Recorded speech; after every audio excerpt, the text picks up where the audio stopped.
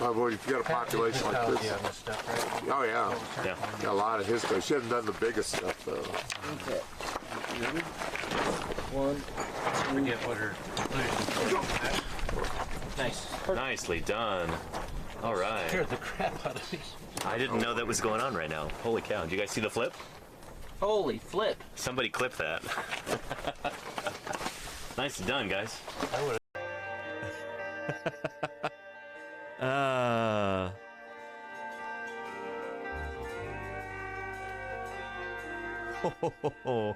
Oh, look at those luscious lashes. Reminds me of me, you know? Yeah.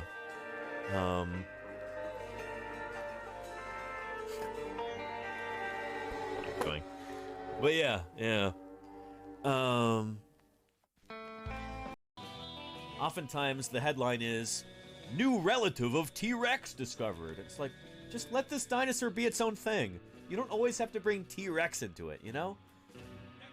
But this is the thing, is that people are really familiar with this dinosaur, and that helps drive clicks and everything, and it's just a little frustrating that everything has to be all about T-Rex. Twalrus says Pokemon set back the understanding of evolution to the public by like 20 years? Maybe, yeah, because the things that, shoot, when a Pokemon evolves, that's not evolution. It's not evolution at all. It's not how evolution works. That would be ontogeny. There you go. Yes, thank you, Lenena. Perfect timing. Ontogeny are the changes that happen when an organism changes throughout its lifespan. So like a frog going from an egg to a tadpole to a frogling to an adult frog, that's changes in ontogeny. That is not evolution. So Pokemon lied to you, I'm afraid to tell everybody. I'm sorry to tell you. Not afraid to tell you, but it is unfortunate. Pokemon lied to you. Sorry. It's a nice stream you got there. You know, it'd be a real shame if somebody went and sat in front of the camera the whole time. You know? If those 250 viewers, you know, if they had their view obscured, you know, by a big fluffy cat. I'm just saying, you know. All right, Sweetie Pie. All right. This is a protection racket. It's time to pay Sweetie Pie. Huh. Yeah. Sweetie Pie says, I love organized crime.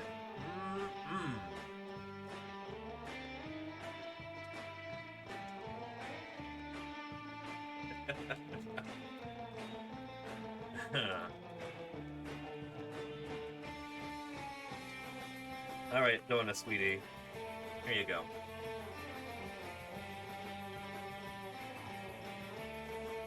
There you go. Like, there were dinosaurs that lived at the same time as our early mammalian ancestors, and the smartest of the dinosaurs were smarter than the smartest of the mammals, we think. And they were as intelligent as they needed to be in their environment because they were remarkably successful. Dinosaurs ruled the Earth for over 150 million years, so they were plenty smart. Sometimes being too smart can actually be a disadvantage. I mean, shoot, look at us today, where we're in the process of absolutely wrecking our planet. And being smart can also, you know, can lead you to do things like polluting the environment or creating nuclear weapons. You know, maybe human intelligence will turn out to be a mistake. Who knows? Time will tell.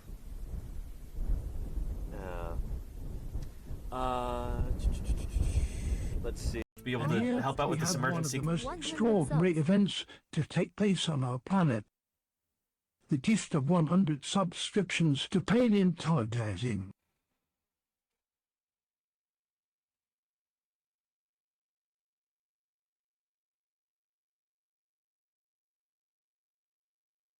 Did that really just happen there? Gift subs this minute. 100 gift subs 3 minutes. Incredible. Horror X, I don't know what to say. It is insanity, sacrificial goat. Holy moly.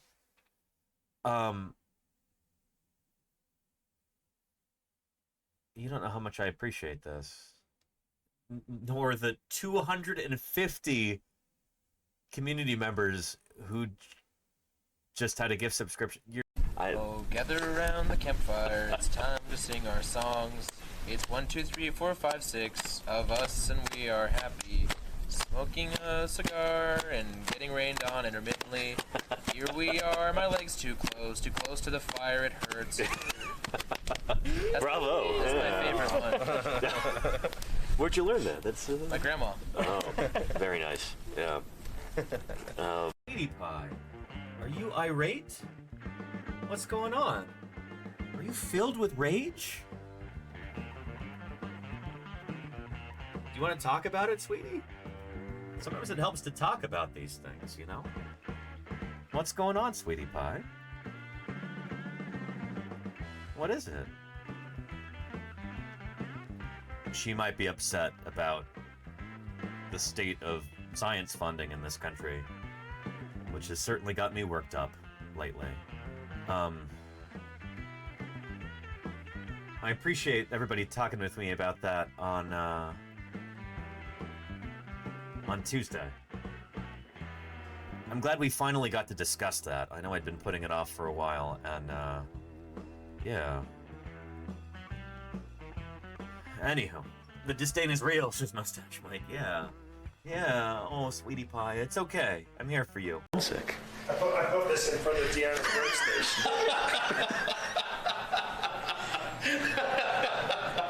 That's great, Howard. Ferocious carnivore who moves so quickly on its feet. It's like pieces of a puzzle that I love to try and solve. So much fun to think about how a species has evolved, and all the kids who wanna see them, they're lining up at our museum. I am a paleontologist. That's who I am, that's who I am, that's who I am. I am a paleontologist. That's who I am, that's who I am, that's who I am. That's who I am, that's who I am, that's who I am. That's who I am, that's who I am, that's who I am. Alright. Next up, I think we'll do the Galaxy song, but before we do that, let me just make a quick message. But I can swing this around, I can open and close the jaws, I can stick it right up close to the camera, I can do all kinds of stuff with the skulls. There's Acrocanthosaurus up there.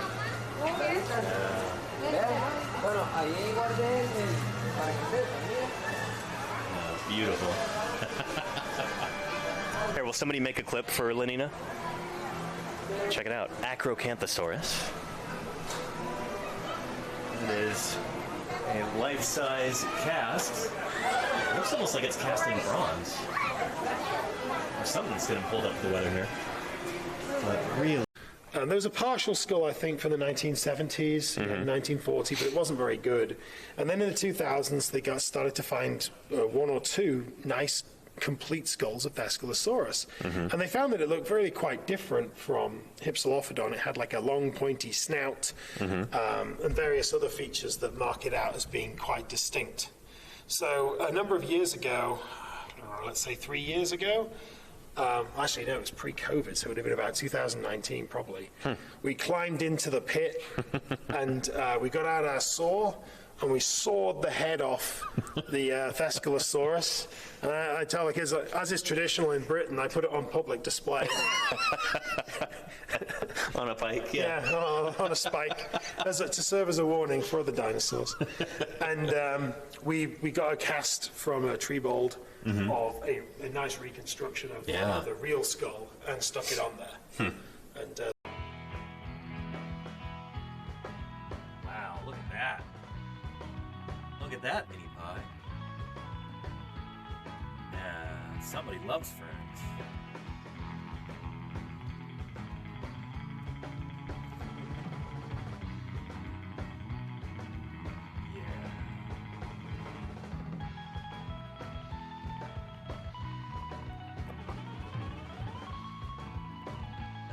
What is this?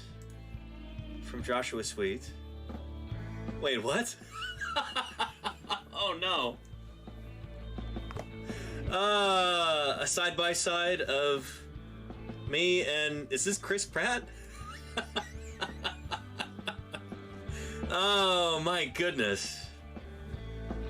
I will choose to take that as a compliment. Thank you.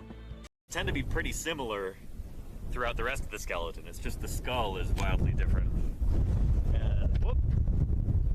Well, there goes my visual aid.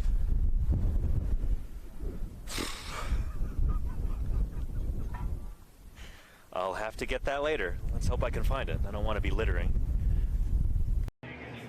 There we go.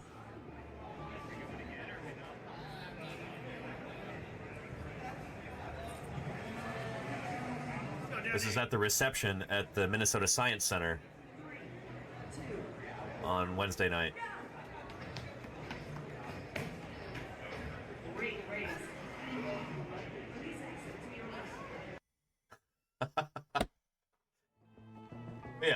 Yeah.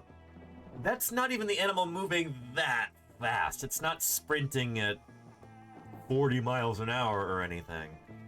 It's just when you're that large and you've got a stride length that impressive. Not too shabby. Yeah, that's not going anywhere. He's a funny kid. I remember at one point I asked him how old he thought I was for some reason. I don't remember how it came up. And he looks at me and he's like, nah. He goes, 89. 89. You think I'm 89 years old? And he's like, you have a beard. Yeah. Yeah. Anyway.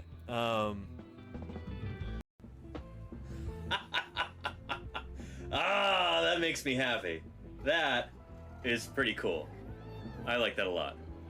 So, good for them. Holy cow, Moloch Ice Cube, and welcome to Paleontologizing. Kudos to you. 5-year-old? Who's watching? Can you tell me what dinosaur this is? Who's got a packing peanut skewered upon its nasal horn? Who is this? Yeah. This is super, super cool. There's magnets on the back! Holy moly, this is awesome. Yeah. Very, very cool. Your favorite ceratopsian, Claire Burr? It's a good one for sure. Yeah. One of the more ornate of the ceratopsians. It is, of course, Styracosaurus. Yeah, Styracosaurus. Everyone loves Styracosaurus. Break it up, you two. There you go, Charchione. Yes, yes. Yeah, Unicorn R2 unit, holy cow, says, I would literally never watch any of these videos if it weren't for you. I go to work and tell them the facts I learned from your stream, and they think I'm cool. Well, that makes me so happy, Unicorn R2 unit. It really does. That's why I'm here, you know, so that just made my day. Thank you. I appreciate that. And I also strive to give the links to all of these videos so that you can watch them on your own, share them with your friends and family or whoever, you know? Those of you who kind of follow Twitch drama and stuff like that, you're probably aware that there's been a controversy raging about watching videos live on stream. So right there? Yeah. Right here. Yeah. Yeah, nice. Okay. You know. Yeah. Better to There's the stand heel in the right. rock. You can see the pads and Nice. all 3 nails. Yeah. So Very cool. Another Grawlator, presumably. yeah, that size for sure. Yep. Grawlator right here. Grawlator right there. Ooh, thank you, Dorkalotl. Teresa says, what does the bone layer mean in this situation? The layer in which the bones are. Yeah, so we've got to dig down to get to where the bones are. That's the bone layer. Let me show you. Let's go take a look. pretty cool. And then we've got, right here, a lovely cast. This is just gorgeous. What a beautiful display piece of an ornithomimid dinosaur. So this one here says Struthiomimus sedens from the Lance Formation. Is that really from the Lance? Because we would get ornithomimosaurs in the Hell Creek and we never knew what to call them. Is it Struthiomimus? Is it Ornithomimus? Is it what? This guy's big. Bigger than I would imagine for a Maastrichtian ornithomimosaur from North America. Like, just to give you some idea of scale here. Here's me next to that hand. Those classic ornithomimosaur-shaped claws. They've got these long, fairly straight claws like this. If you ever find a claw in the field that looks like that, you're looking at an ornithomimosaur claw. Pretty cool. Look at that lovely toothless beak. The name Struthiomimus means ostrich mimic. So these dinosaurs would have been fairly ostrich-like. In fact, this picture doesn't even really do it justice. It's a beautiful illustration here. Looks like Russell did that. That's lovely. It's like Greg Paul-esque. But now we recognize that these animals would have been fully coated with feathers. Had feathers all over their bodies. They would have looked like a big old weird emu, but with arms and a long bony tail. Yeah. Take a look, such big arms. I was not expecting this animal to be so big. So let me kind of interpret the skeleton for you, because you might be wondering what's going on here. So we've got the skull and the neck, and then right here that's the shoulder blade, and then up here, these are the leg bones. So that is the right leg right there. It's been shunted up over the rib cage. These are the ribs right here. And underneath here, who can tell me what these are? Does anybody have any idea what these bizarre rib-like things are? From the underside of the rib cage. Yeah. Oh, and shoot, there's the other arm, another humerus. So this is the right arm right here. Humerus, radius and ulna, and the hand. Right there. What a beautiful cast. Just gorgeous. Yeah, very, very cool. Oh, and cool Dork Apocalypse. That's really neat. Yeah. Cool stuff. Hegpets, hello to you too. Welcome. Oh, very cool. Is this... Shoot. Is this a genuine Stegosaurus skeleton here? Are those the actual bones? Is this from the Holland Quarry? Or Holland Quarry? Hayden Quarry? The quarry at Dinosaur National Monument. What's it called? Holy cow, that scapula certainly looks real. And some of those plates certainly look real too. Some of them are mounted incorrectly. That one is like sideways, which is weird. But yeah. Very cool. Very cool.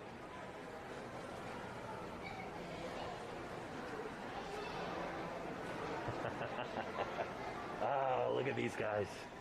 Just extraordinary. Take a look. These giant, long-necked marine reptiles, not dinosaurs.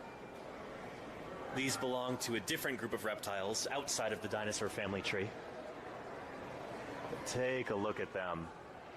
Just amazing. Breathtaking. It's not often that you get to kind of walk around them from all angles, so this is so cool. And there, of course, is our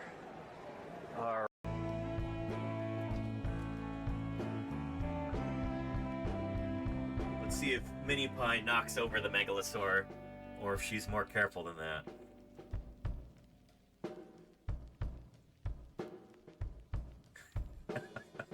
I think it's just by sheer luck she hasn't knocked it over yet.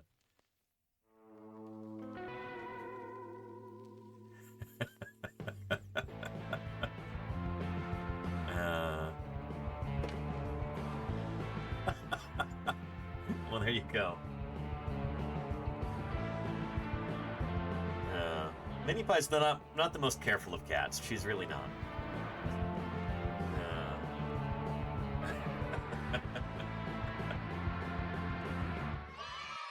Well, hello, everybody. Welcome back to Paleontologizing.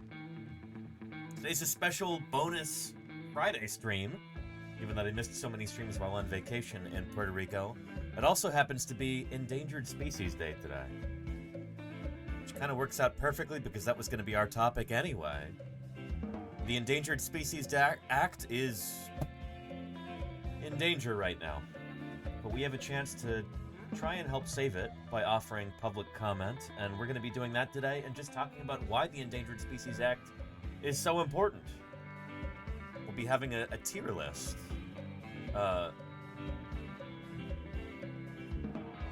You may have noticed that there's a new channel points redemption today. We'll see who gets to it first.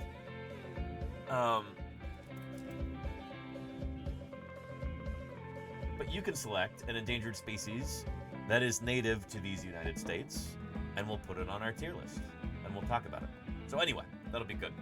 A secret moment in the very beginning of this strange dinosaur's Say life. what to me? Thank you for the 3 months of support. I appreciate that, Prime. Thank you for that. Yeah. Good stuff. And I don't. You should enjoy science as much as you can, and you can't enjoy science alone. You have to share it. It's true. Thank you for helping share science with everybody through your support there, Snake Socks. 3 months. I appreciate that. How are you doing, sweetie pie? And I don't know if black bears are endangered, Claire. Maybe I'll change it to grizzly bear, if that's okay with you. I think black bears are least concern, but we'll see. Yeah, any bear. Okay, cool. We'll do black bear or polar bear, whichever one you want. We'll look at black bear too, but I think it's on a 15-minute cooldown, so in 15 minutes, somebody else will have a chance to request one. But anyway, welcome everybody to Paleontologizing. If it's anybody's very first time, allow me to introduce myself. My name is Danny Anduza. I'm a dinosaur paleontologist. I'm here on Twitch trying to do some good old-fashioned science outreach. So, when I'm here in my office, that entails doing a whole lot of Q&A, answering whatever questions you in the chat might have, and also going over new scientific papers, doing remote interviews with other paleontologists, trying to give you an inside peek into how paleontology works, to the extent that that's possible from here in my office. But in just 2 short weeks, we are going to be out in the field digging up dinosaurs live on stream, and we're going to be doing it for a whole month out in Wyoming. I'm going to try and stream every single day of the month. We'll see. But that's going to be a ton of fun, and I can't wait. I hope you'll join me for that. Sweetie Pie, you're going to miss me, huh? Yeah. Aw. Look at that sweet face. Oh. Oh, look at those fearsome teeth. Look at those. What a fearsome beast. What a fearsome beast. You're vicious. Oh, what a bloodthirsty killer. Oh my goodness.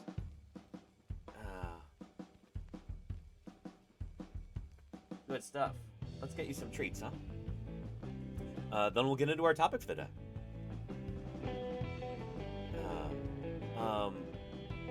We'll go to the almond and it will be a joy with this nuggets of information. There you go, Crimson Carnotaurus, yeah. Oh man, almond joy. Ugh. I've got stories about that. Yeah. Not my favorite candy anymore. By no fault of its own. It was just an odd time in my life. Here you go, sweetie pie. Look at all those treats. My goodness. Look at those.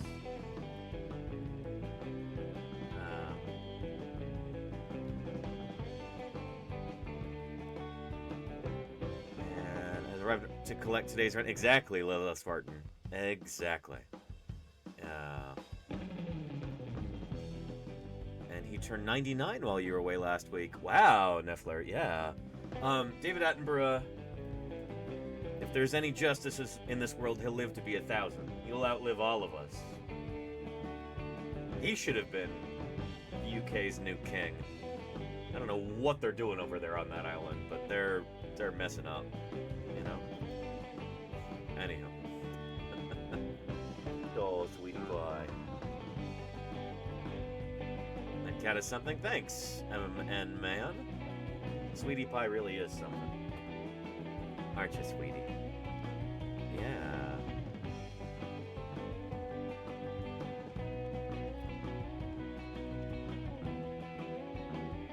There's a ship named after Attenborough. Even better than that, Crimson Carnothoris. There's a plesiosaur named after Attenborough. Attenboroughsaurus. Here, I'll type it in after Sweetie Pie's done, because I will disturb her too much trying to get at the keyboard.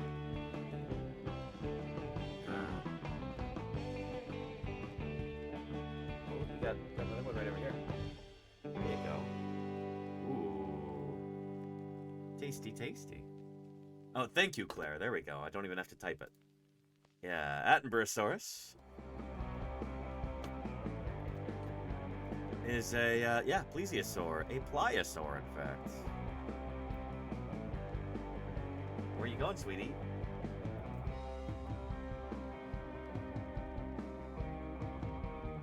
She's hanging out.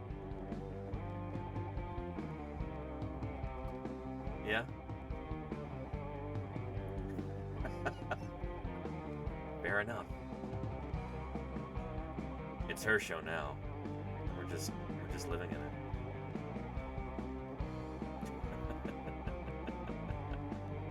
Hey, Spaceberry, how are you doing? Hello, hello.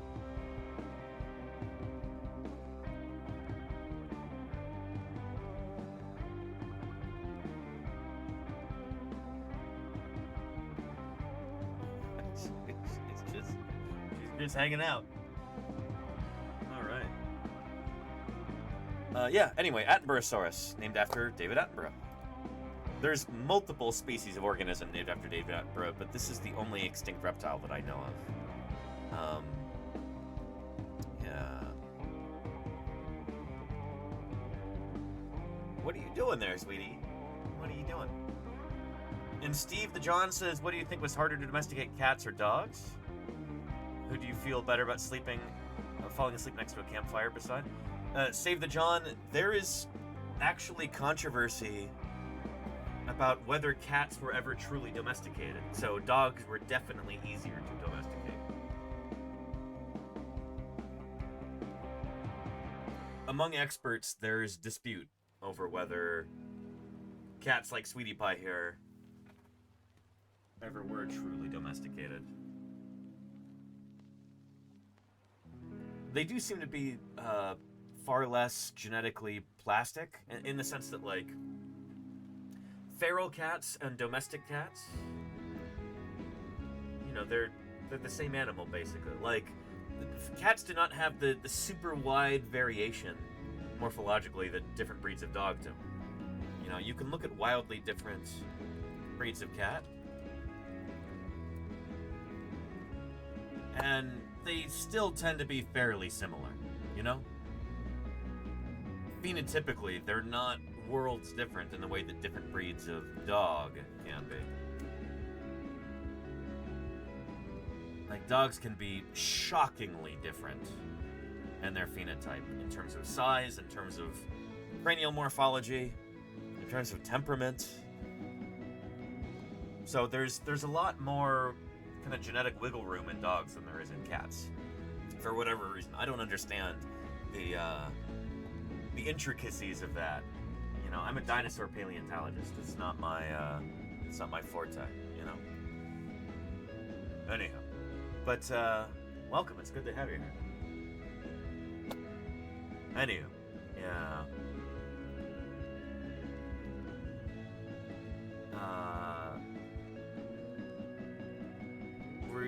We were domesticated to our landlords. There you go, Nightfall the Red.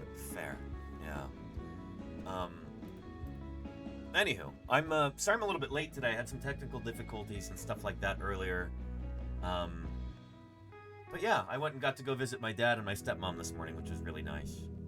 It's been a while since I've seen them, so that's one of the reasons why I'm late. And then I get here, I get set up for stream, and then just stuff comes up. You know how it goes. But we're here now, and we're gonna get into today's topic. And long drive, not super. It was like a half-hour drive, Claire. Not too bad.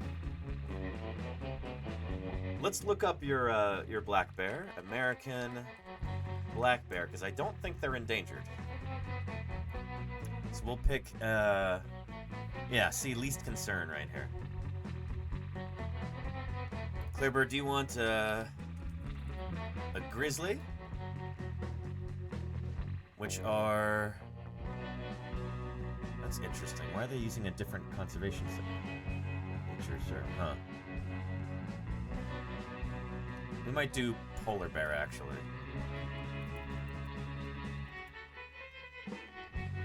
Yeah, which are vulnerable. I would say California grizzly, but they are gone. Yeah, Claire. Yeah. Let's do polar bear. Here is our tier list. Grabbing the wrong thing. There we go. Let's add an image. Find a nice picture of a polar bear.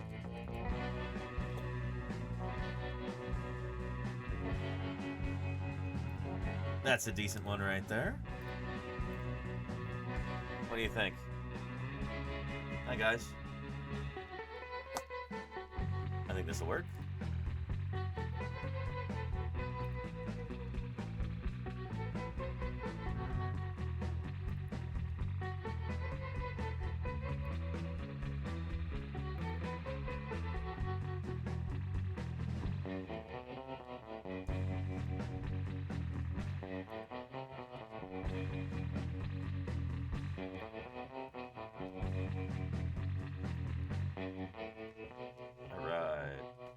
So, polar bear, the way that we're going to rank these on our tier list is by their status, according to the IUCN Red List.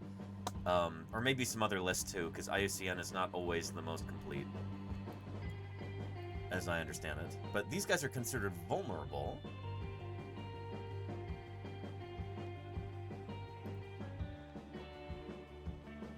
Here we go. Polar bear Ursus maritimus. Vulnerable here.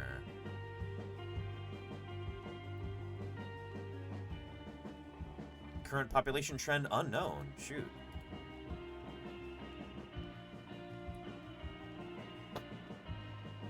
Do we have a vulnerable? We do have a vulnerable one here. So we'll take polar bear.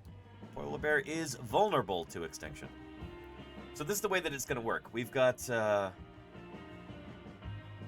redeem here for channel points. Pick an animal covered under the United States Endangered Species Act. So don't pick a white rhino. Don't pick an Asian elephant. Pick a critter that, you know, is native to the United States, because that's what today's topic is. Yeah.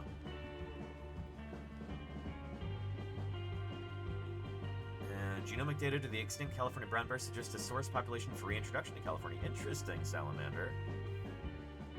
That would be pretty cool. So yeah, the California grizzly is an example of a critter that, despite being an emblem of the state of California, it's on our state flag, for crying out loud. This is an animal that was hunted to extinction. In fact, I think the state of California may have actually put out a bounty on them.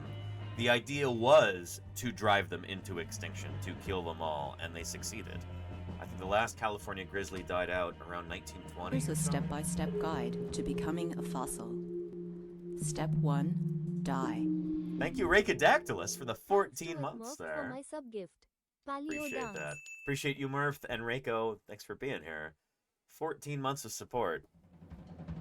Pretty decent. Thank you for that. There we go. California grizzly is an extinct population of the brown bear.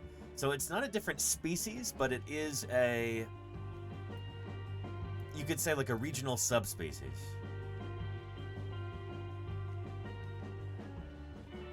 Yeah.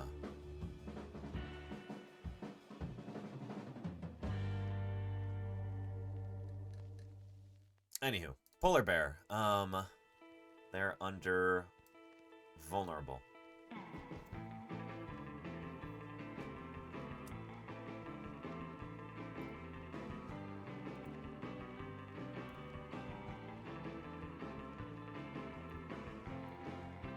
So anyway, the subject of today's stream has to do with current events. This is going to be one of those streams where we do talk about what's going on in United States politics, at least just a little bit, because that's what prompts all of this in the first place. That's why we're doing this, is the current presidential administration here in the United States is trying to gut the Endangered Species Act to change the definition of what constitutes harm to plants and animals and other organisms. Basically, it's another one of these ploys where the greedy and stupid are trying to dismantle protections for the, for public good and for our collective natural heritage here in the U.S. They're just trying to make more money. No two ways about it. We'll start off with a little intro here. For more than 50 years, the Endangered Species Act has helped protect nearly 1,700 plants and animals, including the bald eagle. But the act, signed into law by Richard Nixon, is expected to get a major overhaul with a proposed rule change by the Trump administration. To evaluate the impact, we are joined by Andrew Wetzler, a senior vice president at the Natural Resources Defense Council. Andrew, the Trump administration tried this before in the first term. How is this effort different? It's just more relentless. It's more, as we've seen with this administration, more widespread. It's following a flooding the zone strategy. So when it comes to the Endangered Species Act, one of America's most successful and popular environmental laws, we're seeing a full-out assault. Everything from trying to change the definition of harm under the act to exclude habitat alteration. That is, you can kill an endangered species by cutting down a tree it nests on, and it won't count under the act, to asking the Department of Interior to review the critical habitat designations of over 900 species with, make no mistake, an eye towards eliminating or shrinking them, to actually calling for every regulation issued under the Endangered Species Act to be sunset within 2 years. Jeez. Well, this is also a question that's been asked across the Trump administration. Can the administration do that? No, they can't. And the short answer is no. Yeah, it's not legal. Across the administration, the Trump administration is taking actions which are just manifestly not allowed under the law. There's a separation of powers in this country. Congress has passed laws that set forth what environmental protections we have. And it's the job of the president to enforce those laws, not unilaterally change them. And that's exactly what this administration is trying to do. And then I suspect we are headed then to a court fight in which, if it goes all the way up to the Supreme Court, as these separation of powers fights go, it will then be up to the Supreme Court to decide whether it wants to meddle in what it might call an agency question. Well, we don't know if this will go all the way up to the Supreme Court. In general, courts have been very strong in defending the Endangered Species Act in the past, but it's certainly possible.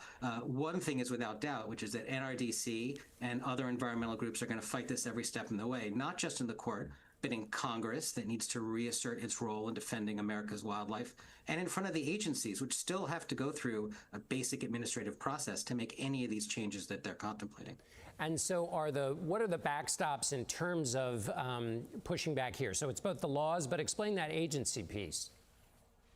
So the president can't just, as much as he might want to, sign a piece of paper and change the law. In order to change a regulation under a law passed by Congress, you actually have to follow a procedure. The agency has to propose its change. It needs to accept public comment on that change. That public comment is what we're going to be doing today, actually. We're going to get to that right after this. And then it has to respond to that public comment in a meaningful and a reasoned way.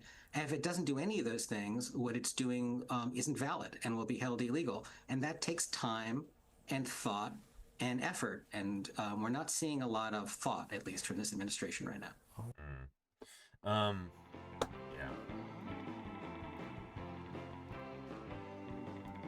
Let me pull up the link there to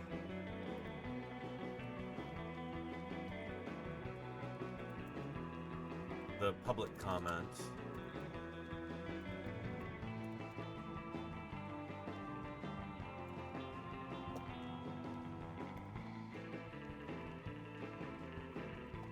here.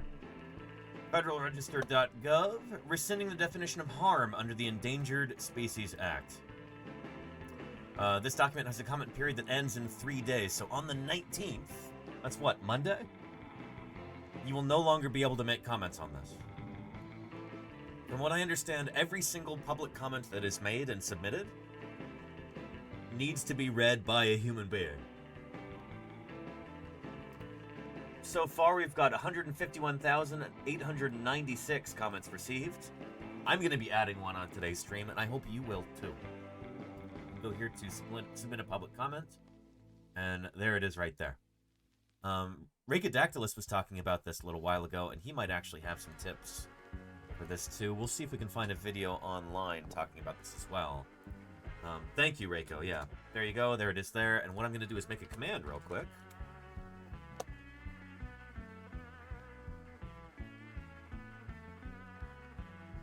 There we go. We're going to call that ESA.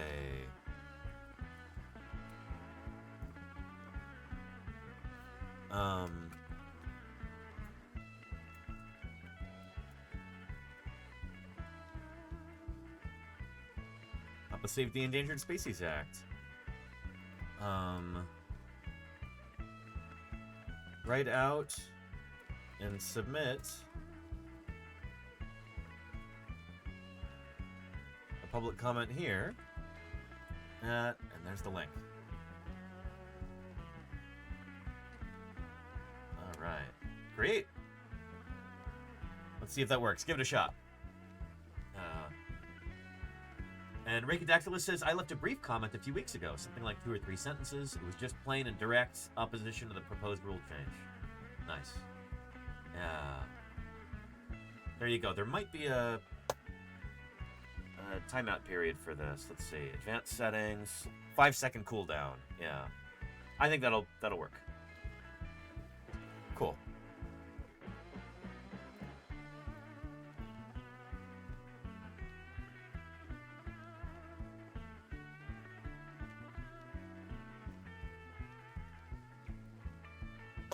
Go.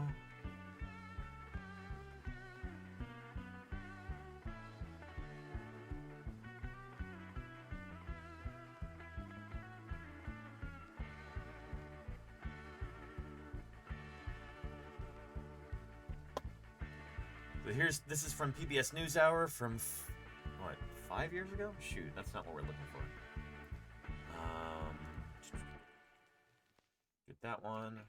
Here, we'll jump into another video here, and then we'll get into some more of these endangered species. I see we've got ocelot on the list, too.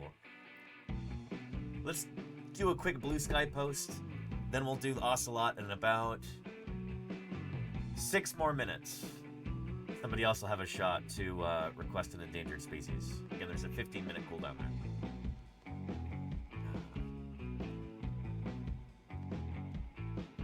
And Rhacodactylus makes a really good point here.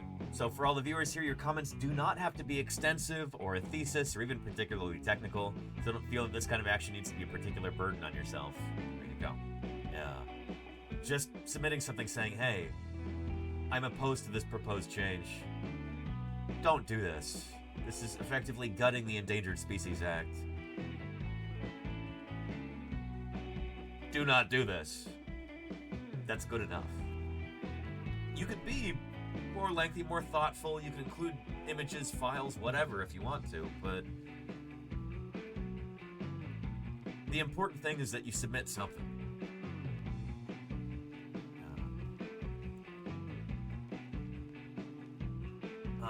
And Mayor of Space says, I imagine it would be less effective to submit our comments in a fist-shaking, dadgum government tone. No, you can absolutely do that, you know?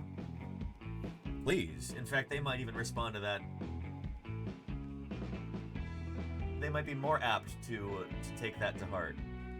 Let's go, you dadgum government, I pay my taxes. We want health care. We want an Endangered Species Act. We want clean water, you know?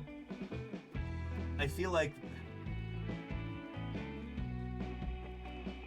it's really frustrating that a lot of, like, anti-government sentiment is often in the direction of, like, further enclosure of the public commons. Like, more tax cuts and more, you know, like making it so that rather than our taxes go toward the public good, instead they go toward making wealthy shareholders more wealthy, enriching CEOs, etc.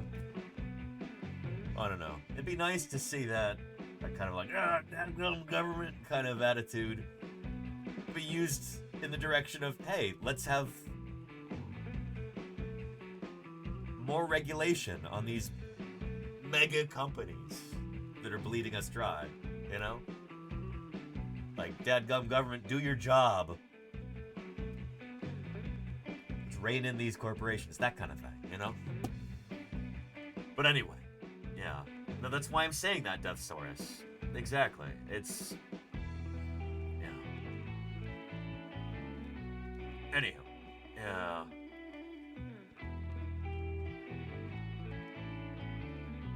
And Rakadactyla says, that's true too. You can absolutely include more information and details, listing all the facts about how effective the Endangered Species Act is, how many species have been successfully brought back from the brink, and so on. So if you can and want to leave that kind of comment, it helps to show how informed the public is on the ESA. Yeah. But if all the time and energy you have is a brief comment in opposition, that'll get read and counted. Yes. Well said, Reiko, as usual. Let's do a quick Blue Sky post, and we'll look at a few more videos, and then we'll add Ocelot to our tier list here. Do we have Ocelots within the borders of the U.S.? I think we probably do. I think there's some that are probably north of the Mexican border.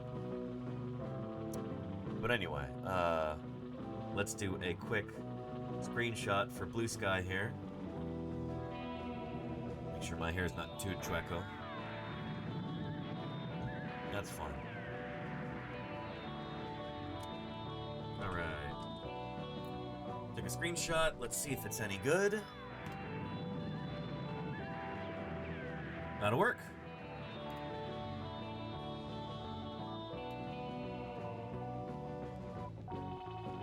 Alright. Drop.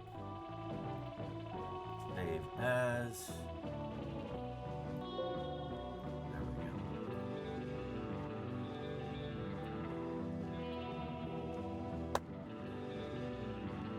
And Reiko says, it seems as if it's almost as if a lot of Twitch side commerce and current event streamers have been talking about the ESA over a few weeks now. Yes, it's heartening to see. I hope it's making a difference. Alright, new post. There we go.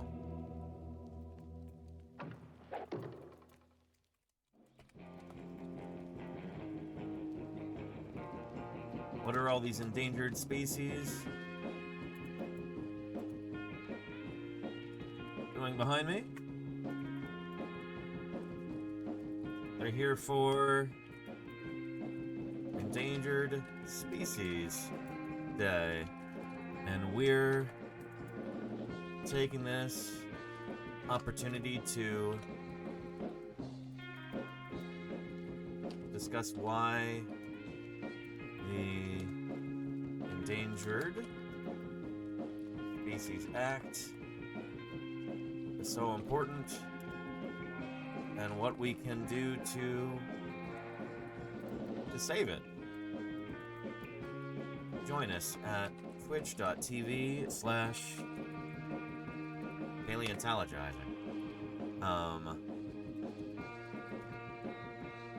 As we make a tier list of different... Okay, join us at twitch.tv/paleontologizing.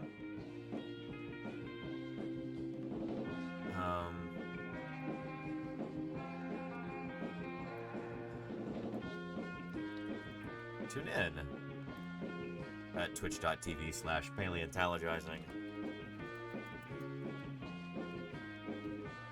Join the discussion. Alright, alt text. Screenshot of Twitch stream. It's me in my office.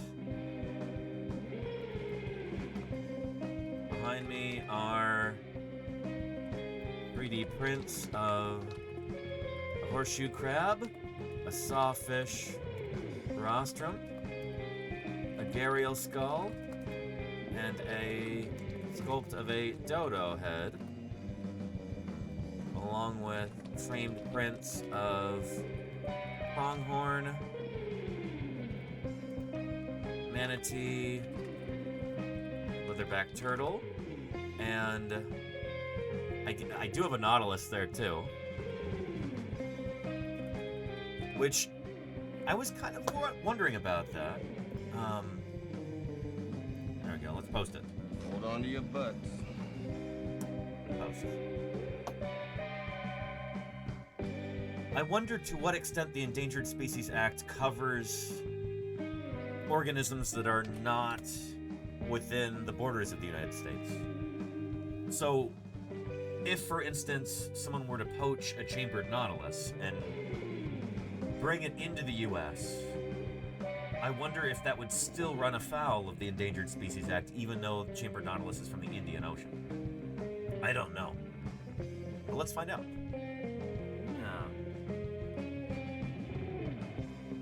Tinny's in a dodo head. Oh, wait.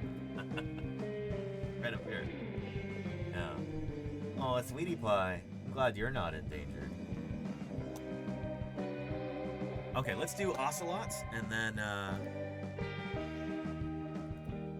then we've got the vaquita. Thank you, salamander. That's an excellent one.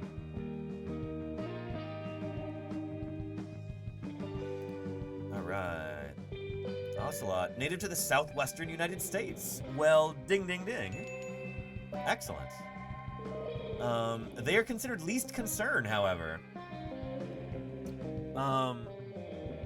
Yeah. But they might be... Within the bounds of the U.S., they are probably considered endangered.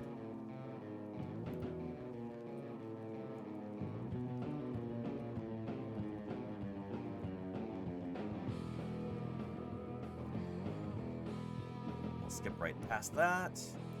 Ocelots once roamed the U.S. Can we bring them back? Though ocelots are plentiful in parts of Central and South America, the northern subspecies is listed as federally endangered in the U.S. There we go. Oh, this is good. Environmental Conservation Online System. We can use this for a bunch of our species. And they are endangered. So let's find an image of an ocelot here. In fact, that's a lovely one. Let's upload that to our tier list.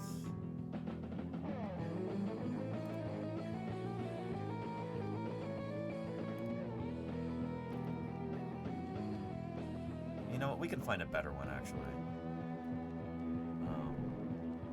Watch out, switch by.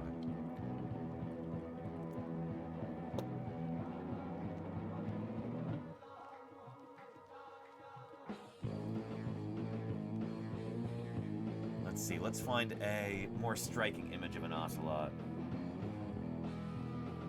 Oh. Trying to find the right button behind Sweetie Pie. How can an image be even better than that? It could have a white background. That's what I'm saying. It could be a little bit, since it's going to be a tiny little thumbnail, I want it to be recognizable from a distance. That's not bad.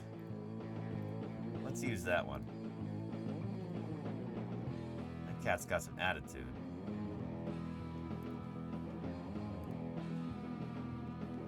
There we go. Ocelot.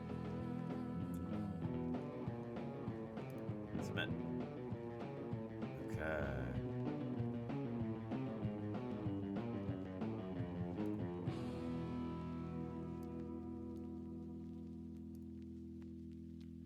Okay, so ocelot is endangered right there. Let's talk for a minute about what we mean when we say that an animal or a plant or another organism is endangered.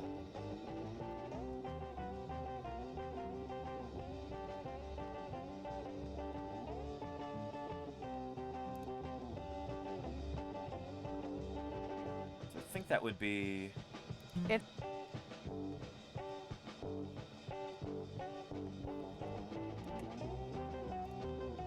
had a video about about this earlier.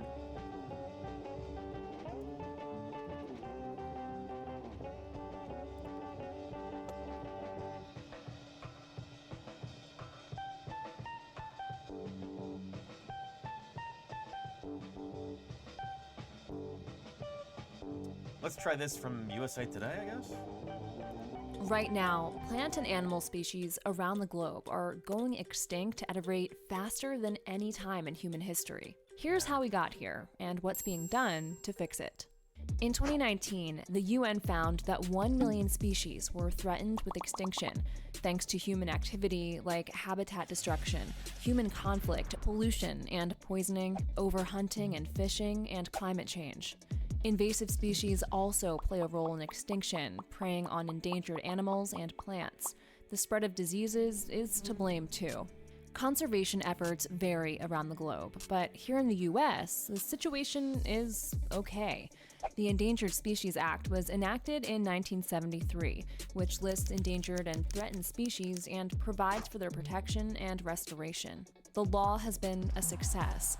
99% of listed species have been brought back from the brink of extinction. So, remarkably successful. One example, the iconic bald eagle.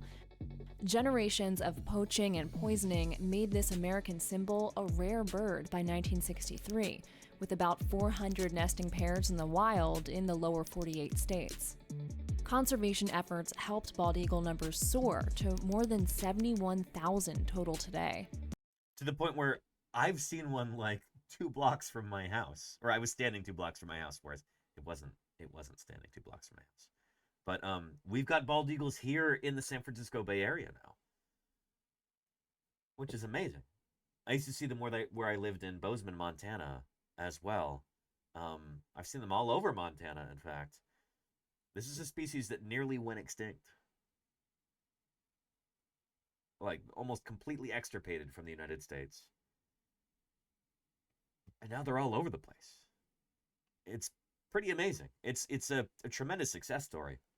We'll watch another video about that coming up, too.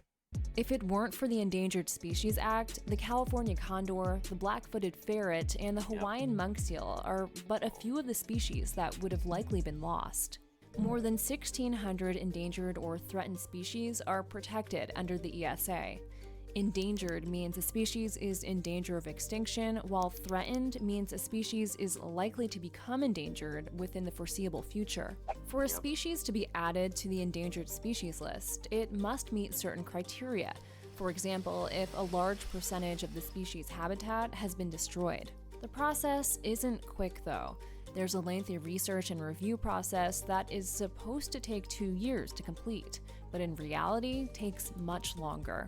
It takes the U.S. Fish and Wildlife Service an average of 12 years to determine whether a plant or animal will be added to the endangered species list. As of 2019, the U.S. Fish and Wildlife Service faces a backlog of more than 500 species that await a decision.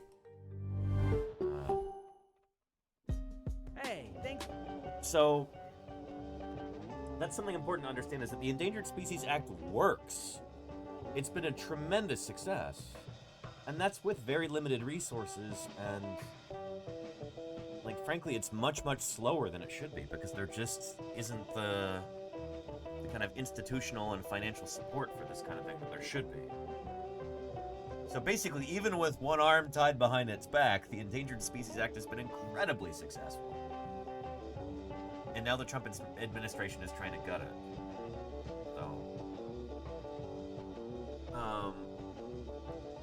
And Diagonal, yeah, you'll notice that I've got I don't want people to think the Endangered Species Act is only for animals, because it's not. I've got an Alabama pitcher plant right here, an endangered carnivorous plant from the U.S. state of Alabama on our tier list as well. I wanted to repopulate it with just a few that we'll go over, but yeah. Anyhow. And Petrodactylus says, I was about to say it sounds like it's working, so why change it? Well, because Invader Zimps, thank you for the follow. Appreciate that. there's a lot of people who complain about the idea of public land and about preserving nature. They would very much like to pave over paradise and put up a parking lot. For the money, you know? There's some people who care about money more than anything else. These people are, I think, broken in the head, but they're also the people that kind of run the country. So yeah, it's perverse. That's how they are.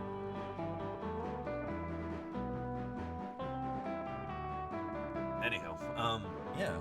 Do you want some more treats? Is that why you're here? We can get you some more treats. We can make them happen. All right, sweetie pie. All right. Did you like that? Look at those eyes. Look at those eyes. Look at you. All right, let's get some treats.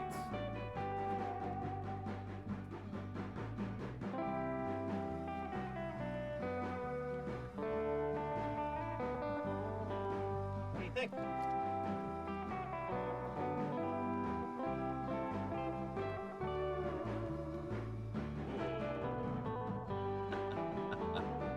Lovely.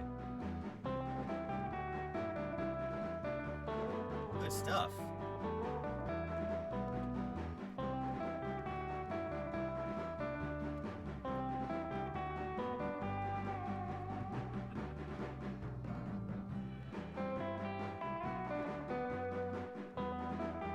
I'll be endangered soon if I don't get more treats.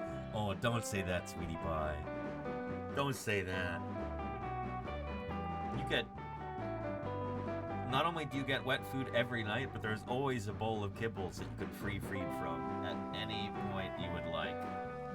The cats who live here are very well fed. Oh, speaking of which, here comes Minnie Pie. Oh.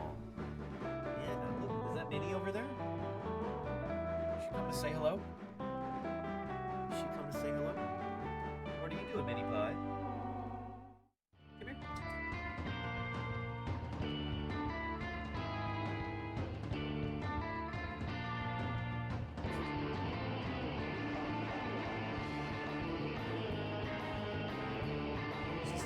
So many cats, you know?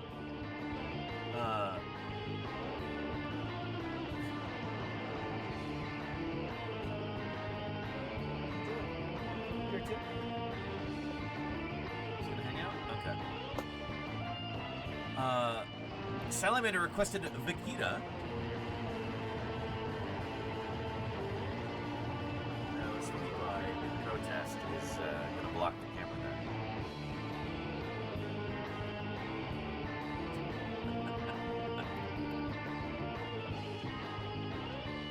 Now, let's see if we can use this same page. There we go. Environmental Conservation Online System. Vaquita. So vaquitas are from... Nope. Vaquitas are not within the U.S., but they might still be covered under the Endangered Species Act in the United States.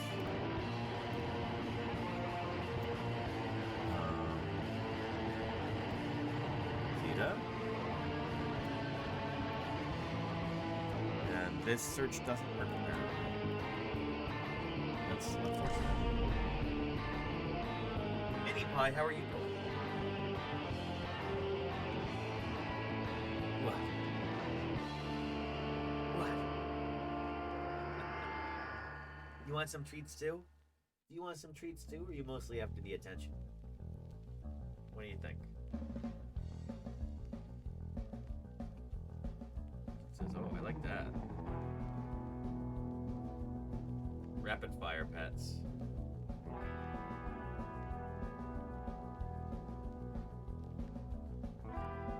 Look at that tail go back and forth. You're all stimulated. You're all stimulated. Look, you got all this excess fur. I leave for a couple weeks, and you're just shedding everywhere.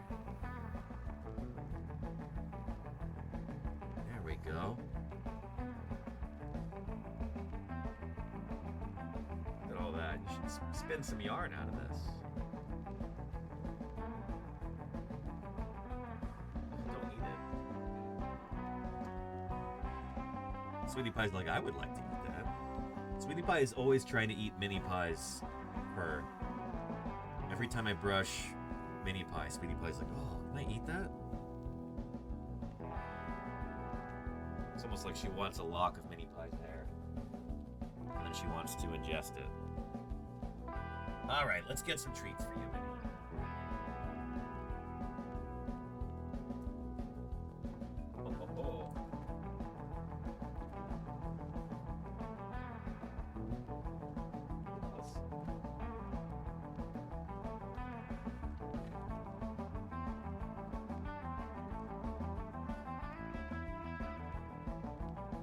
Sweetie's is low-key obsessed with Mini Pie. She really is.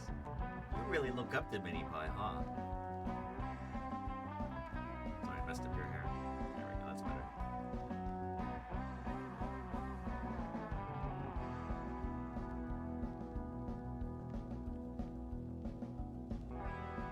Nice. We get another cat trick today? I don't know. That's up to Moon Pie. We'll see if she decides to,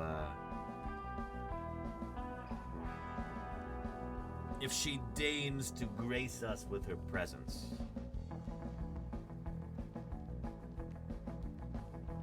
Yeah.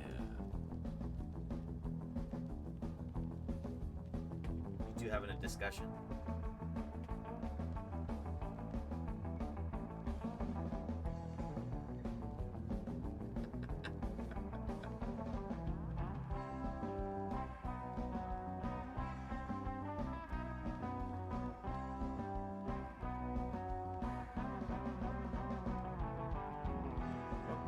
Sweetie Pie. Alright, that's a little bit more manageable. Let's put the vaquita on our list, even though it might not, strictly speaking, be a U.S. species.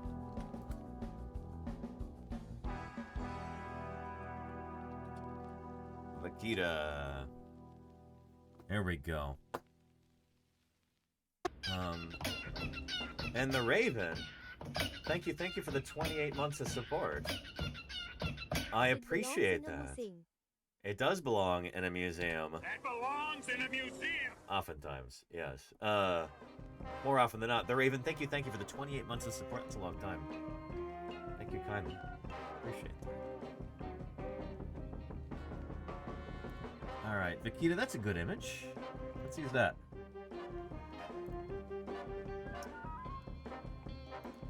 There we go. We'll add this to our...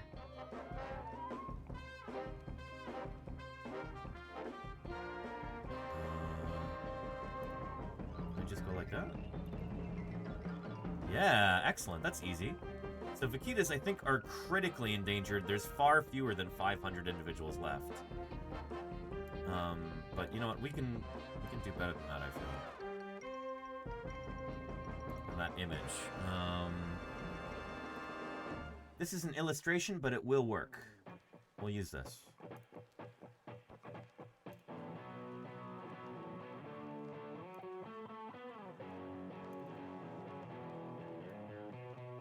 So the vaquita is absolutely critically endangered. Let's watch a quick video and then we'll move on to the red wolf there from Petrodactylus.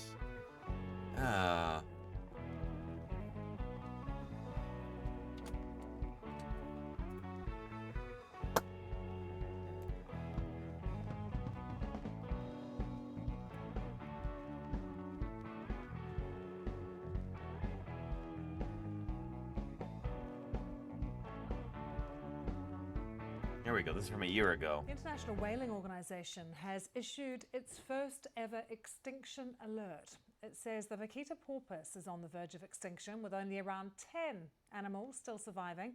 They're the world's smallest sea mammals and found here on the Mexican Pacific coast. The Commission says the species can still be saved if a ban on gill net fishing is fully enforced in the Gulf of California. Dr. Lindsay Porter is the Vice Chair of So the Gulf of California is, it's not part of the state of California, it's part of Baja California, which is part of the country of Mexico.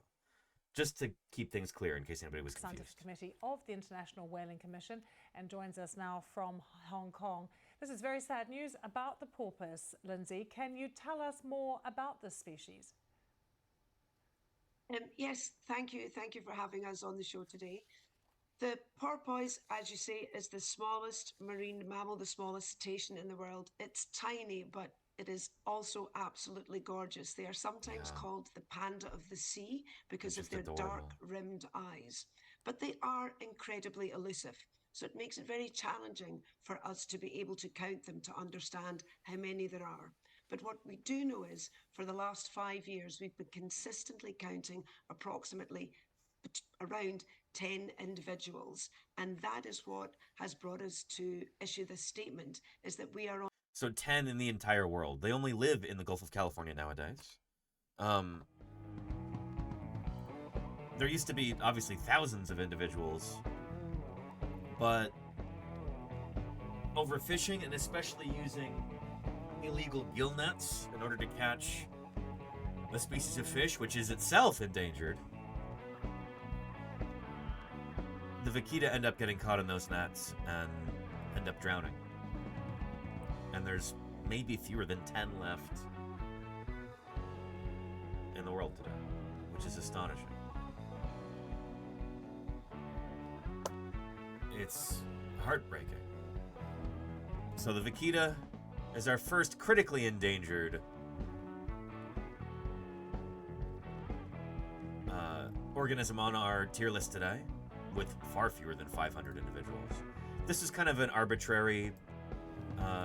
Critically endangered is a little bit more complicated than just, is there more or fewer than 500 individuals? But we're just using that as a shorthand for today.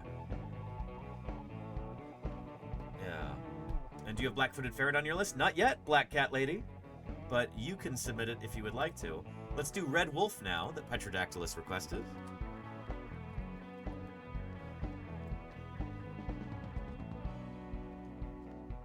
There we go. This is from 3 weeks ago.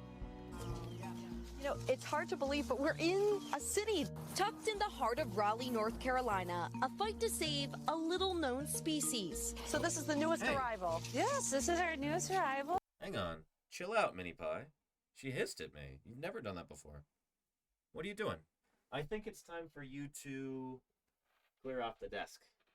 Here. Come on. Off the desk. You need to calm down. Time for you to chill out. There we go. Cats. We were there as Dr. Tara Harrison and her veterinary students at NC State welcomed their 10th red wolf, the most endangered wolf in the world. About how old is this wolf? She's about 2 years old. They're hoping she'll eventually breed with one of the males already in their care. So the wolf isn't sedated at all? She is not sedated, so we're just doing a brief entry exam. So like looking at her eyes, make sure that she's all good. Oh. What are you listening for? I'm just listening to her heart and lungs. Our students will listen and then I follow up, so that way if there is a medical problem, I might be able to find it or I verify something that they found. Thousands of red wolves used to roam the eastern and south central United States, but today fewer than 20 exist in the wild, all in eastern North Carolina. The Fish and Wildlife Service monitors the remaining red wolves using collars and trail cams, capturing even the youngest's movements. There's a growing effort to boost those populations by breeding pups in managed care to then be transferred to the wild, all part of the national Saving Animals from Extinction, or SAFE program. So it's not just NC State here working on those conservation efforts? No, the Museum of Life and Science, the vet schools, zoos, nature centers, wolf sanctuaries around the country. There's 50 of us that house red wolves. We can't do it without each other.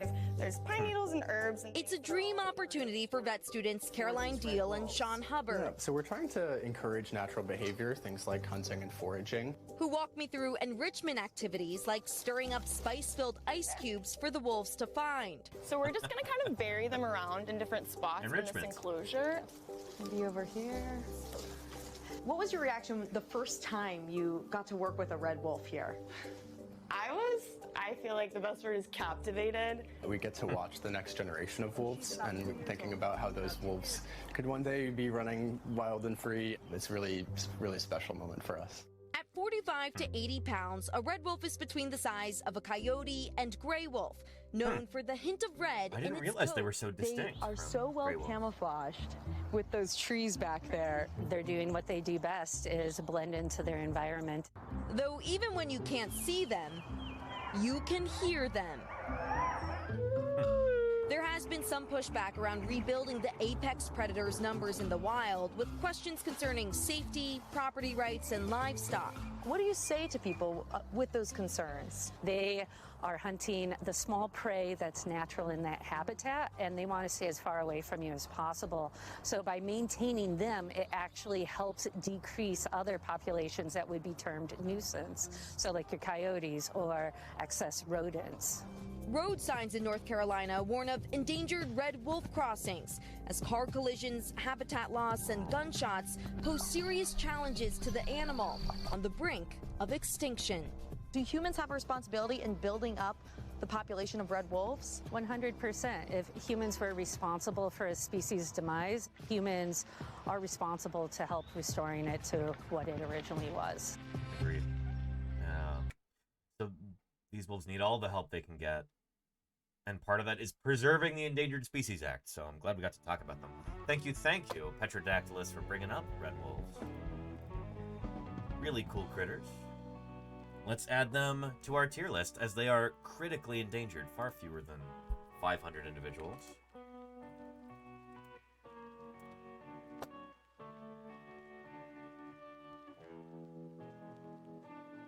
Let's see. Trying to find an image that's going to work as a thumbnail. That'll do, I think.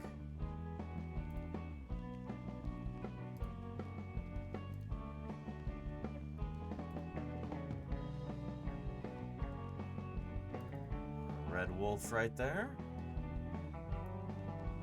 Critically endangered.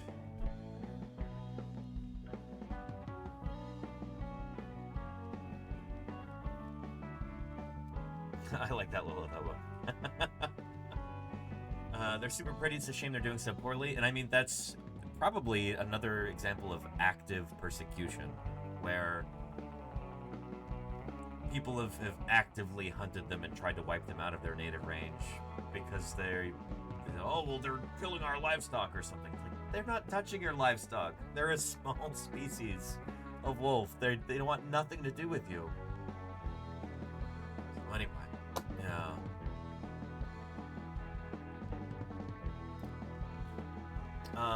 And next from Niffler, we've got the Florida panther. Really cool critter.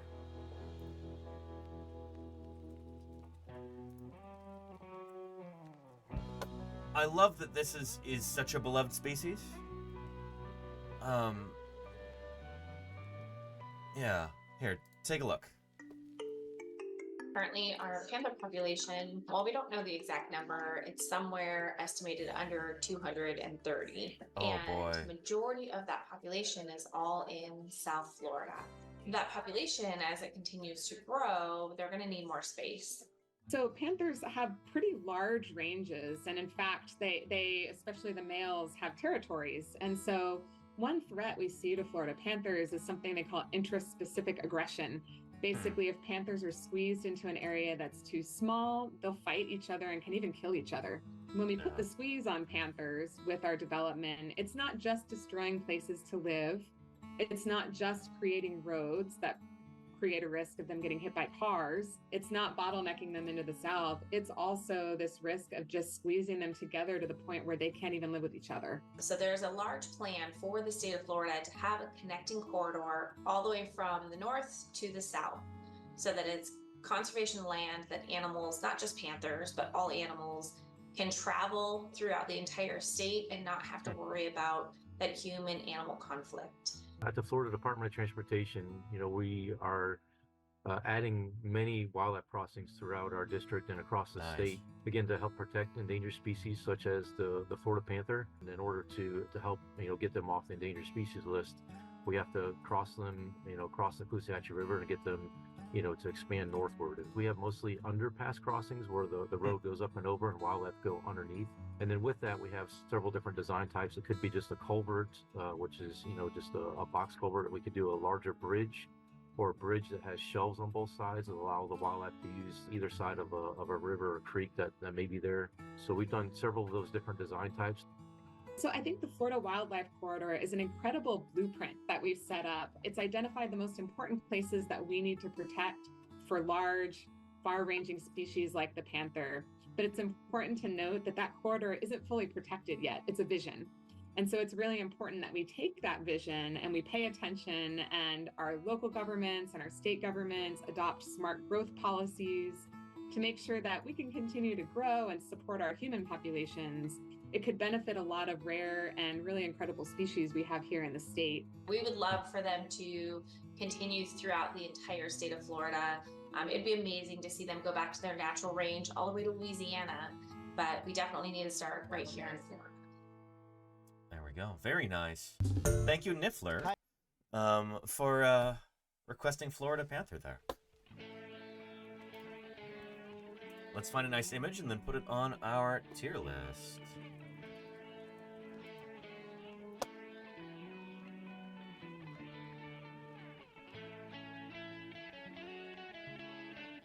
There we go. That's a really nice picture. Although... Oh, that one's even cooler. We'll use this. AVIF file. Let's hope that this works. Let's try and upload it. Nope, didn't work. Okay, what we're gonna do is use the snip tool and take a screenshot. And thank you, Anonymous Gifter, for the 5 gift subs. I really appreciate it. Anonymous is washing away the ads for 5 lucky mammals. Thank you, Anonymous Gifter. You are as generous as you are mysterious, and I really appreciate you. That is excellent. There we go.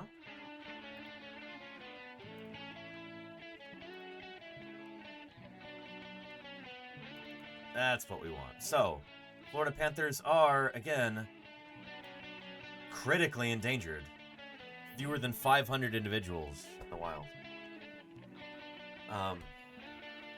It's disconcerting that so far critically endangered is the majority of our species so far. I'd like to see more of these, the no longer needed or no longer endangered GGs. You know, our bald eagle fits under that category. We'll talk about that in a bit. Yeah.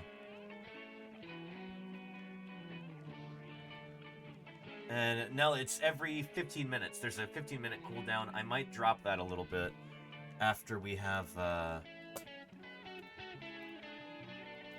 after we do some more of these.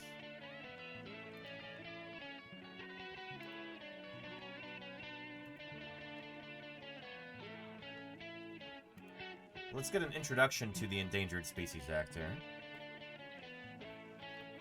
Just for some background information. It's not lost on me that I was able to grow up with the American alligator in the low country of South Carolina because of the Endangered Species Act. They wouldn't be there if the ESA didn't exist. It's not lost on me that when I drive through Raleigh and I look up and I see a bald eagle soaring above the highway, that I only have that experience because of the ESA. Yep. And there are so many species that we can put under like that sea otters. umbrella of things that people like me, people younger than me, are only blessed to see because of this act. We wouldn't have the environment and the ecosystems we have right now if it wasn't for the ESA.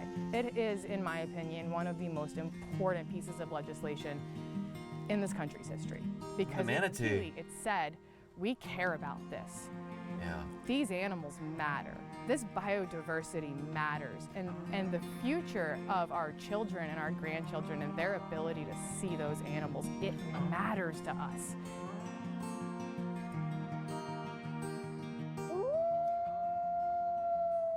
Lovely video from Defenders of Wildlife. Good stuff.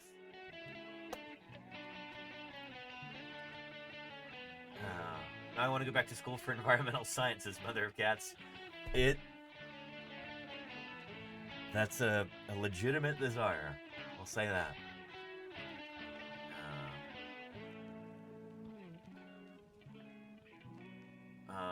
Too worried about finding a job. Yeah, the current situation's not great for that. But, hopefully things get better. I don't know. I like to think that maybe it's a pendulum. Things are really, really bad right now and getting worse, but maybe the pendulum is going to swing in the other direction. That's what we've got to fight for. That's what we've got to hope for. That's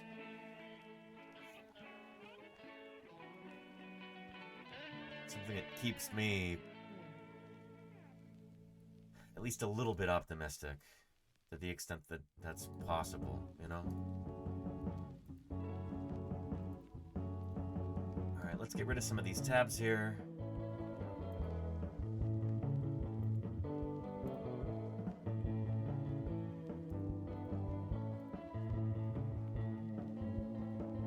There we go.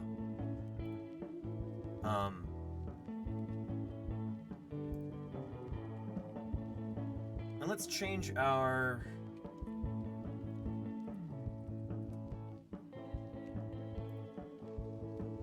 Nightbot command here. Those advanced settings. Oh, that's not it. Oh, sorry. This is the totally wrong thing. I'm gonna go to my Twitch dashboard. Viewer rewards. Power-ups and channel points.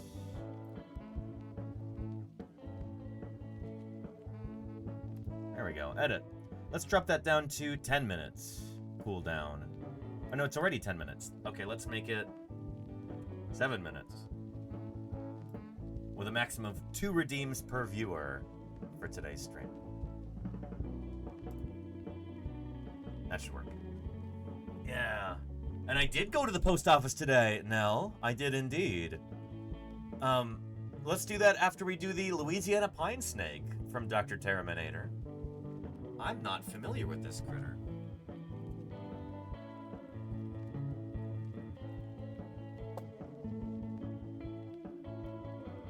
Louisiana pine snake. They are endangered, so well chosen there, Dr. Terminator. They're a non-venomous constrictor in the family Colubridae. Let's look up a video on them.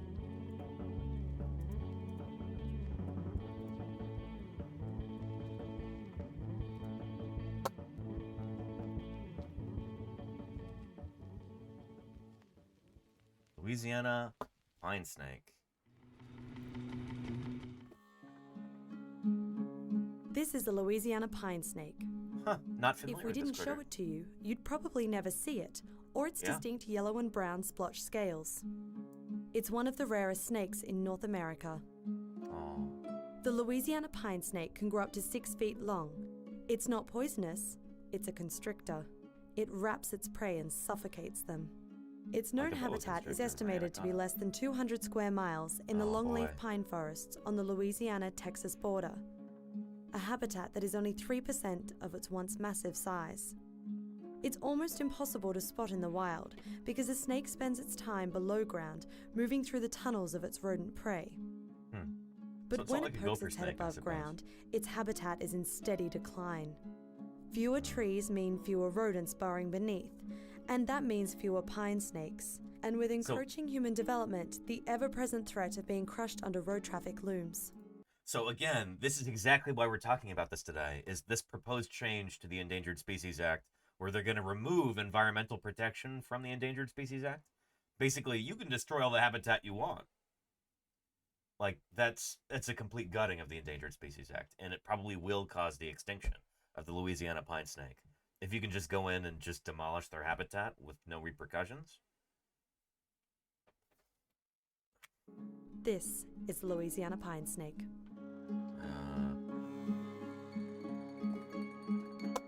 Very cool.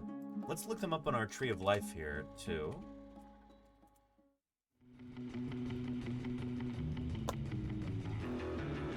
Colubridae.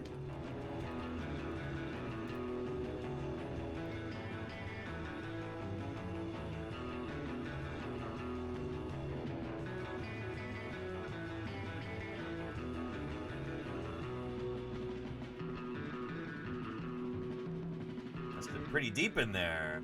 There we go. Endangered Louisiana pine snake. So closest living relative is the western gopher snake. I see these guys all the time out there in Wyoming, where I do field work. We might even see some on stream next month. Very cool. So you could almost say, yeah, this is a close relative of a friend of mine.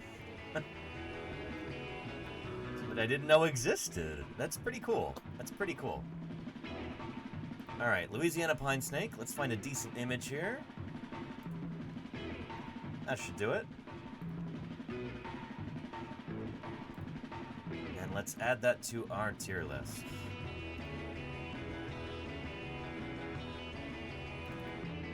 Louisiana pine snake. And they are endangered. They're next to the ocelot. Looks like there's a reason they reminded me of gopher snakes. Yeah, me too, Petrodactylus. Yeah.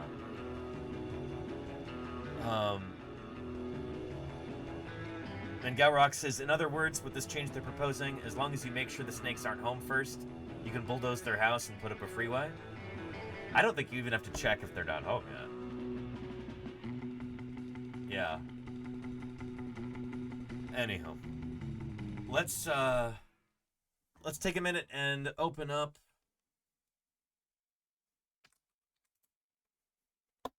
this box from Nell. Here we go. Hang on, I gotta find our song for this. I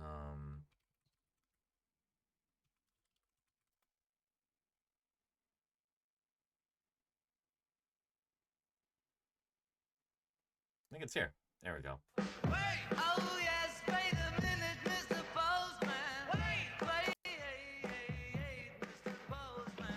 I managed to make it to the post office today, and it only took like half an hour to wait in line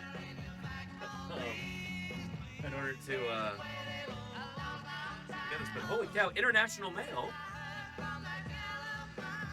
Oh, well. Royal mail, in fact, from the United Kingdom. Let's see what's in it.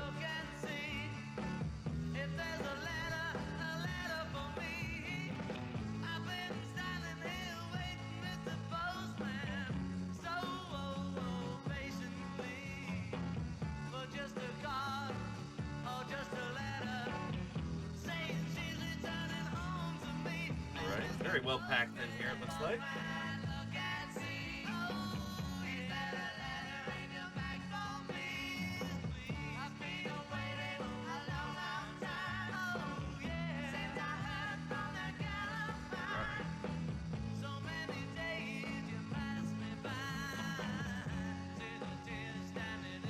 Well. What have we got in here?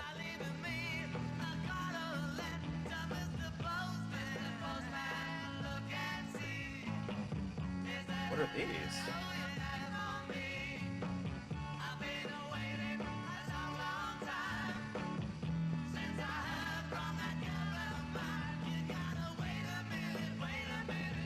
Unicorn Easter egg?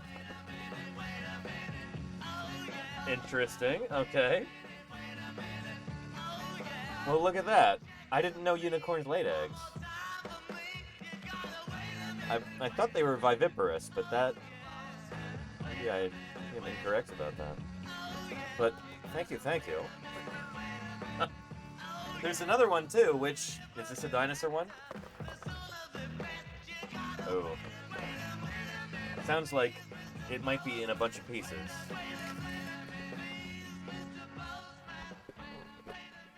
I'm told the fellas keep him pretty busy regularly, and it was John that time leading the Beatles with a merry little tale. There we go. Bunny Easter egg. Mr. Postman. Nell, are these from you? I thought it was the dinosaur one.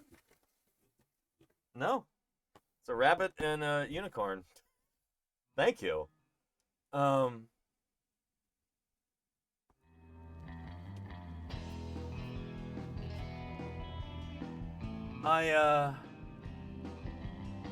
And Nell says, Danny, I'm so sorry. That was supposed to be the dinosaur one. No worries. No, it's fun. I appreciate you just, you know, it's a thoughtful gift. Pretend one of them is a dinosaur. Will do. Yeah. I will share these with Ios and Lordy, too. In fact, this one I think is probably... Sounds like it's in a lot of pieces. Let's open it up and maybe have a piece right now.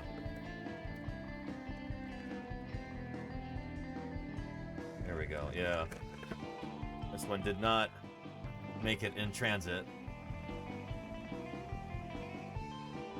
But, ooh, this looks good.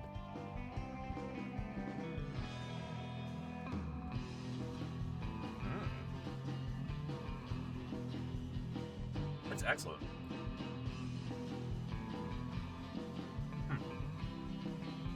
Good stuff.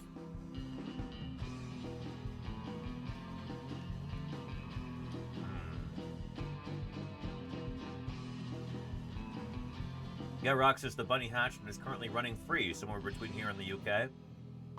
We have another invasive species.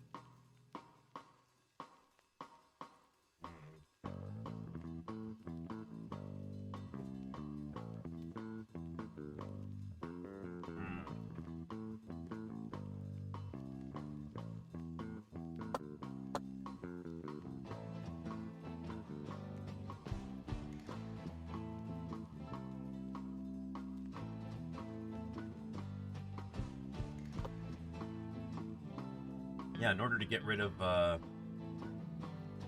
those invasive rabbits, we're going to have to introduce some other species. You know how it goes. Well, I was wrong. The lizards are a godsend. But isn't that a bit short-sighted? What happens when we're overrun by lizards? No problem. We simply unleash wave after wave of Chinese needle snakes. They'll wipe out the lizards. But aren't the snakes even worse? Yes, but we're prepared for that. We've lined up a fabulous type of gorilla that thrives on snake meat. But then we're stuck with gorillas. No, that's the beautiful part. When wintertime rolls around, the gorillas simply freeze to death.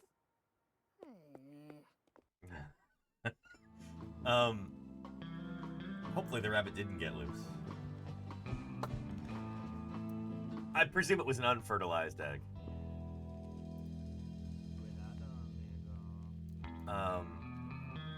And here we go. Oh, so this is the one now?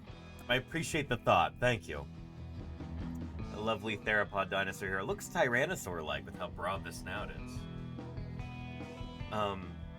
Nice. Milk chocolate dinosaur Easter egg. Very cool. Well, very thoughtful. I appreciate you trying now. And I will definitely enjoy eating these. Good stuff. Good stuff. Ios and Lordy are definitely going to enjoy these too. I'll share them with them. Lordy or Ios, if you're listening right now, feel free to come get some chocolate. Seriously, thank you, Nell. I really appreciate it. Very thoughtful of you. Thank you again. All right, and we've got another endangered species to go over, the black-footed ferret. That is a good one, Black Cat Lady. That's a very good one. I mean, they're all good. But, here, before we do that, let's look really quickly at the Louisiana pine snake. Let's look at that resource that I found from, there we go, Ecos.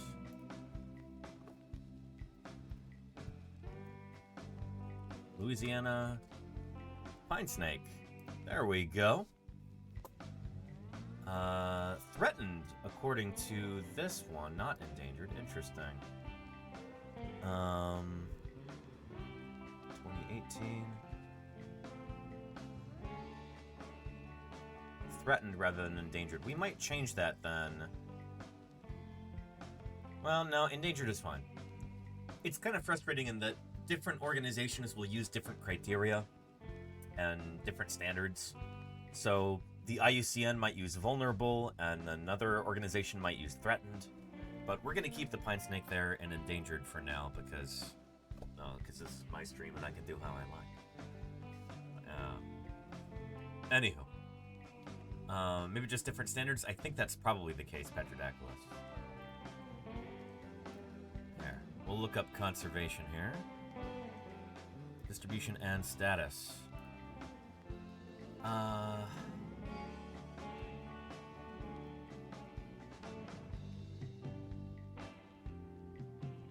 Now considered one of the rarest snakes in North America and one of the rarest vertebrate species in the United States. That sounds endangered to me. And according to IUCN, they are endangered there.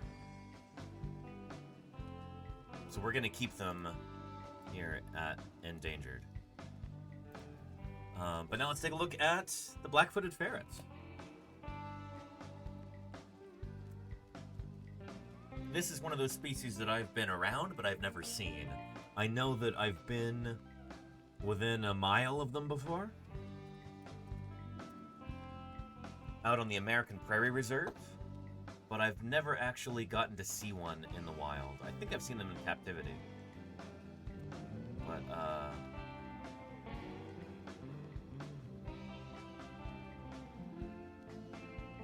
let's see. I'm trying to find you a video that's not 20 minutes long about these guys, although it would not be difficult to sit through a 20-minute video. They're adorable. Fascinating. 50,000 a year has been well spent. And Sothi St. Going Well, thank you for the 33 months of support. I really appreciate that. And at tier 3, holy cow. Thank you, Sothi. Keeping me here online. I appreciate it.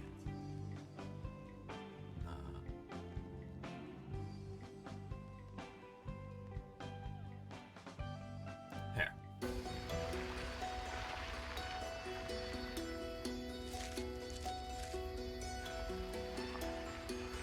Fort Belknap Reservation in Montana. Yeah. Ferrets, they really need someone to take care of them, conservation-wise. We need to save these animals. You see that over there? Oh, cool. Oh, man. I think recovering ferrets, recover something in ourselves. Bringing a piece of the prairie puzzle that's been missing for many, many years back into place. I just like being part of something that's bigger than myself, something that helps us bring back a species that was almost extinct.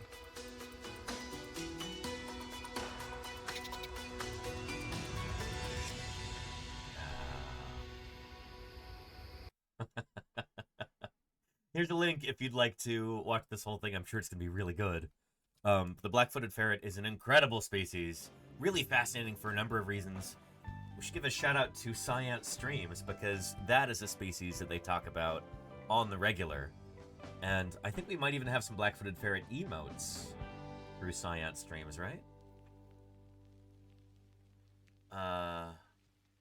Here, this is from the Phoenix Zoo. They are such goofy animals.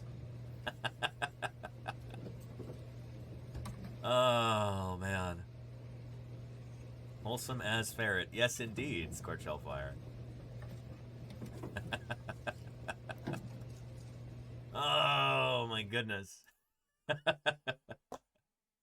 The black-footed ferret is a small, carnivorous mammal native to North America. They are an endangered species, and it's estimated that there are only about 300 left in the wild. These animals rely on grasslands, prairies, and sagebrush deserts, and unfortunately, much of this habitat has been lost due to development and other human activities. Black-footed ferrets are known for their long, slender bodies and pointed snouts. These physical characteristics help them to move quickly and stealthily through their habitat. They are skilled hunters and primarily prey on small mammals such as prairie dogs. They are nocturnal animals, meaning they are most active at night. During the day, they typically rest in burrows or other underground shelters, emerging at dusk to hunt for their prey.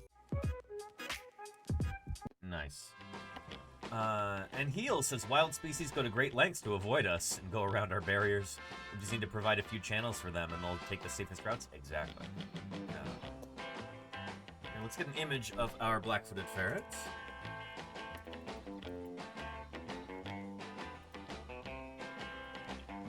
And we'll put them on our tier list. That's a decent image there.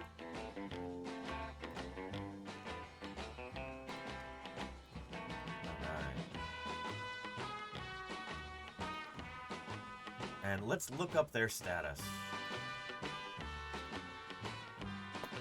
They are endangered, according to the IUCN. Do you think dinosaurs are put together correctly? The bones. You're smart. What do you think? Do a research on that, Oliver. I never. Fixius85, thank you for the follow. Welcome to Paleontologizing. It's good to have you here. Black-footed ferrets. Mustela nigripes. And endangered. Okay, yeah. There's our ferrets, and they are, I would say, critically endangered, actually. Fewer than 500 individuals in the wild. Oh, boy. Yeah.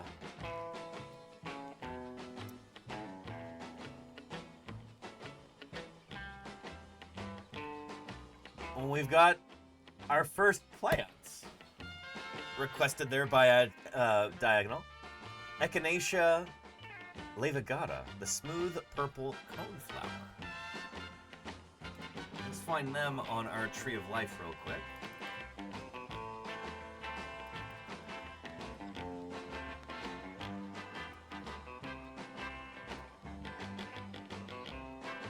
Smooth purple coneflower.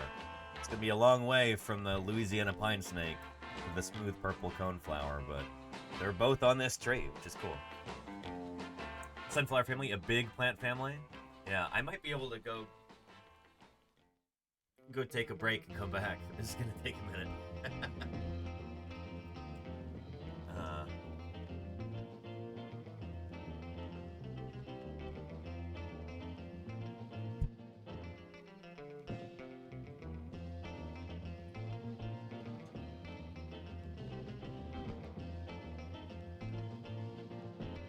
Pepe says plants. Yes, indeed. The Endangered Species Act is not just for animals. I know animals get the majority of the attention, but a significant chunk of the endangered species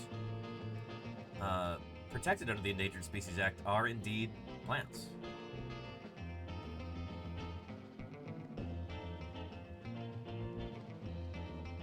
Oh boy.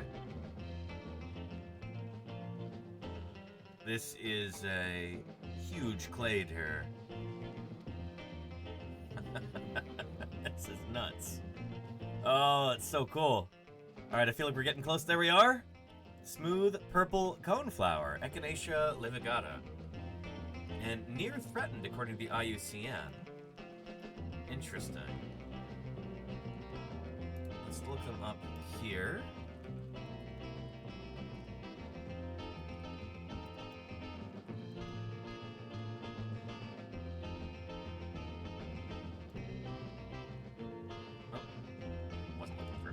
Sorry.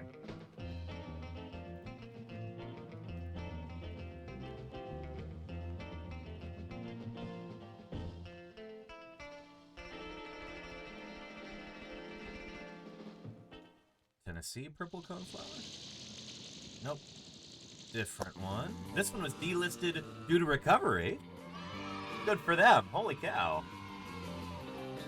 Their numbers got to the point where they were no longer in need of serious protection anymore, which that's what we want, you know?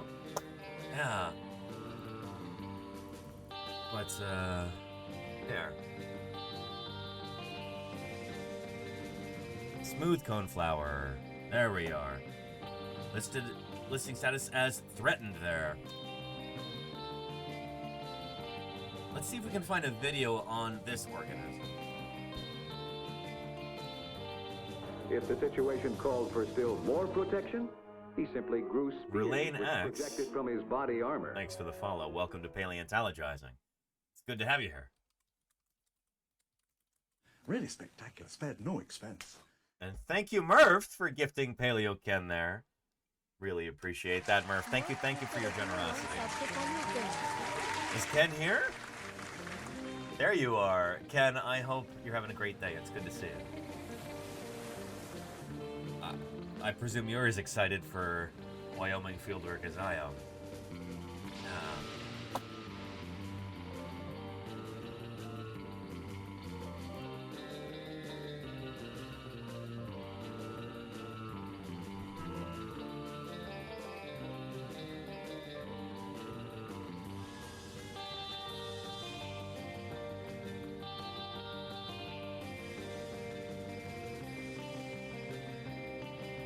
So this is the Tennessee variety. Edge of extinction is making a resurgence here in Tennessee. The Tennessee coneflower is. So this is not the exact one that Diagonal requested there, but this is a related species within the same genus, which has recovered due to concerted conservation efforts. Native to parts of the state. It was the first plant species added to the endangered species list. Really? The population of the purple flower rebounded, though, thanks to conservation efforts by the Tennessee Department of Environment and the National Park Service. It was removed from that list in 2011, and the numbers just continue to climb. Excellent. And they've been really successful in central Tennessee that now it has been taken off of the endangered list. It's still very rare and still threatened from habitat loss. Conservationists say it is important to continue to grow the population of coneflower because it's an important plant when it comes to maintaining pollinator populations like bees. Very cool. Yeah. Excellent. So, smooth coneflower, Echinacea levigata. Let's find a representative image for our tier list here. That'll work.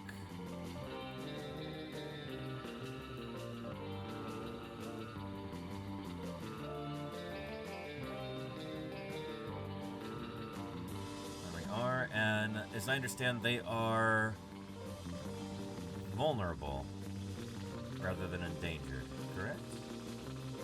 Yeah, threatened. Yeah. Cool. Thank you for requesting that one, Diagonal. It's good to have a plant in there, finally. Yeah. And then the piping plover has just been requested by Mommy Does. Well, well, well. The piping plover. Teradrius melodus. Endangered and threatened. Interesting. I wonder how this works. Piping plover. Here, let's jump from smooth purple coneflower to piping plover, and let's get some proper music for our journey here. It's gonna be a long one. Might need to eat some more chocolate.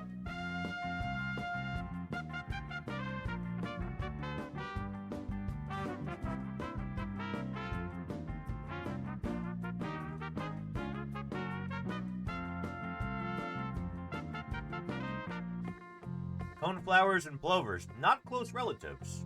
Who would have thought?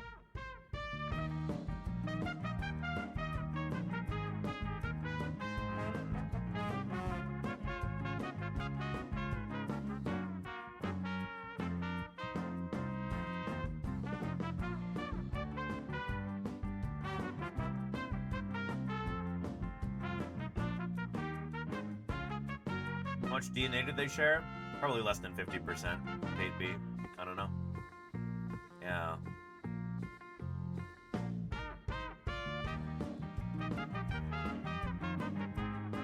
There we go. And there we are, the piping plover. Teradrius melodus. Let's see if we can find a decent video on them. Fry 1009. Thanks for the follow. Welcome to paleontologizing.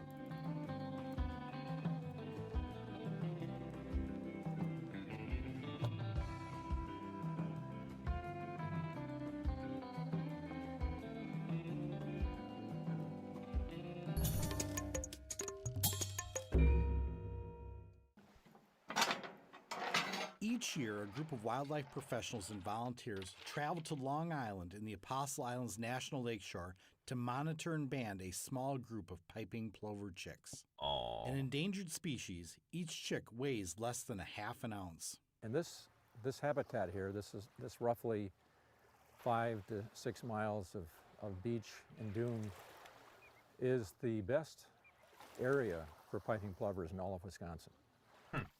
So for banding the birds, we get a group of people out here and we line up behind the dunes and we have our monitor go out and find the birds in advance. Cool. So the monitor finds the birds and then she'll call me on my cell phone and I'll line up everybody in a straight line behind the sand dunes where the birds can't see us. And once we get lined up, we'll move our way towards the shoreline with the people on the outside kind of horseshoeing in, and we're going to corral the birds. The object is to corral the chicks close to the shoreline by the water's edge because they're not going to go in the water and it's easier to catch them. So we just move in and slowly close in the horseshoe, and then we gently scoop them up, and that's when we start processing them. Here, I kind of feel like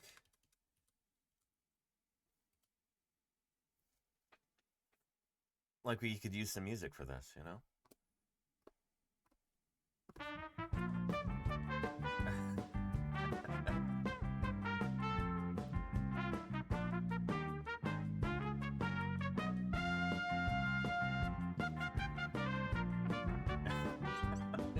Zooming back and forth. I don't have the Benny Hill theme, or I would use that. There we go. Yeah. There we are. Up, and that's when we start processing them. Mommy Does says this is the most terrifying dinosaur I've seen all day. I know, right? Just the stuff of nightmares. What a fearsome beast.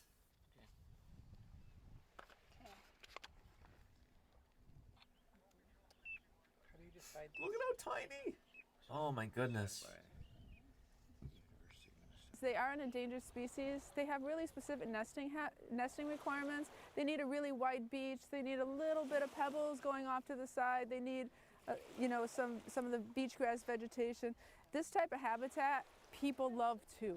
And so it's becoming, the habitat itself is becoming more and more scarce. And so as that happens, the available nesting habitat has been really reduced.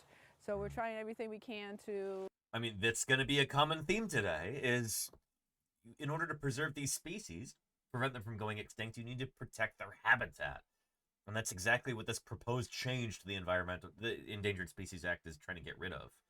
The Trump administration is trying to gut this, trying to remove the habitat protections from the Endangered Species Act. You might as well just throw the whole thing away, you know? It's just... it's heartless, is what it is. Bring them back and provide that habitat for them. But this is one of these great examples of interagency cooperation. So it's the Park Service, it's part of the Park Service, but it's also a cooperation with the Bad River Reservation and the DNR and Fish and Wildlife Service, the Nature Conservancy, and also University of Minnesota, who's done a lot of research on the park. Yep. That's another common theme, is you've got all of these different organizations that have to work together because nobody has the resources to do all of this themselves. It has to be a joint effort because each of these organizations tends to be really small and underfunded. So you need to have like a broad coalition of different groups that come together in order to protect these species, because nobody can really make enough of a difference themselves. Everybody's too small and underfunded individually. Mark, it's set, go. Jazzy Cat says, I'm composing my comment using the eagle as my example, like another chatter mentioned earlier. I love that, Jazzy Cat. I love that. Well done. I'm quite optimistic that the piping plover will do very well, will continue to do well. It will, however, depend on the actions of people to make that happen. There we go. Oh, piping plover. Find a nice image here. I like this walking one. There we go. We will add them to our tier list.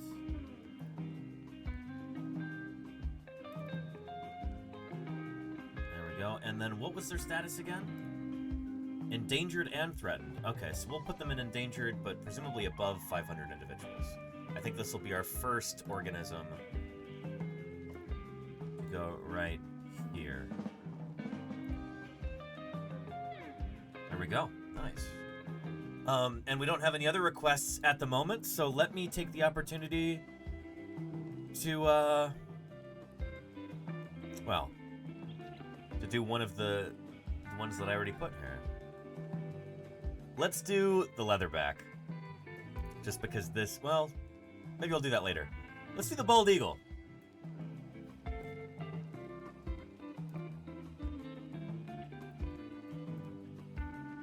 Which is a success story. Whether up close and personal. And this is, this is from the Today Show. Oh boy. Well, we'll watch it anyway, even if it's gonna be goofy. Or from a distance, dancing across the sunrise. A glimpse of bald eagles never ceases to amaze, especially this presidential pair with an irresistible love story. It's amazing to see bald eagles flying over the nation's capital almost every day. Tucked inside our nation's capital, the aptly named Mr. President and Lotus, Lady of the United States, camouflage among the trees. Wildlife biologist Dan Rauch says Lotus even laid an egg on Valentine's Day last year. They fly together, they hunt together, and hopefully they'll raise some more chicks together here. But decades ago, sightings like this were nearly impossible. In the early 60s, there were less than 1,000 bald eagles in the lower 48.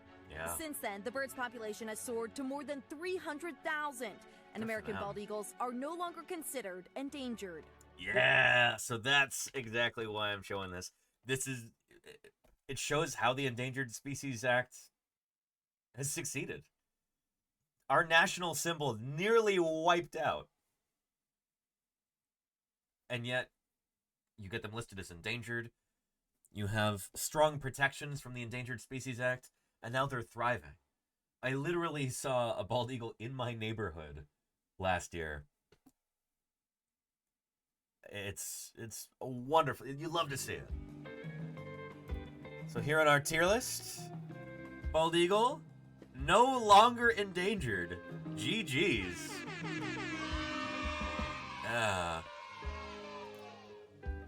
You love to see it.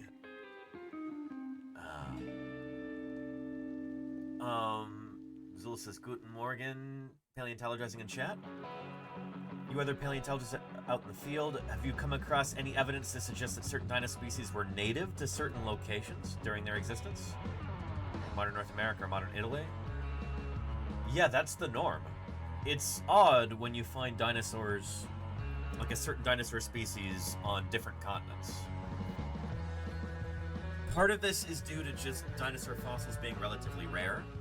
And so, even if one species of dinosaur did live on multiple continents, the odds that you will find them on multiple continents are very low. So almost all dinosaurs are only known from specific places. So Tyrannosaurus rex, for instance, only known from North America. Triceratops, only known from North America. That's the norm. That's normal. I'm trying to think if any dinosaur genera are known from multiple continents. Maybe Iguanodon? But a lot of those Iguanodon species have actually been separated into different genera. So like the Iguanodon from North America has been renamed Dakotodon, because it's probably not actually Iguanodon. Yeah. Anyhow, yeah.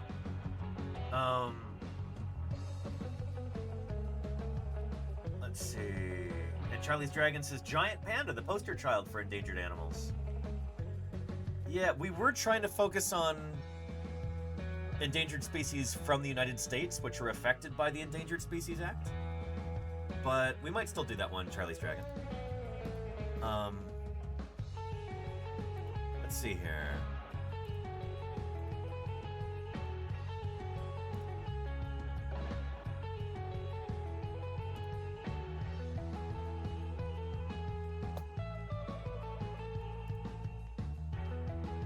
We might be able to find here myths about the Endangered Species Act. This might clear some things up. The Endangered Species Act, or ESA, is a widely popular law. An overwhelming majority of Americans across party lines support the ESA. But that doesn't mean there isn't confusion around what it does or doesn't do. Yeah. Let's debunk some of the most common ESA myths. Myth number 1, the ESA doesn't work. Since it was signed in 1973, over 95% of species that have been listed under the ESA are still with us today. Yep. That's an incredible success story, especially... Oh, what kind of sea turtle is this? I'm guessing it's a green, but we'll know if it lowers its head. If it's got a really short, blunt snout, then that's a green sea turtle. Especially in the face of chronic underfunding.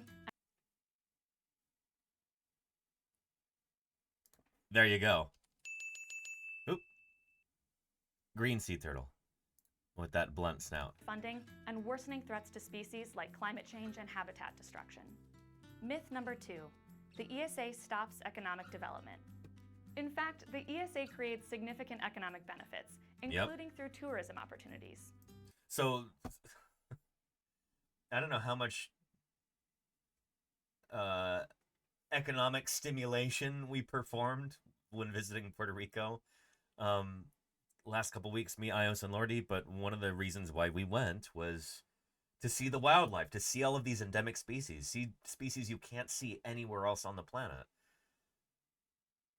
To me, one of the primary reasons why I travel anywhere is to see the local wildlife.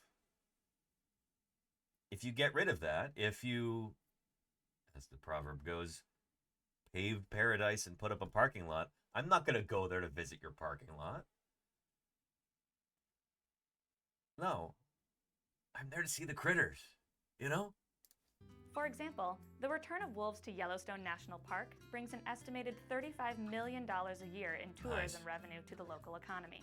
Yeah. And protecting wildlife and their habitats generally protects ecosystem services like flood management, healthy soil for crops, and important pollinator species that help support the economy.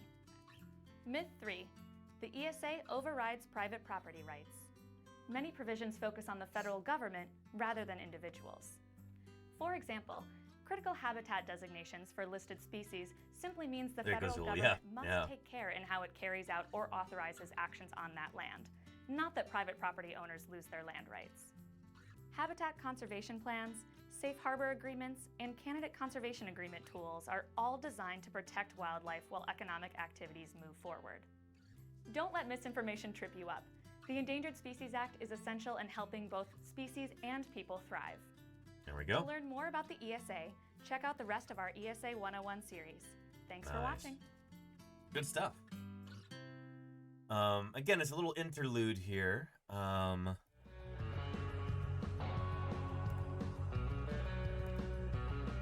This is why we're talking about this right now.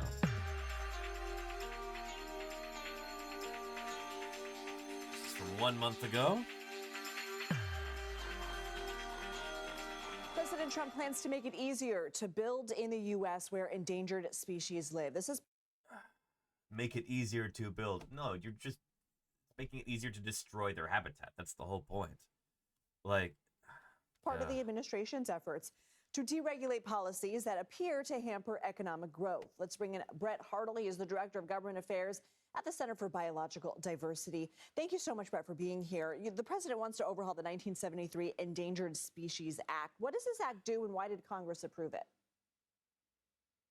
Yeah, thanks for having me.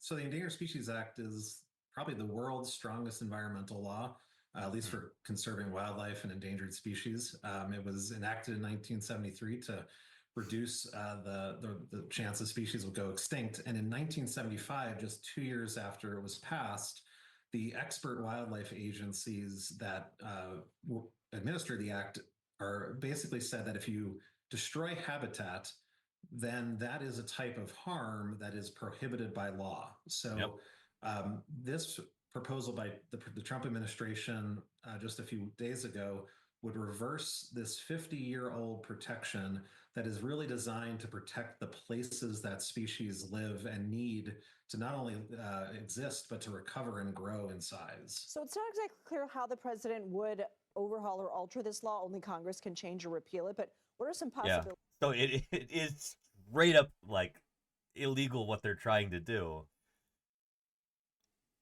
That's one of the maddening things about this is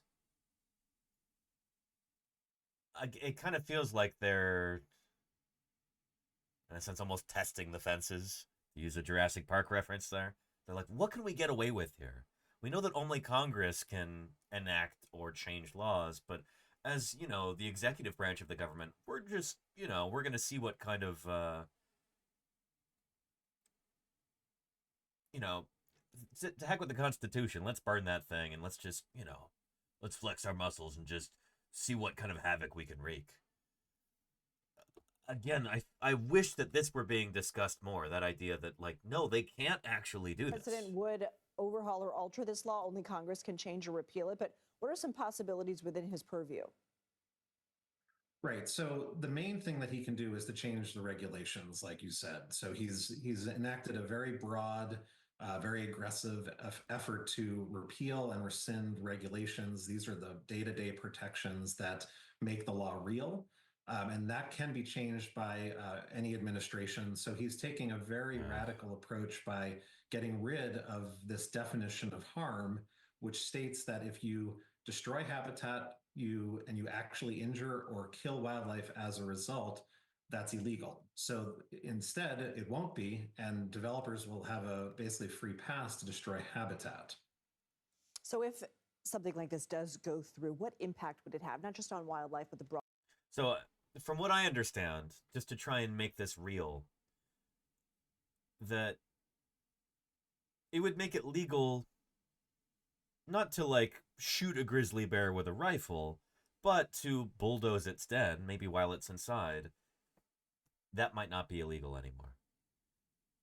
I think that's kind of the idea here, is like, you can destroy habitat which will directly lead to the death of these endangered species, but you can't actively shoot them. You know, it's the same thing. You're killing them either way, you know? Broader environment. Sure. So, well, for wildlife, it would be devastating. I just want to make that clear. And they If go you think about ridiculous, some yeah. species like the Florida panther, spotted owls, California red-legged frogs, the biggest single cause of endangerment is habitat loss. So if you make it easier to destroy habitat, it just makes it very difficult to save species. And we rely on wildlife and plants and ecosystems every day. They help keep our water clean. They make our lives better. These are really foundational protections that make sure that we don't basically take actions that harm the environment. Endangered species have been the canary in the coal mine since the beginning. If you think about the DDT era, bald eagles and peregrine falcons, when we take steps to conserve and recover wildlife, we're really helping ourselves. All right, Brett Hartle, thank you for joining us. Thanks for having me. Good stuff. I'm glad that this is getting some news coverage. There's so many other things that aren't getting nearly enough news coverage, like the gutting of U.S. science that's ongoing right now. But the Endangered Species Act is one of those things that everybody in the general public has heard of for the most part. And everybody has an emotional connection to some of these different organisms. Whether they're wildflowers, or whether they're grizzly bears, or manatees.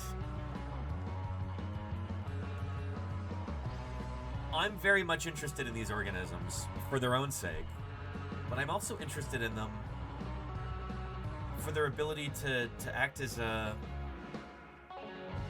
bulwark against destroying these habitats. That's kind of what the Endangered Species Act is all about, is in protecting these charismatic species, we can also preserve these precious bits of environment that exist in our country. Those wild spaces that haven't yet been deforested or paved over.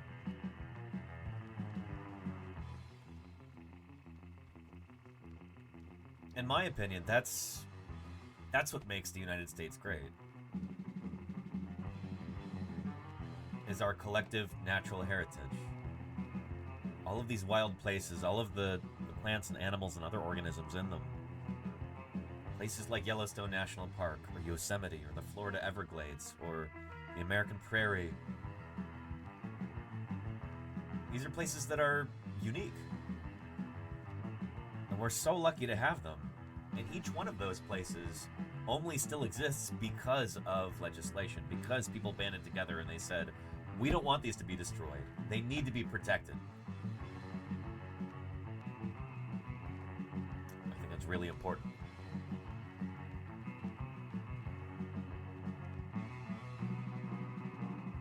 Anywho, Charlie's Dragon, do you want to pick a different critter than the giant panda? Just type it into chat and we'll do that, and then I'll get into Gao Rocks, the Mission Blue Butterfly. Good choice. And Clipper says, Gariel, Clipper, do you want to pick a different one?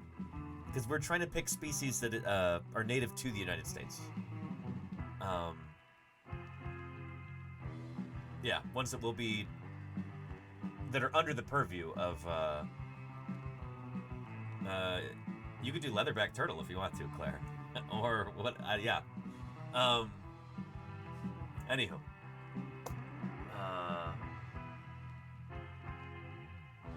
Take that as my giant panda. Okay, cool, Charlie's Dragon. Nice. And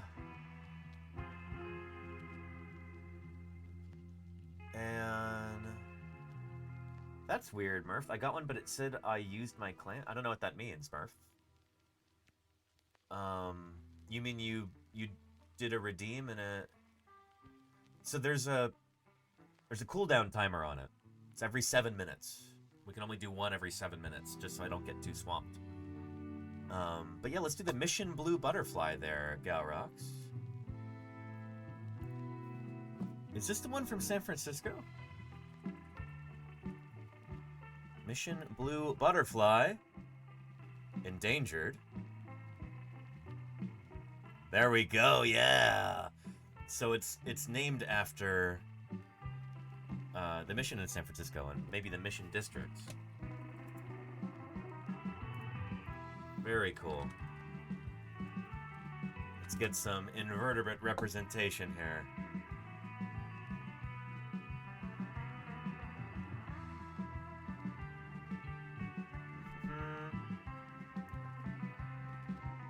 This butterfly was once thought to be extinct.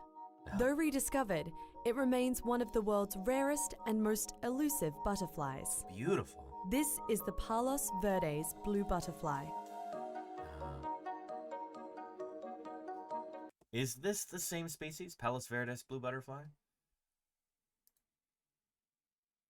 Let's see. This butterfly is as elusive as it is beautiful, and the brilliance of its blue wings are only visible when it opens them. The wings are distinctive with their brilliant silvery blue color. The butterfly was thought to be extinct in the 1980s, when it seemed to disappear without a trace.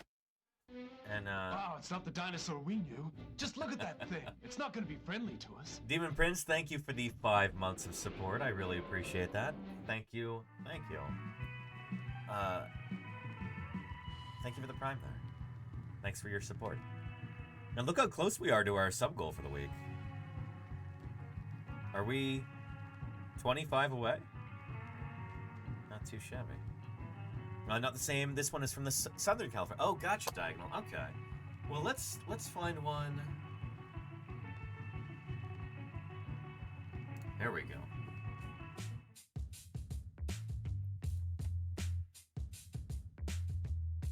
We've formed partnerships with U.S. Fish and Wildlife Service and San Mateo County Parks.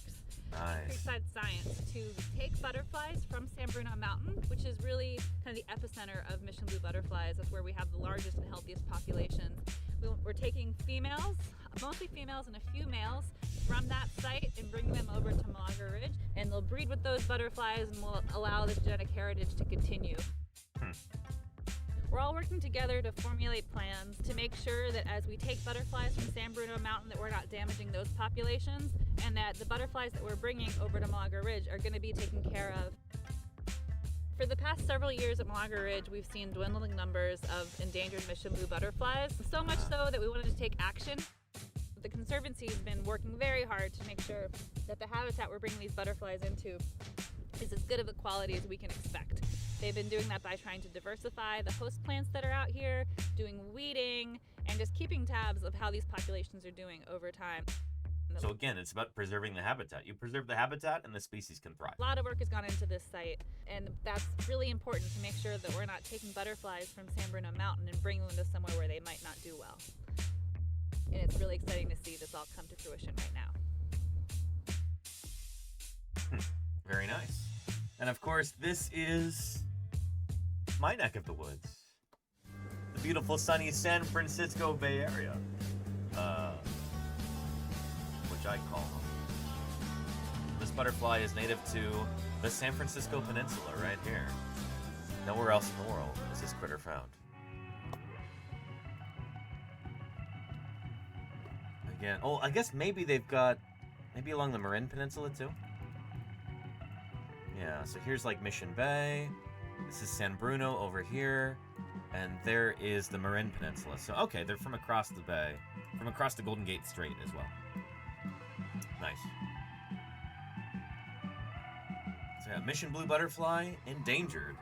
Let's put them on our list.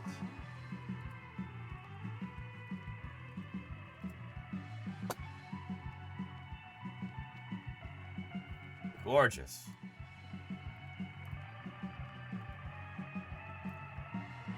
Save image, and let's put them on our tier list.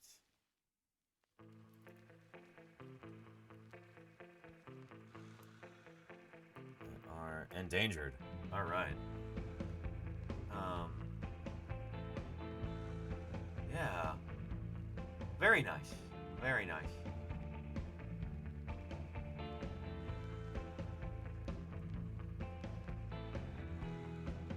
Now, Claire, I saw you redeemed Gariel and Murph. I think you tried to redeem one as well. Either of you let me know which endangered species within the United States you'd like to see, and we'll do that. Change that to whatever Murph was. Gulf sturgeon. Yes, Murph. Excellent. Oh, that's a good one. Get some ray-finned fish. Gulf sturgeon. There we go. They are threatened. Accipenser oxyrhynchus.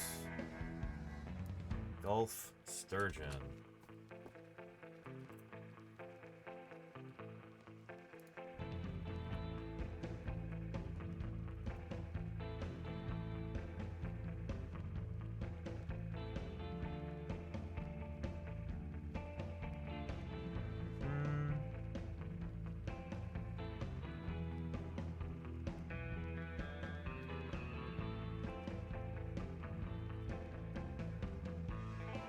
Oh boy.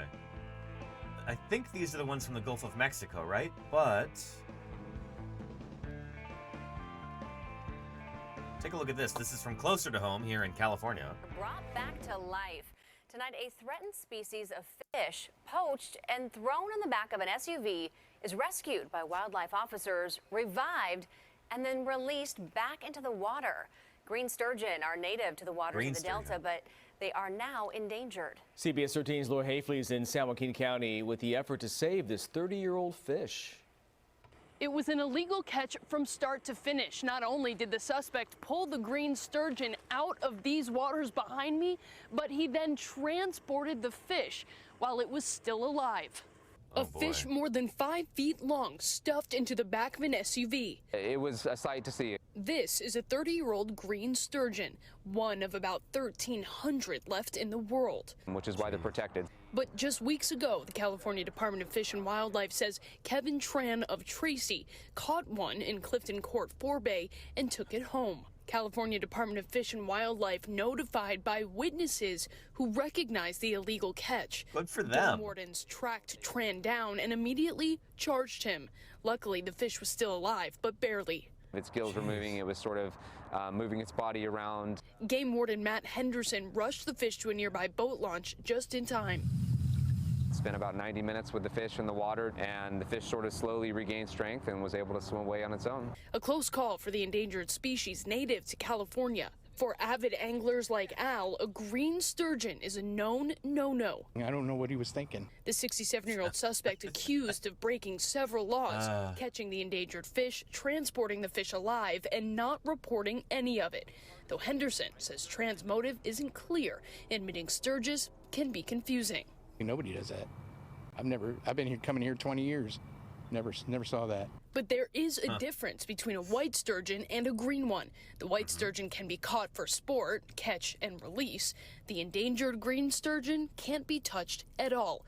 And if it's caught accidentally, it can never be removed from the water. There are thousands and thousands of dollars that change hand every year in the black market of the illegal sale of wildlife. 67-year-old Kevin Tran was hit with several charges, including poaching. The San Joaquin County DA has the case. Well, there you go. Not the Gulf sturgeon, but a different species there. Let's take a look at the Gulf sturgeon here.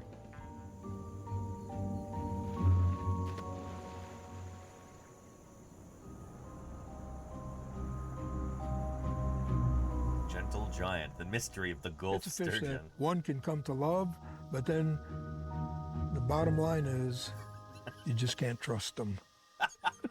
You know? They're gonna change. They're gonna show you something different every time. Those rascals. Like that, they make clicks, and those clicks travel a long way underwater, and it lets the other sturgeon know that this is the area where everybody is, and you need to be over here with the rest of us clicking away. It's so cool. Got ourselves a baby sturgeon. Not that small, it's a baby, a baby. That first, say, 6 months of the life is almost a complete black hole. Do you think dinosaurs are put together correctly? The bones. You're smart. What do you think? Do a research on that, Oliver. I never. Chris Polimana, thank you for the follow. Welcome to Paleontologizing. It's good to have you here. On Marespace Key Deer. Nice. They get up to 7 or 8 feet long and up to about 200 pounds. Wow. They're one of the most docile fishes almost in as much as I creation. Anything this size is most certainly a female. It takes them quite a few years, decades, to get to be this big. Someone pointed this out to me once. The scutes on the underbelly look like hearts. Oh. I guess they do. Okay, sturgeon are so cool. Yep. This animal's like a computer already, you know, and he's just been around.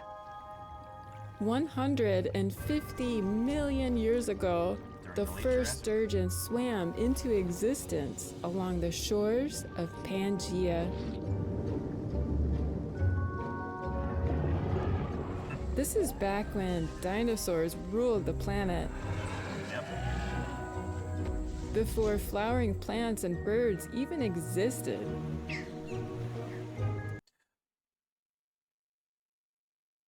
Birds were already around at that time, but that's okay. Well, sturgeon might actually be... There, let's jump from piping plover to Gulf sturgeon here. And we'll see where sturgeon diverge from paddlefish and how long ago that might have been.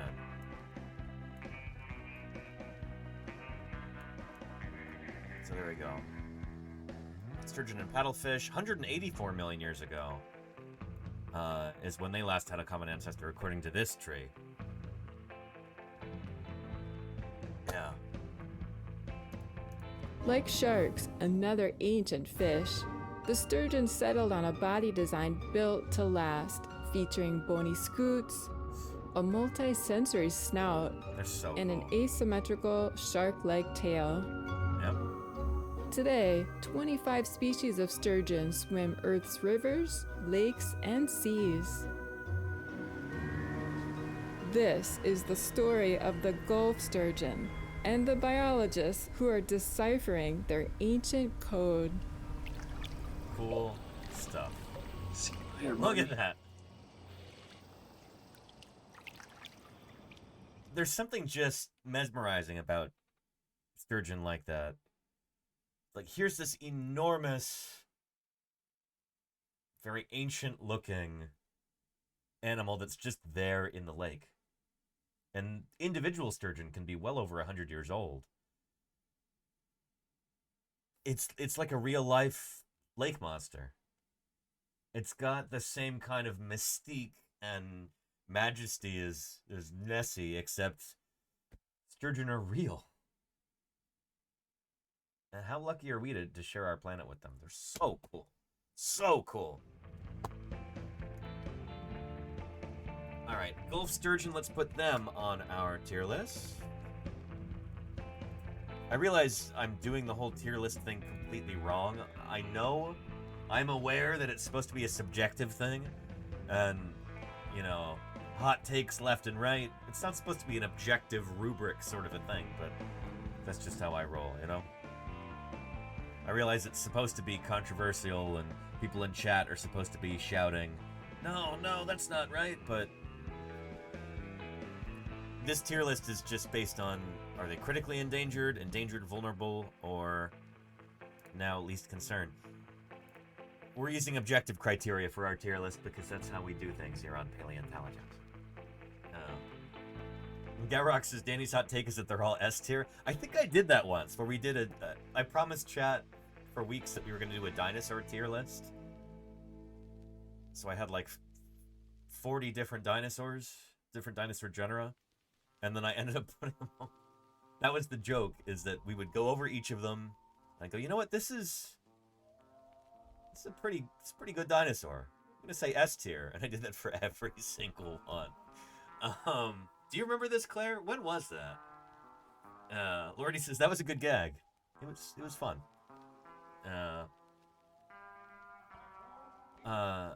And Petrodactylus says this is the list of screaming, no, that's not right. As in, it's a shame that so many of these animals are so endangered. Exactly. Yeah.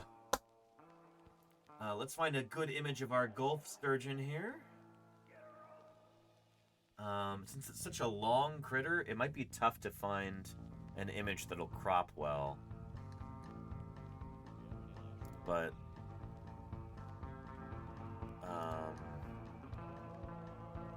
let's try this one.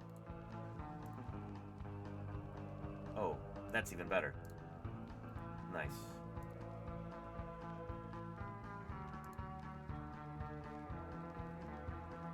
Yeah, I think that'll do.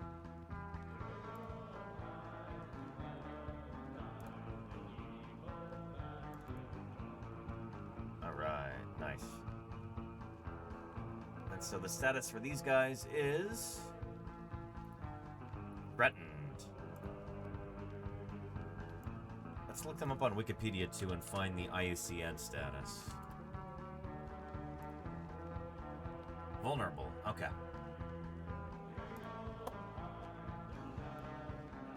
Vulnerable. There we go. Okay.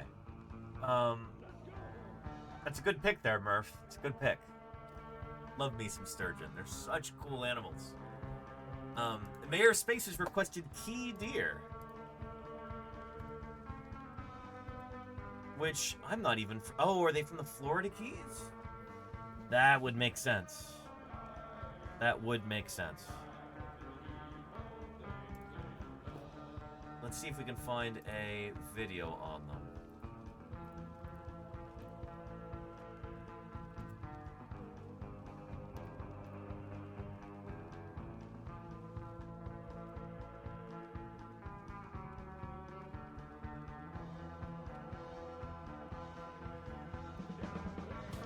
There's a type of white-tailed deer that's unique to the Florida Keys. It's been on the endangered species list for nearly 60 years, and only about 800 of them remain. And its habitat is under growing threat from rising sea levels. William Brangham has the latest in our series, Saving Species.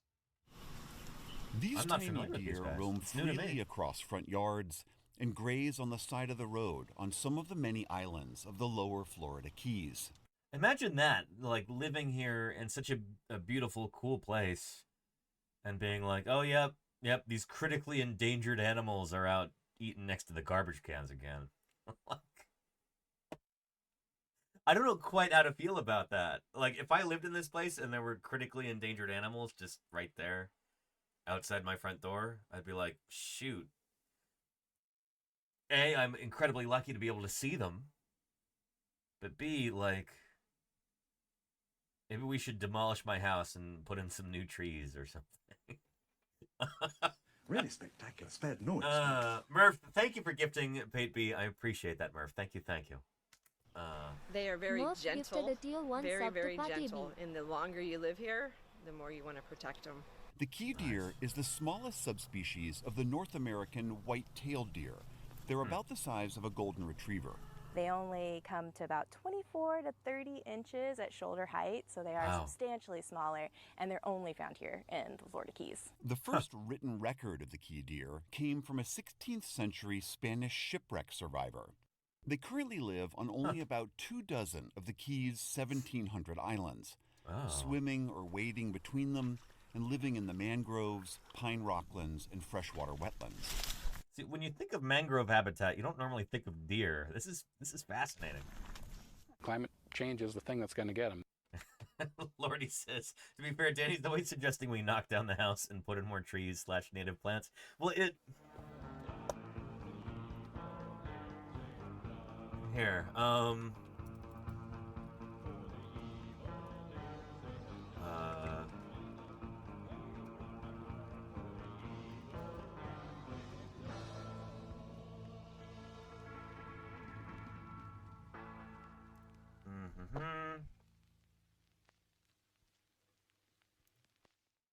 Oh, come on. Interest is so annoying. I'm trying to find this for everybody, and there used to be just a website where you could...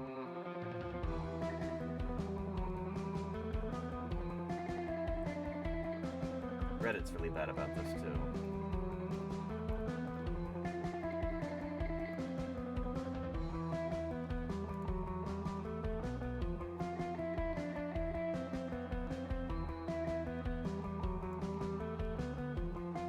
To like save the image and then open it back up in your browser. Yeah, here we go. This really spoke to me when I was a kid, and it still does. This is from 3 different Calvin and Hobbes comic strips. Here they've been put together as one. But, hey, what happened to the trees here? Who cleared out the woods? There used to be lots of animals in these woods. Now it's a mud pit. The sign says, future site of Shady Acres condominiums. And Calvin shouts, animals can't afford condos. And Hobbes says, Shady Acres. The only shade I see is from that bulldozer. Then Calvin goes on, where are all the animals supposed to live now that they cut down these woods to put in houses? By golly, how would people like it if animals bulldozed a suburb to put in new trees? And silence as they think about this. Then Hobbes is in the cab of the bulldozer, and he says, no good. They didn't leave the keys.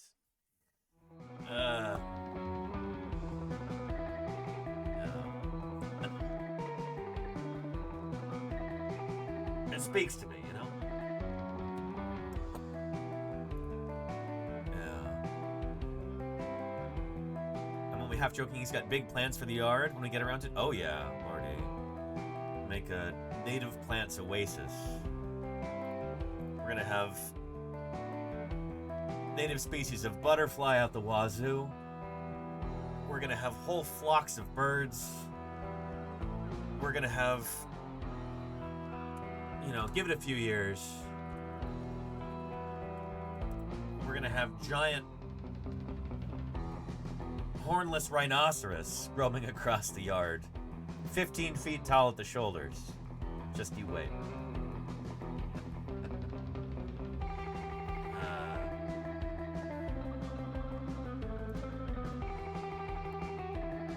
Anyhow, key deer.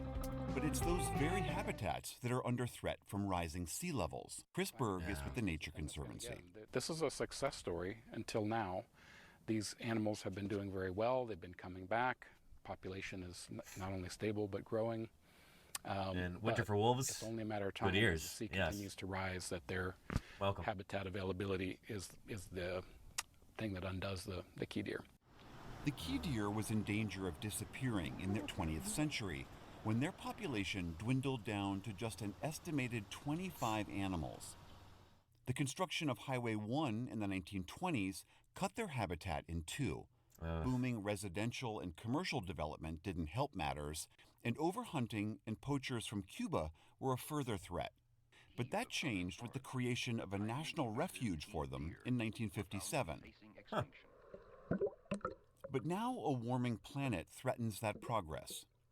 The sparkling waters that surround the Florida Keys may be a major tourist draw, but the National Oceanic and Atmospheric Administration estimates that in 75 years' time, sea levels around parts of the Keys could rise anywhere from 1.5 to 7 feet. And rising sea temperatures will increase the severity of storms and hurricanes, both of which damage the deer's habitat. We're not getting our arms around the climate change challenges nearly fast enough.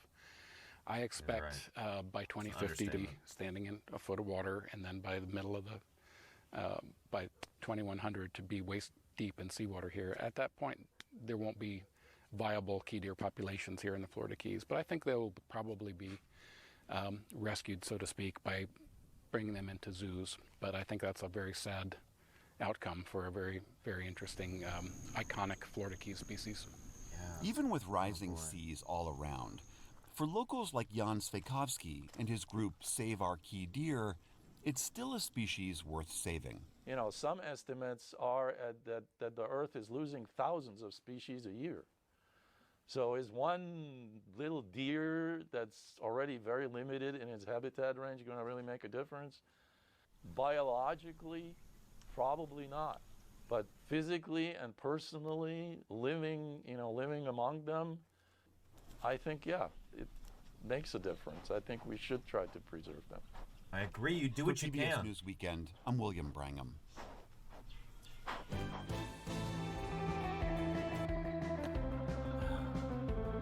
Yeah, here. Within the next 50 years, climate change could lead to the extinction of between 3 and 6 million animal and plant species. There's a lot of different estimates. Some are even higher than this. Anyway, key deer. Let's put them on our tier list.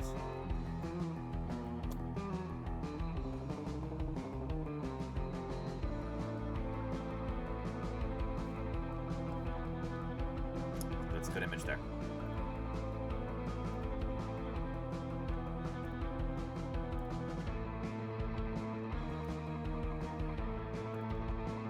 There we go.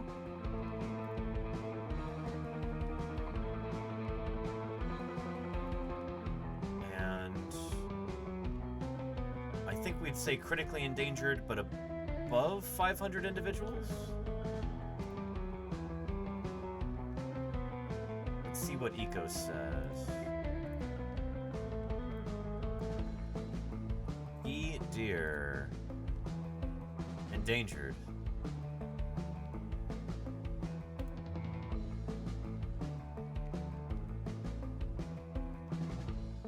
So I don't know if this will show us at a glance how many individuals are estimated to exist currently, but I think it is I think it is a little over 500. So there we go. We'll put them right there. Yeah. Good stuff. And we've, have we stalled out there? We haven't had any more requests in 16 minutes. People not have enough channel points? Do I need to lower that threshold? Let's see. Florida scrub jay? I'm not sure. Yeah. Mommy Does says Twitch won't take my points. Rice's whale in the Gulf of Mexico? Rice's whale? I'm not even familiar with that.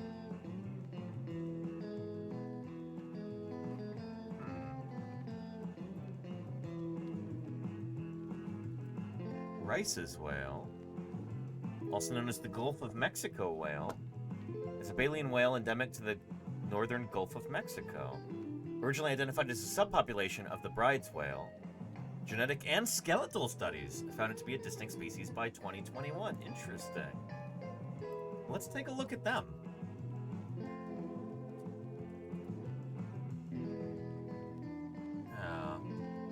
And Heel says, hi, I came in with the Spree Raid. I'm new. The Spree Raid. It's good to have you here, Heels. I'm glad you've returned. That makes me smile. Welcome back.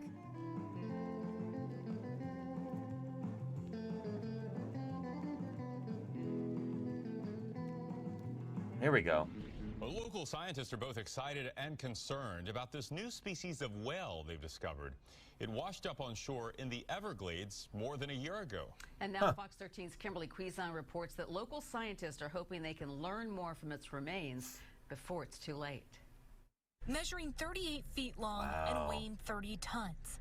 This whale, discovered dead off Everglades National Park in 2019, is a one-of-a-kind discovery. It's pretty mind-boggling. Kind of goes to show us that we don't know as much as we always think we do. Originally identified as a Brutus whale, a necropsy was performed, and the whale was buried at Fort DeSoto Beach to allow for further study. After unearthing the whale's skull, NOAA announced a remarkable discovery of a new species called the Rice's whale. Between the genetic work that's been done on the wild populations, as well as us being able to assist in recovering this specimen, Dr. Roselle and her team were able to show that this is actually a brand new species. Gretchen Lovewell was part of the team with Moat Marine Lab that assisted in the recovery and necropsy. They're such an awe-inspiring animal. Even in death, I think it's a really amazing opportunity to learn from them and try to help the others that are out there. A piece of 3 by 2-inch plastic was found inside the whale, which could have caused its death.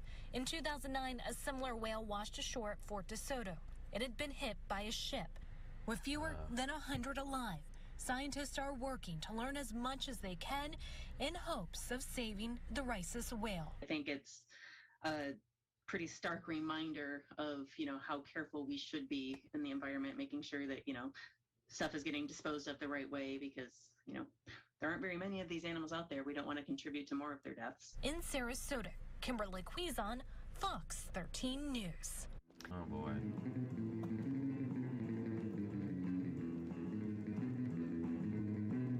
It's going to be tough to find a photo of this, I think.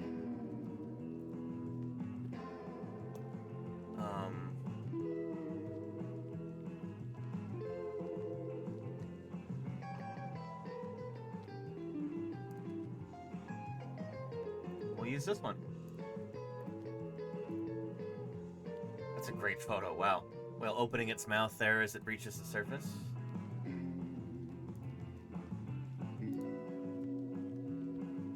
Alright, and these guys are gonna be critically endangered. We'll look them up here first, and then we'll put them on our tier list.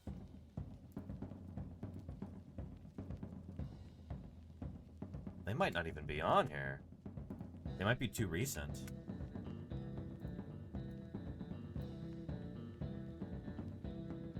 Yeah, shoot. They're too recently described.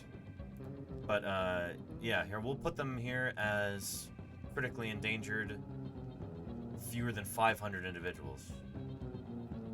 Yowza.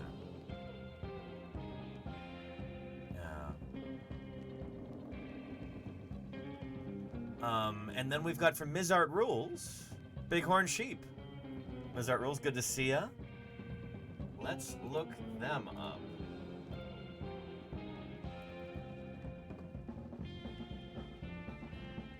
Bighorn Sheep, Ovis canadensis. Not listed, it says. We might do like desert bighorn sheep.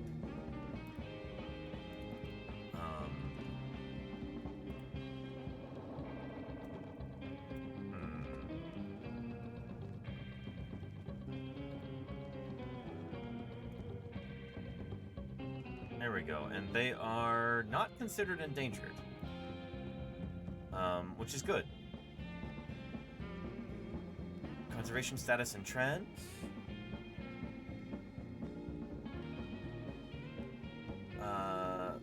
Their original population numbers were unknown, but most likely in the tens of thousands. By the 60s, the desert bighorn population had dwindled to 6,700 to 8,100 due to hunting, livestock, and domestic sheep crowding them out. In Southern California by 1998, only 280 individuals of the peninsular bighorn sheep population remained.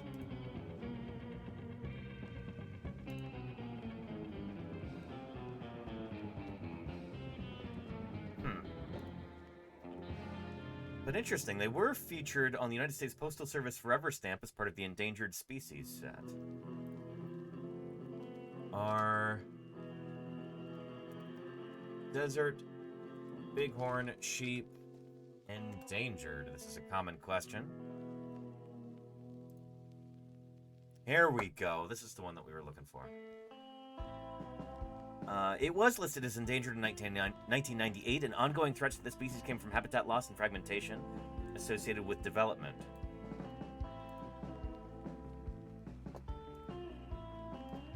Due to captive breeding, wild augmentation, conservation of habitat, and other recovery efforts, the range-wide population estimate of 335 individuals at time of listing has increased to 884 by 2016. Well, well, well. That's encouraging for the peninsular bighorn sheep. Let's find a photo, and we will put them on our tier list. There's a lovely photo there. Nice.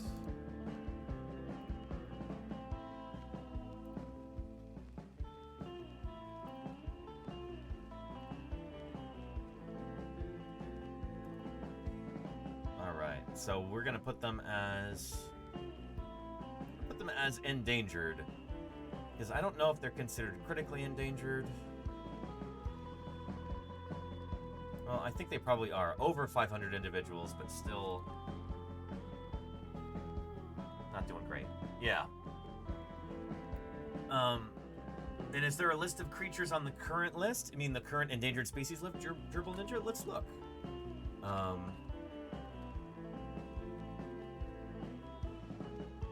Current U.S. endangered species list. Listed animals at fishandwildlife.gov.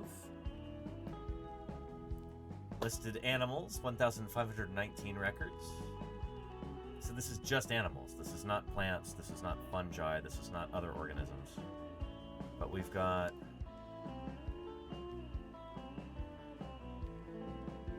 Interesting. So we've got species here that are not native to the U.S., like the Yangtze sturgeon and the cheetah. Huh. Chinese sturgeon. Giant panda.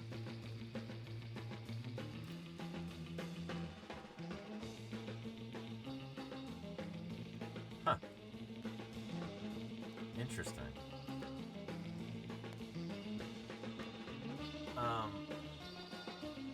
Mechaholic has requested California brown pelican. Are they endangered? I see them all the time. Here, let's check.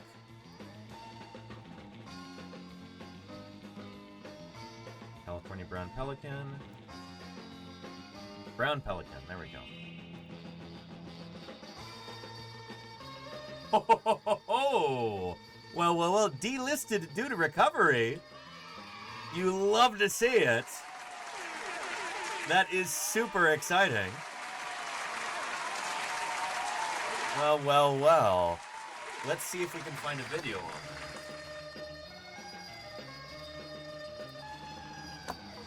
Yeah.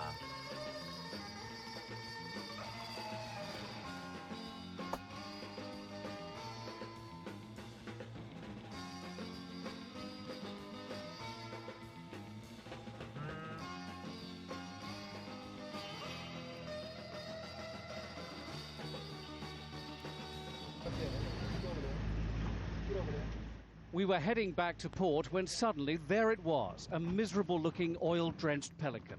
Spooked by the engine, it tried to fly, but the oil meant the bird was weak and exhausted. A first attempt to pick it up failed. On the second, Logan, the captain's 18-month-old puppy, dived overboard, lunging for the bird's neck.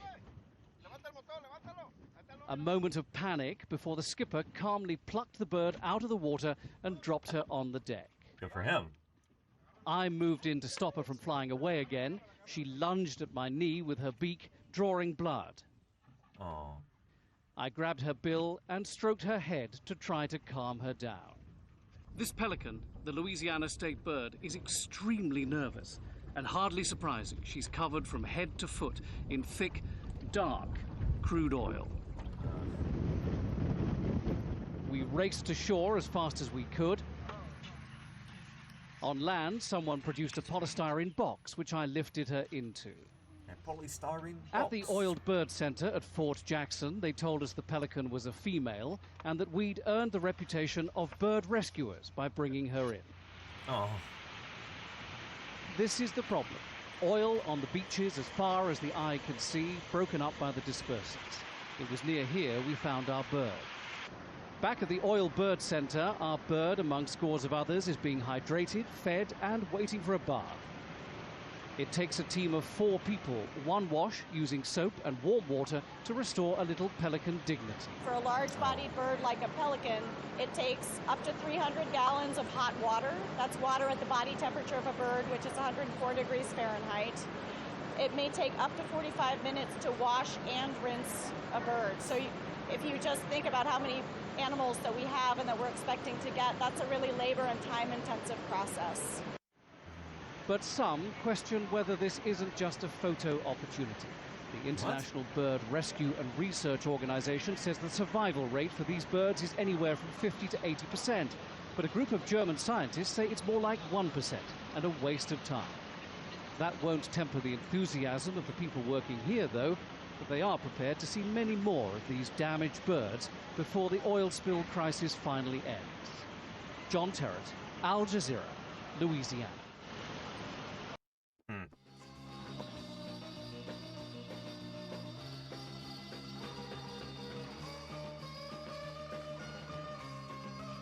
So yeah, brown pelican. I didn't realize that they were... I thought they were more widespread than this, too. Shoot. So you've got them up here around Seattle and Vancouver. You've got them here in the San Francisco Bay Area and in, like, central coastal California. Wait. No, this isn't right.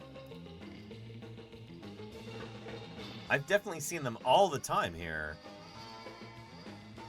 in the Bay Area. This shows them north of the Bay Area. So that's incorrect. But it might just be out of date. It says last updated in 2015. It could be that brown pelicans have only returned to the Bay Area within the last few years. Can it be a sister species? No, the only 2 pelican species we have in California are the brown pelican and the white pelican. And white pelicans are very rare. I don't think they're actually native. And it's very easy to tell them apart. And last updated when they got delisted, probably, says Gal Rocks. Could be. Could be.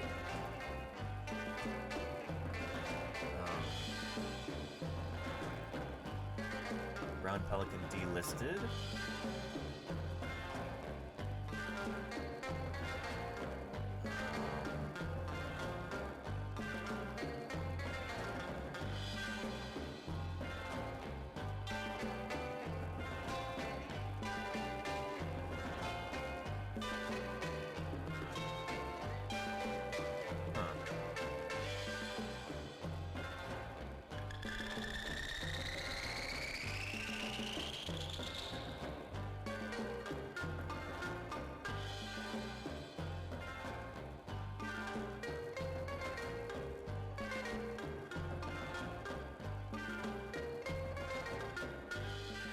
There we go, from U.S. Fish and Wildlife.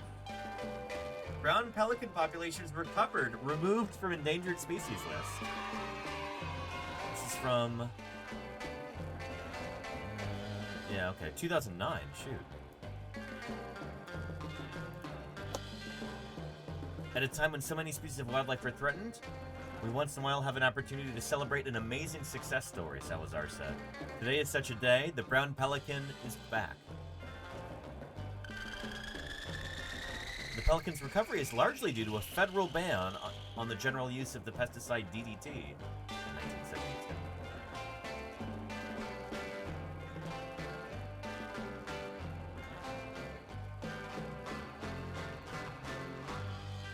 Very nice. Super, super cool. So let's find a photo of brown pelican. There's a lovely one there. And let's put them on our tier list.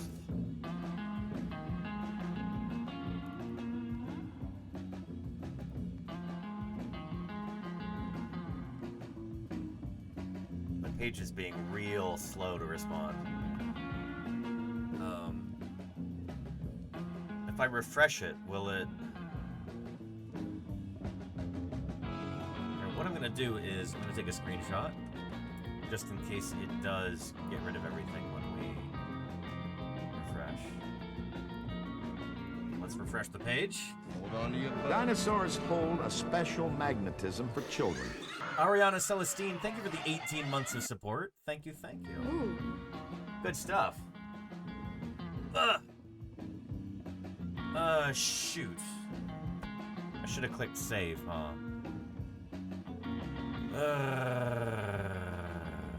Oh well.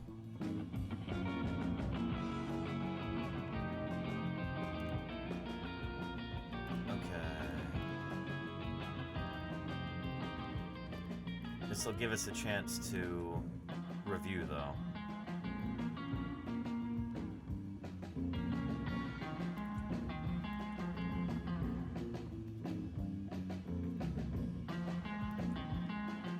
Open. Okay. So I'm glad I took that screenshot.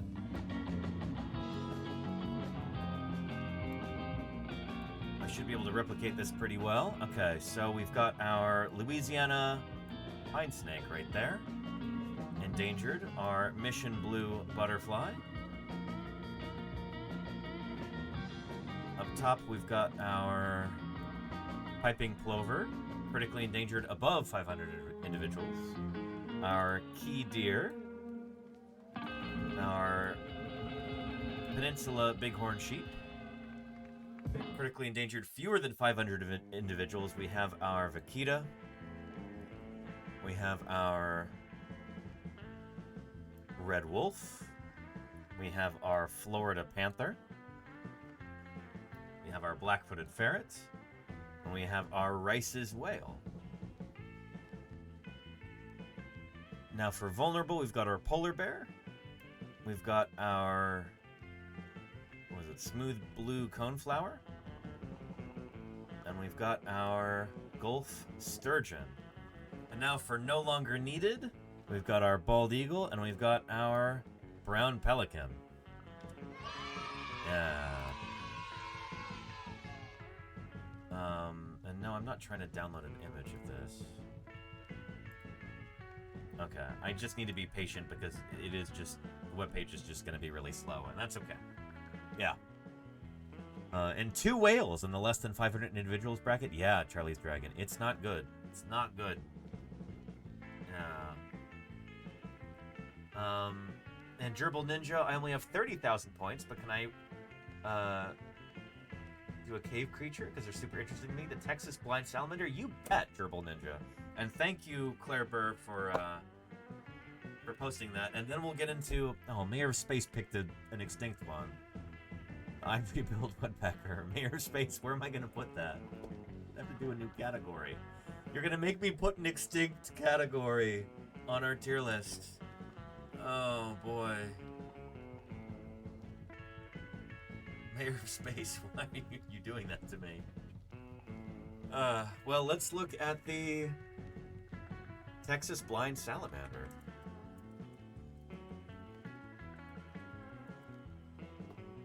Oh, it's an axolotl, basically. That is so cool. Oh, holy cow, I didn't know these animals existed. Here, let's save this right here. So cool. Okay. Texas blind salamander.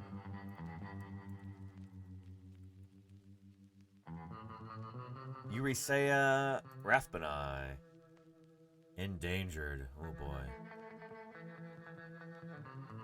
Let's see if we can find a video on them.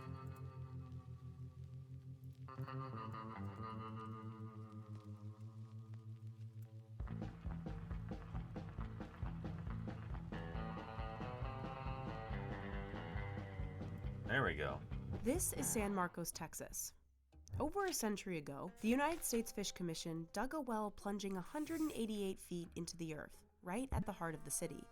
Huh. And when they did, water rushed to the surface at thousands of gallons a minute, flushing out dozens of undiscovered creatures from the depths below. Jeez. These animals had never seen the surface, nor would they, because all of them were blind. Huh. Perhaps the strangest looking animal in this catch was a species dubbed Eurysea rathbuni, now known as the Texas blind salamander. Wow. Upon discovery, herpetologist Leonhard Steinegger described them as such. These animals, by want of external eyes and their white color, at once proclaimed themselves as cave dwellers. But their extraordinary proportions suggest unusual conditions of life, which alone can have produced such profound differences. So they're doing this wrong. Here's how you do it. You do it like this. These animals, by their want of external eyes and their white color, at once proclaim themselves as cave dwellers, but their extraordinary proportions suggest unusual conditions of life, which alone can have produced such profound differences. That's how it's done. These unusual conditions are contained to a specific 26-mile stretch of caves in the Edwards Aquifer, an extensive underground layer of rocks. It's the only place in the world this species of salamander has ever been recorded. So how did these caves create the profound differences in these salamanders' appearance? In other words, They how lack did they end up eyes? looking so weird? To answer this question, we have to go back in time. Way back. Take the dates with a grain of salt. Zix, Krychik says they live in our aquifers? No. We drink their habitat. They were there first. You know? But we think that this group split off from its most recent common ancestor probably around somewhere between 10 and 15 million years ago. And geologists estimate that the aquifer had been hundreds of millions of years in the making. During the Jurassic period, some 200 million years ago, the area was occasionally covered in shallow oceans. So the 200 million years ago would be the very, very beginning of the Jurassic. Again, that's the same age as the rocks in St. George, right? Yeah. But when the area was dry and exposed to air, the rocks were Thanks for eroded that by clip, weather Claire. to make porous caverns. Eventually, a shallow basin of water and sediment covered the land. Then, that basin dried up. But rainfall continued to eat away at the earth, to create the deep fissures and caverns inside the aquifer. Probably karst Scientists like right? Devitt Limestone? think that as the climate became more arid, some salamanders crawled beneath the surface, seeking refuge in the cool and stable environment of the Edwards Aquifer. And over the course of millions of years, these salamanders adapted to the aquatic subterranean caves by evolving certain features, like blood-red gills outside of their body, while losing others, like their eyes. Wow. Living in complete darkness alongside prey that was also blind, the salamanders simply didn't need to see, and energy used for sight would only be wasted. Today, only 2 small black dots just under the skin remain as evidence of eyes past. So Those cool. dots likely only detect if it's light or dark out. This use it or lose it type of evolution also applies to their silvery white skin. Skin pigmentation usually protects animals from the sun's UV light and serves as camouflage from predators. But both of those are non-issues for the blind salamanders, who don't have to worry about the sun or predators. These small, spindly salamanders are at the top of the food chain in this ecosystem, feeding on various crustaceans like shrimp. And even though they can go months without eating, when a potential snack does swim by, several features help them capture their prey. One is a special adaptation similar to the lateral line found in fish, which detects vibrations in the water. The salamander's sensory cells respond to changes in water movement and pressure, letting them know what direction and how fast their meal is moving. That's so cool. Another helpful feature They is have their remote large sensing head, abilities, which fits in 10 other to words. 15% more teeth than surface salamanders. Huh. More teeth means a deadlier bite, which is crucial if you come by prey only a few times a year. All of those things are characteristics that help you survive in a very, very challenging environment. So that's why they look the way that they do. Fenolio is one of Very the lucky cool. few who's seen these elusive salamanders up close. Last year, his team at the San Antonio Zoo bred Texas blind salamanders for the first time in Very a lab, cool. and they've repeated their success 4 more times. Good for They're them. aiming to protect the species from extinction, since the salamanders have been endangered since 1967. Oh boy. 2 main things threaten the Texas salamander's survival. HD and HB, thank you for the 21 months of support. That's almost a whole year, or blackjack. There you go. HD and HB, thank you for the 21 months of support. That's a long time. Thank you for keeping me here on the air. Yeah. For preventing my own endangered status. Appreciate you, HD. Thank you. The first is contamination from wastewater runoff. This is a big issue, because the Edwards Aquifer is a so-called karst aquifer. So this is what I was asking. So karst topography is like when you've got a lot of limestone. So limestone reacts with water. Water actually like eats away at limestone, and so you get these interstices. You get these hollows that form, and that's why you can get these incredible caves in karst topography because of the water eating away at the limestone. Which means it's made of soluble rock like limestone. Any pollution on the surface can rapidly seep into and contaminate groundwater. Wastewater typically holds tons of nutrients, which fuels the growth of algae. When the algae decompose, this process sucks oxygen from the water, leaving less oxygen for our sensitive salamanders. Yeah. The second threat is a loss of habitat. This happens when rain... Again, back to the habitat. It's always habitat. Habitat is always critically important. Yeah, in fact, actually, the shirt that I was wearing earlier today before I started stream kind of talks about this. I got this on Culebra, little island off of the main island of Puerto Rico. Culebra had been... Here.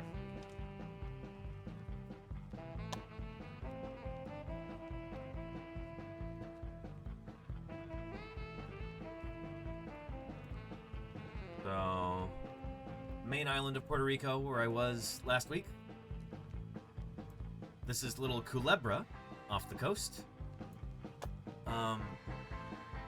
Culebra had been used by the United States military for target practice, for ordnance disposal, for dress rehearsals of, like, landings at beaches with landing craft and stuff like that. Flamenco Beach right here was one of those beaches where they used to have like amphibious landings practice, and then they had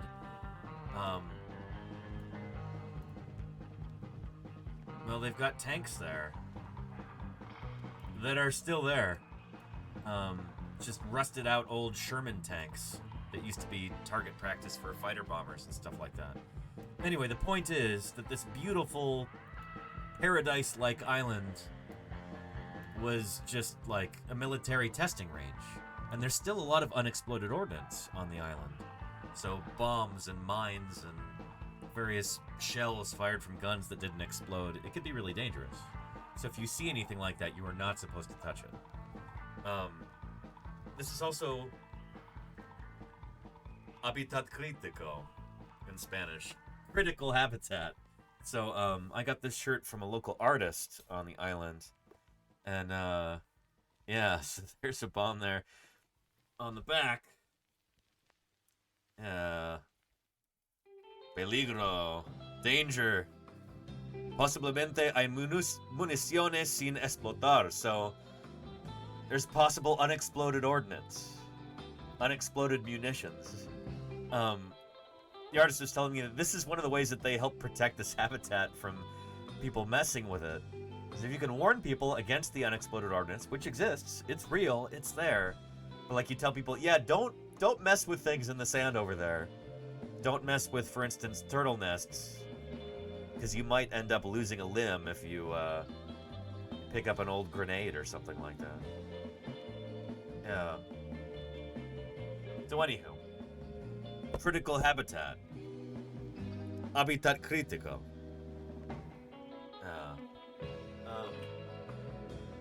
Love that shirt. Really cool.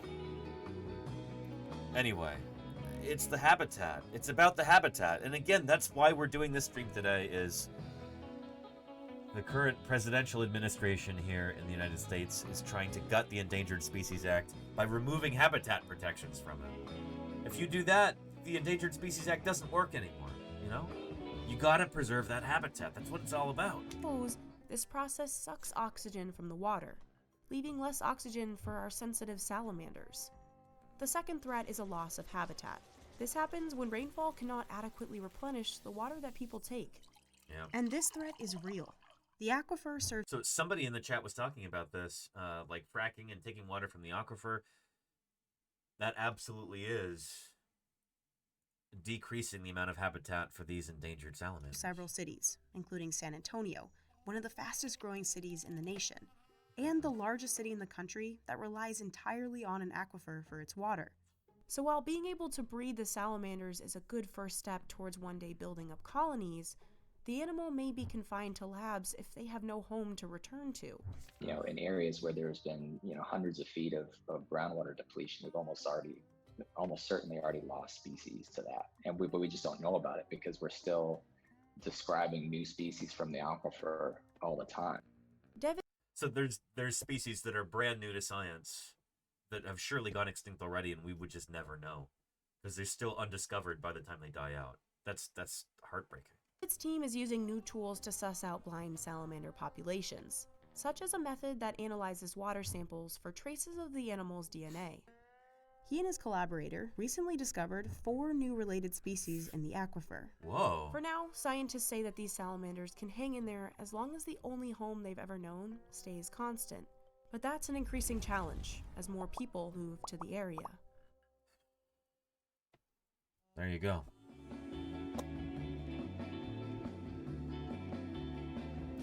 Well, here's a link to that video too. I haven't been doing that much, but there you go.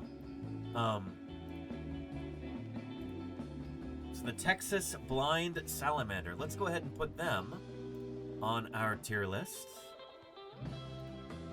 They were indeed endangered.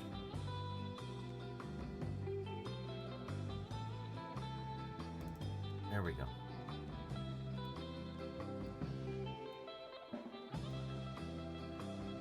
There we are.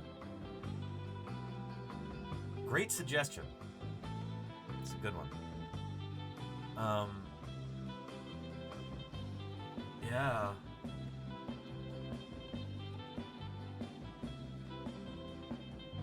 And let's see.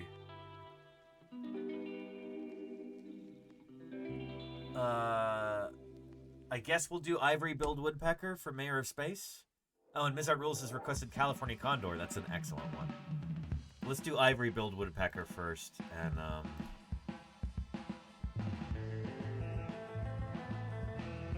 add row below.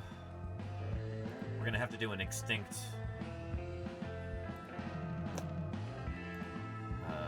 category here. Because the ivory-billed woodpecker is...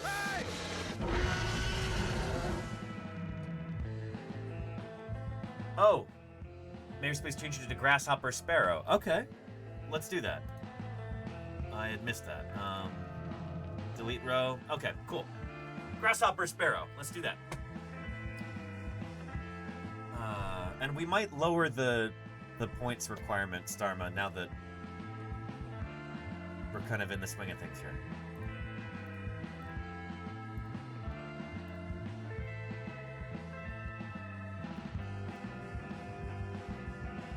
Grasshopper sparrow. Look at this little guy. Oh my goodness. That's a good photo. Let's grab that. And what's up with them? Grasshopper sparrow. Florida grasshopper sparrow? Endangered. Oh boy. Let's see if we can find a video on them.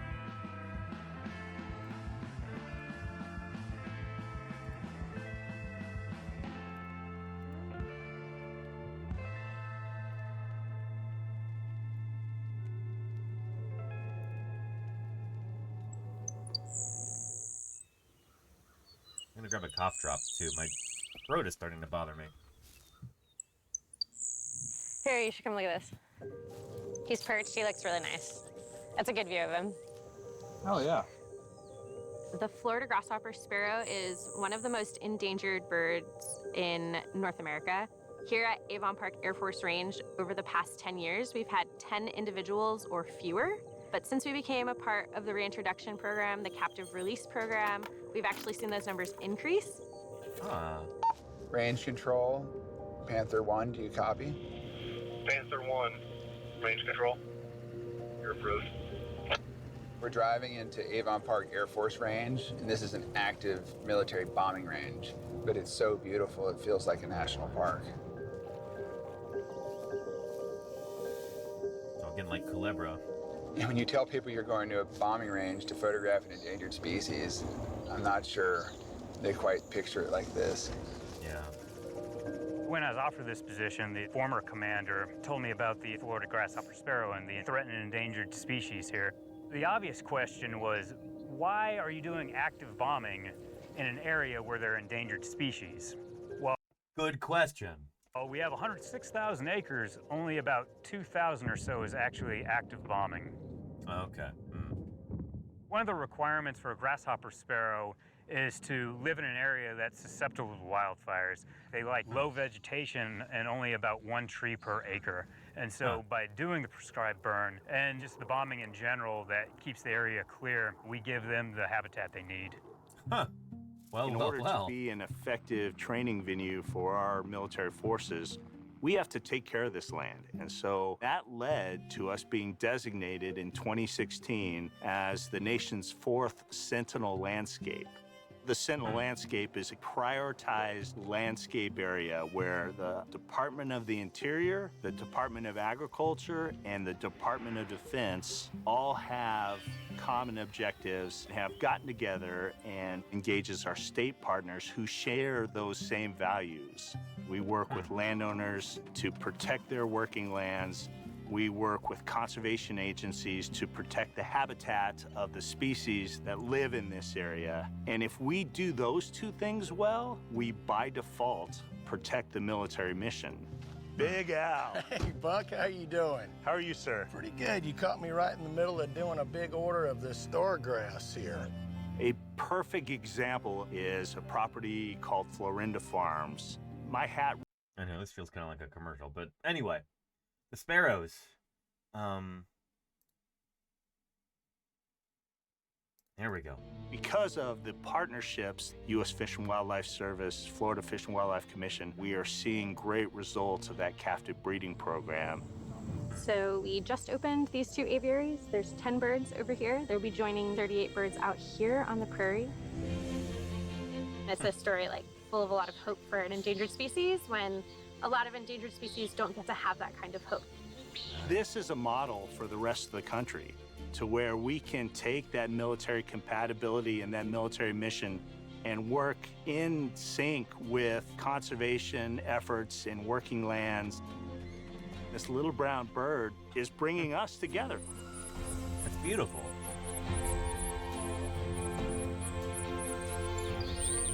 And there we go. Gotta love it. Florida grasshopper sparrow. Endangered. Let's put them on our tier list now.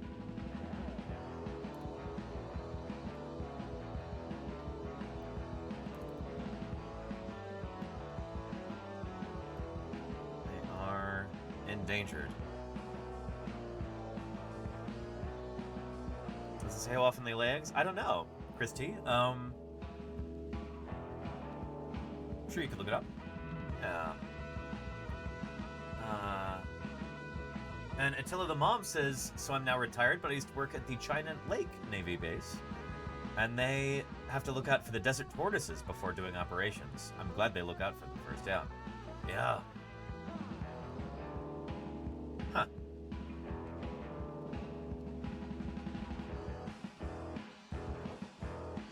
Anyway, very cool.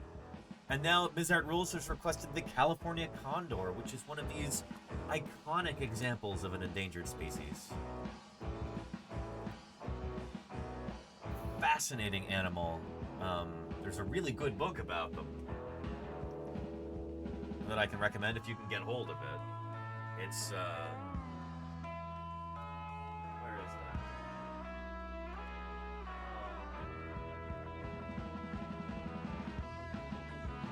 that? The California Condor.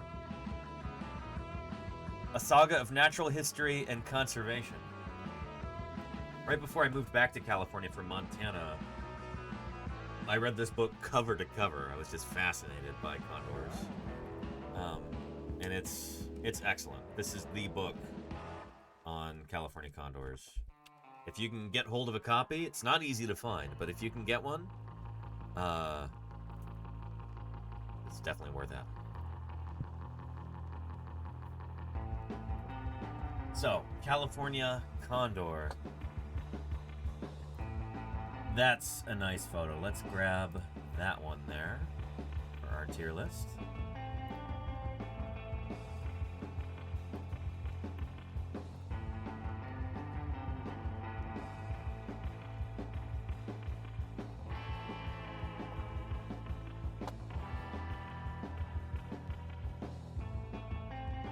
Let's see.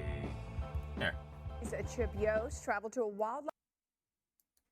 It is the largest land burn in North America, the California condor. The vultures are endangered, but a program led by the U.S. Fish and Wildlife Service is trying. Oh, and the... Goodness. I bet you we can find a better short video here. Let's see. Oh, from California Academy of Sciences. This should be good.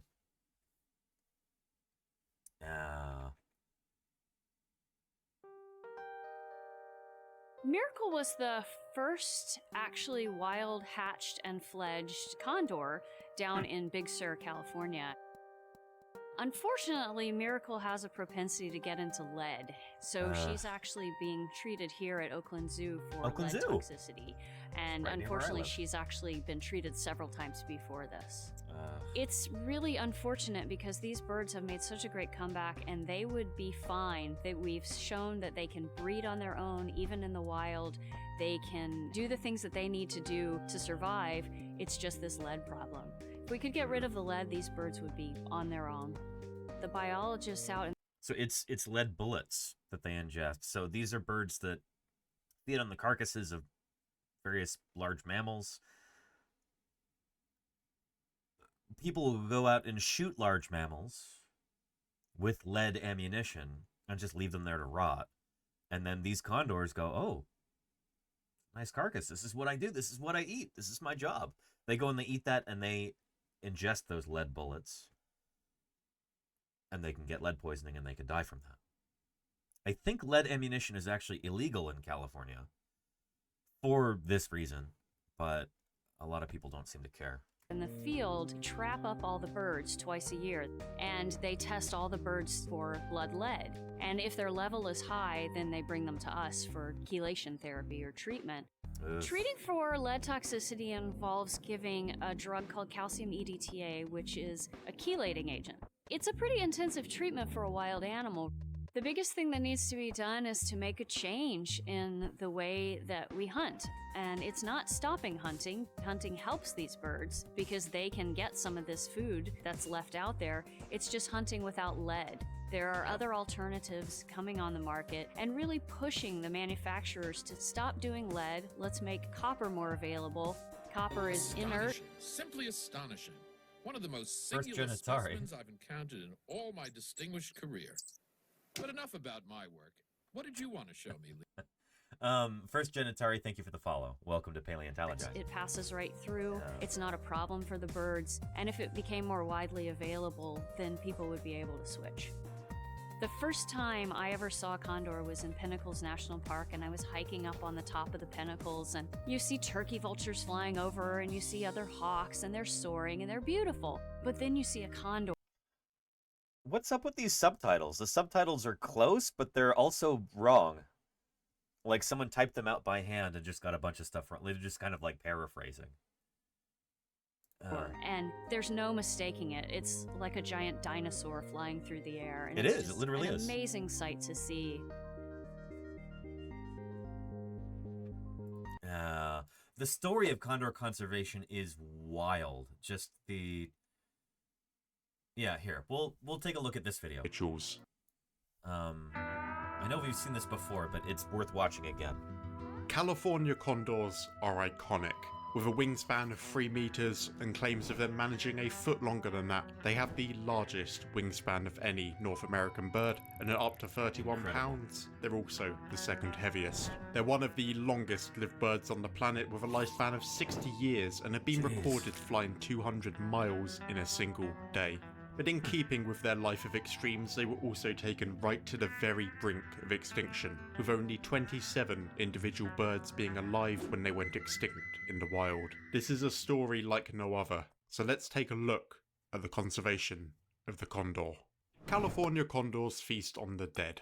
In this case, mostly medium to large mammals that have been dead for 2 to 3 days, so they're nice and easy to tear into. Their feeding habits may seem grim to us, but they're exactly what makes them crucial to their ecosystems. Without this cleanup crew, carcasses would cause all sorts of problems. Anything left to rot would provide the perfect environment for deadly pathogens to multiply, giving rise to diseases like anthrax or salmonellosis. Any animals that consumed that infected flesh would hence become carriers themselves, and any water systems near the body could get contaminated too. That's why we've set up multiple projects to help other vulture species, from GPS tagging griffon vultures in Portugal to building a vulture restaurant in Namibia with the hopes of getting 3 locally extinct species to return, if you want condors. The population of California condors around the 19th century is not known, but they were certainly abundant and are estimated to have numbered in the tens of thousands. Back then they ranged all the way from British Columbia in Canada to Baja California in Mexico, but as you can imagine, this didn't last. There are a lot of superstitions tied to vultures. Many cultures closely associate them with death, disease and misery, with the common belief being that seeing vultures circling overhead meant danger or death was ahead on your journey. All of that is to say they weren't exactly beloved, and California condors and other vulture species alike were often shot on sight or intentionally poisoned. This certainly didn't help, but it wasn't what toppled this giant.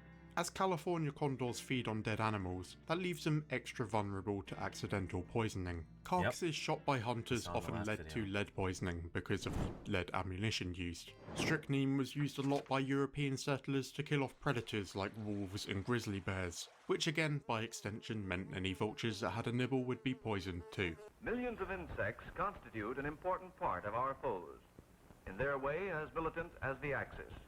The final nail in the coffin can be attributed to an insecticide called DDT. The damage this chemical has caused to the world is incalculable. In the right conditions, it can have a soil half-life of 30 years and an aquatic half-life of 150 years. It's also lipophilic, meaning it's able to dissolve in fats, oils and lipids, and can easily bioaccumulate, meaning it builds up in an organism over time. Thanks to those properties... Hang on, Mini-Paw, you be careful there. You be careful. Don't knock over my gharial skull, okay? You hear me?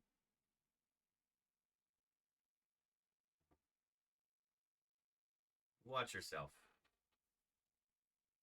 DDT also biomagnifies, which means that the concentration of the toxin increases as you move higher up the food chain, which, as you can imagine, leads us back to the condor. While DDT isn't fatal for a contaminated condor, it does lead to the thinning of bird eggs, which causes them to more frequently break before hatching. This obviously isn't good for any birds, but the female California condor reaches sexual maturity at 6 years old and only lays a single egg every other year. The increased risk of that bird not reaching maturity, combined with the chances of that single egg breaking, proved to be devastating. So again, only 1 egg every 2 years? Lays a single egg every other year. Yeah. Which, under normal circumstances, this is enough to sustain their population, but you put pressure on them, you persecute them, you remove their habitat, you poison them, you shoot them, and their population will just plummet, and that's exactly what happened. The increased risk of that bird not reaching maturity, combined with the chances of that single egg breaking, proved to be devastating. By 1967, only 60 California condor were left in the wild. 60. So only 60 of this species, only 60 individuals. You know? That's nuts. That's so few. And so there was a big discussion at the time, what do we do to try and save these? There were some people who argued, oh, well, you know, we should just let them go extinct with dignity. You know? Let them die out. I vehemently disagree with that notion. So instead, there was a plan devised to capture every single last living condor and start to breed them in captivity to keep them from going extinct. To try and save the species. And it was quite the undertaking. They were listed as an endangered species, and in 1975, the first recovery plan was set up. This wasn't enough, and numbers continued to decline. Eventually, the call was made to catch all of the remaining wild California condors and add them to the breeding program. In 1987, condor AC9 was brought in, making the species extinct in the wild. The total captive population was just 27 individuals. The breeding program... So, again, it had been 60 before, and you think that is shockingly low, terrifyingly low. Only 60 of these animals left in the entire world, but their numbers just kept dropping after that. At their lowest, only 27 species. 27 individuals of this entire species. You know? That's nuts. The program was led by San Diego Wild Animal Park and Los Angeles Zoo, alongside numerous other participating zoos, and it's thanks to them that we're not talking about an untimely extinction right now. By 1992, the population had increased to 86 condors, and 7 were finally released back into the wild. For a species that only raises a single chick every 2 years, increasing the population from 27 to 86 over 5 years sounds impossible. In an interview with CBS, Mike Clark, a condor keeper at Los Angeles Zoo, explained how they increased the speed of the recovery using the condor's ability to double clutch. When the condor lays its egg, the keepers take it, which prompts it to lay another, effectively doubling the yield. Nice. The California condors would still only raise a single chick, which meant that raising that first egg would be extra expensive. They were also raised using hand puppets to make sure they don't get attached to people. I didn't need to include that, but I love this image. The program's continued on like this for quite some time. Isn't that so cool? I love. Yeah. And also, as you can imagine, condor puppets like this were not commercially available at the time. So I love just thinking about I want to see if there's any information available anywhere on the construction of these puppets, because here you had probably like a world-class puppet maker do these custom California condor puppets. I want to know the story behind that. I'm sure it's interesting, you know? That's so cool. It's just the level of passion and dedication there is something that I find it's inspiring, you know? Yeah. Mini Pie, what do you want right now? Do you want treats? Do you want... Are you just here for attention? What are you looking for? I think you're just here for attention. That's the sense I'm getting right now. Is that right? Do I right, Mini Pie? Is that right?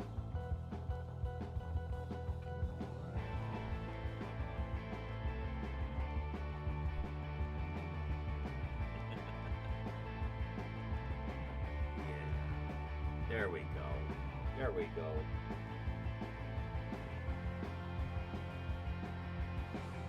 Okay, we can make that happen. We can make that happen. I'm a little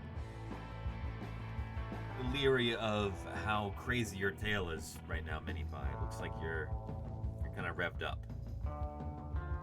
So let's continue here. Love this image. The programs continued on like this for quite some time, but Mike Clark had a trusting bond with one particular condor, and it was with that condor that he tried something never done before. He tried to get her to foster more than one chick, and it worked.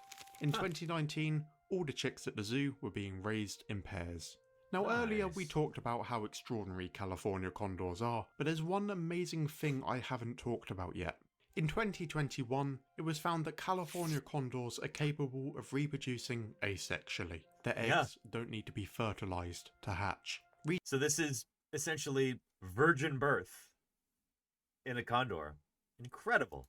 Researchers found that 2 male chicks, one born in 2001 and one in 2009, were completely unrelated to any of the male birds. Now, parthenogenesis is not unheard of, but it typically occurs in populations that have few or no breeding males. It's like a last-ditch, desperate way for a species to cling on to life. But this is the only time that it's been recorded in a bird species when males were present. Unfortunately, both of those chicks have since died, one at age 2 and one at 7. But this was so astonishing to me that I just had to include it in this video. It won't have... So, parthenogenesis is not uncommon in different kinds of animals. Various species of reptile, lots and lots of fishes, parthenogenesis, but yeah, and I'm sure a ton of invertebrates that I'm not even thinking of right now. But what? No, shoot, what did I just do? Mini Pie, watch out.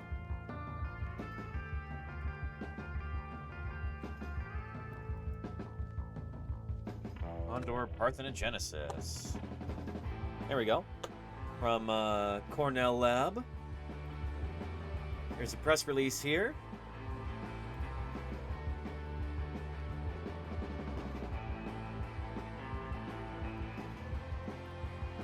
Nope, that's not it.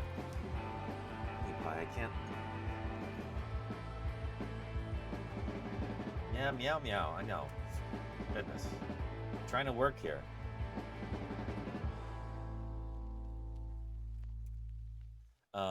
There you go. And this will actually link you to the original paper, too. And the Journal of Heredity. There we go. Facultative parthenogenesis in California condors. How wild is that? Yeah. Really cool. Really, really cool. An impact on the survival of this particular species, but I think it's a perfect example of the resilience of the natural world. Today there are over 500 California condors in the world, so it's safe to say that those breeding programs have been highly successful. Zoos are a controversial thing in the present day, but a lot of them run conservation programs like these and fund them through visitors and donations. The recovery of the condor cost more than 35 million, although around 20 million of that was federal and state funded. The story of the California condor is a great example of the role zoos play in conservation. Yeah. We've even worked with a fair few ourselves, including Chester Zoo and Bristol Zoo Gardens, who run the breeding programs for the endangered snail species that we're trying to restore on the deserted islands. It's a complicated topic, but here they clearly worked. The California condor situation is not as bleak as it once was, but there is still so much to be done. The wild population isn't increasing much as mortality is roughly balanced out by releases from captive populations. According to the Department of the Interior, from 1992 to 2020, there were 107 wild condor deaths from lead poisoning, making up 50% of all mortalities with a known cause. To combat this, California banned the use of lead ammunition for hunting in 2019. However, the law does allow for the sale and purchase of such ammunition, as it's still legal to use in target ranges. Due to the pandemic, there was also a shortage of the alternative copper bullets, which led to more lead-laced carcasses. But much of the problem, as we see time and time again, comes down to education. California condors have gone from hated to iconic, and most people will make the effort to switch from lead ammo if they're made aware of the damage it does. Hunting is yet another controversial topic, but many see themselves as conservationists in their own right. I'm not here to pass judgment on hunters or zoos, we all have our own opinions on these matters, but one thing everyone here right now has in common is that we all want to see this situation improve. At least I don't know. I certainly have my own opinion on the topic, hunting and zoos.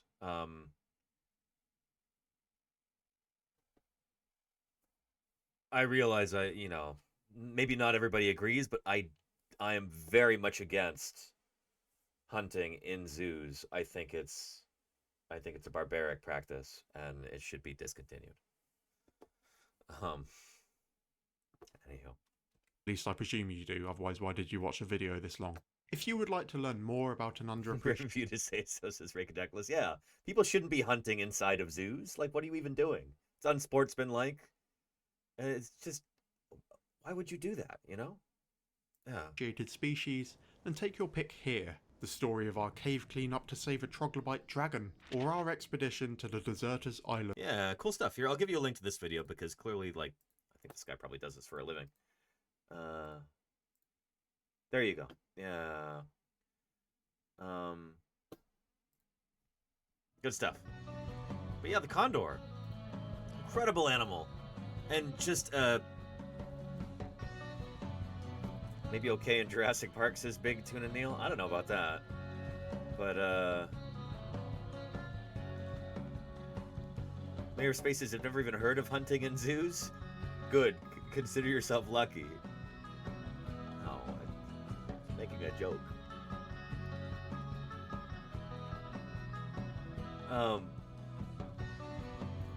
But speaking of Jurassic Park, condors are so iconic that they're brought up in the dialogue in the film Jurassic Park. In the dinner scene after they encounter the dromaeosaurs in the cage at the beginning of the tour. Anyhow.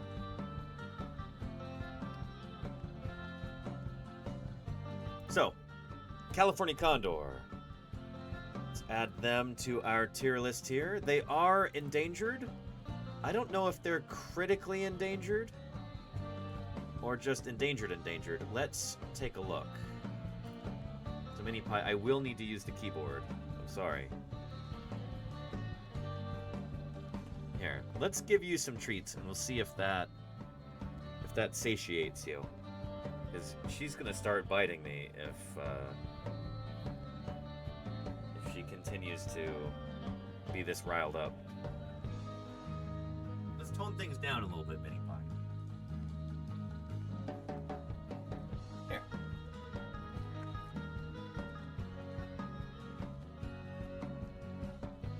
There we go. How's that?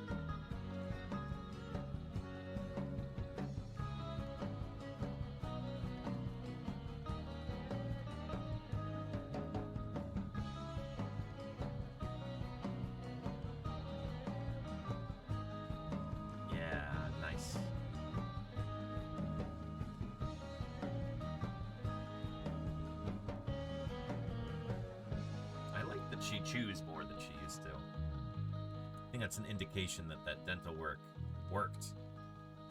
Huh. Yeah. That pretty good? What do you think? You happy now? You happy now? What's over there? What is that? What's over there?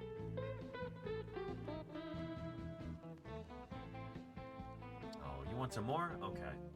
Okay, we can make that happen.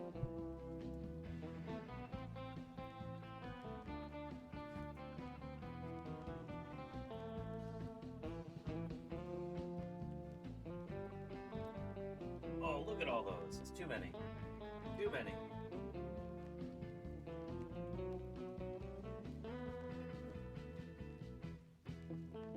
Oh, what riches. What bounty. It's a smorgasbord of treats. What do you think? Good stuff?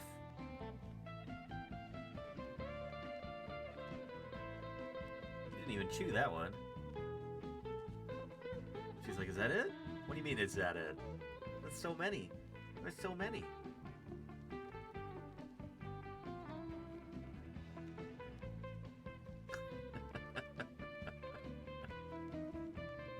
I love when she licks her chops. That's why we've got that emote. You do a lot of that, huh, Mini Pie? Yeah.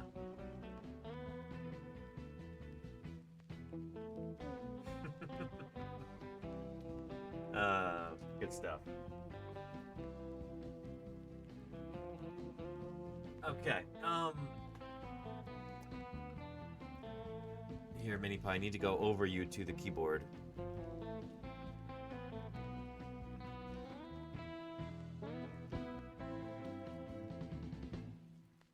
California condor, Gymnogyps californianus, endangered. So let's take condors and put them here. Endangered. Let's also look them up on Wikipedia too.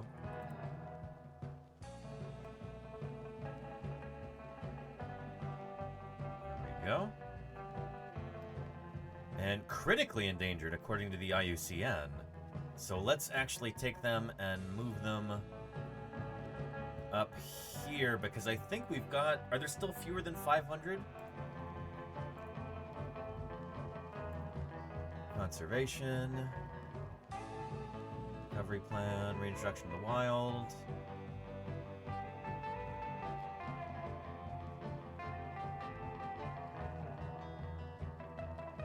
Expanded range. Condor watch.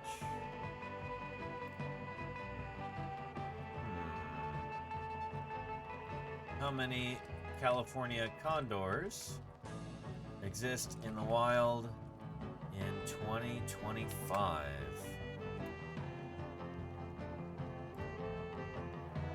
All right. There are only about 560 California condors on the planet, so each egg is important. That's going to be fewer in the wild. So yeah, I think we can keep them there at critically endangered, less than 500 individuals in the wild. Anyhow.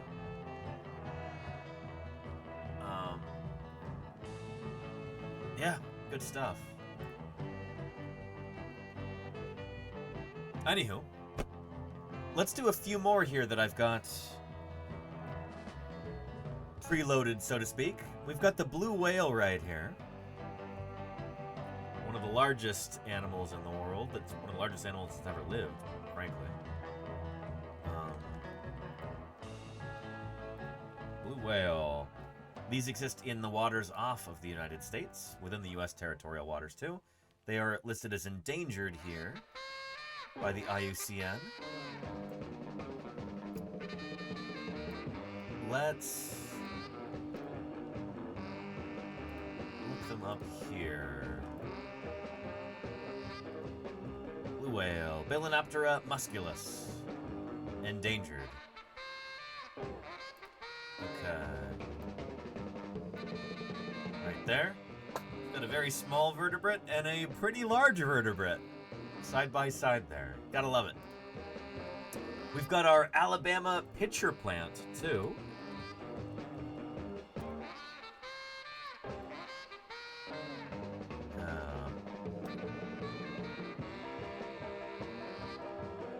Sarracenia alabamensis. These guys are pretty neat as well. Alabama canebrake pitcher plant, endangered. The Endangered Species Act, of course, covers plants as well. So we'll put them there, next to our blue whale. We did the ocelot. Let's talk about the Devil's Hole pupfish for a minute. Because I think they're a really fascinating example of a hyper-localized species. A fish that lives in essentially a cave in the middle of the desert.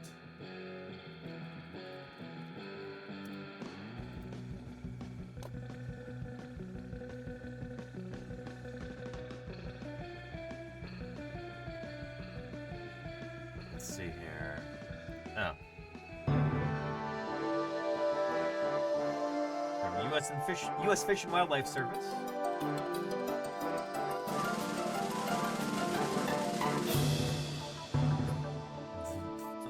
Fun little opener there. Devil's Hole pupfish was listed as endangered in 1967. This iridescent blue inch-long fish's only natural habitat is in the 93-degree waters of Devil's Hole. Yep. Devil's Hole is located within the Ash Meadows National Wildlife Refuge in Nye County, Nevada, which is a detached unit of Death Valley National Park. The surface of Devil's Hole is approximately 10 by 50 feet. The cavern is over 500 feet deep. Pupfish live in the top 80 feet of the pool and are believed to forage and spawn exclusively on a small 7 by 13 foot shallow rock shelf just under the water's surface.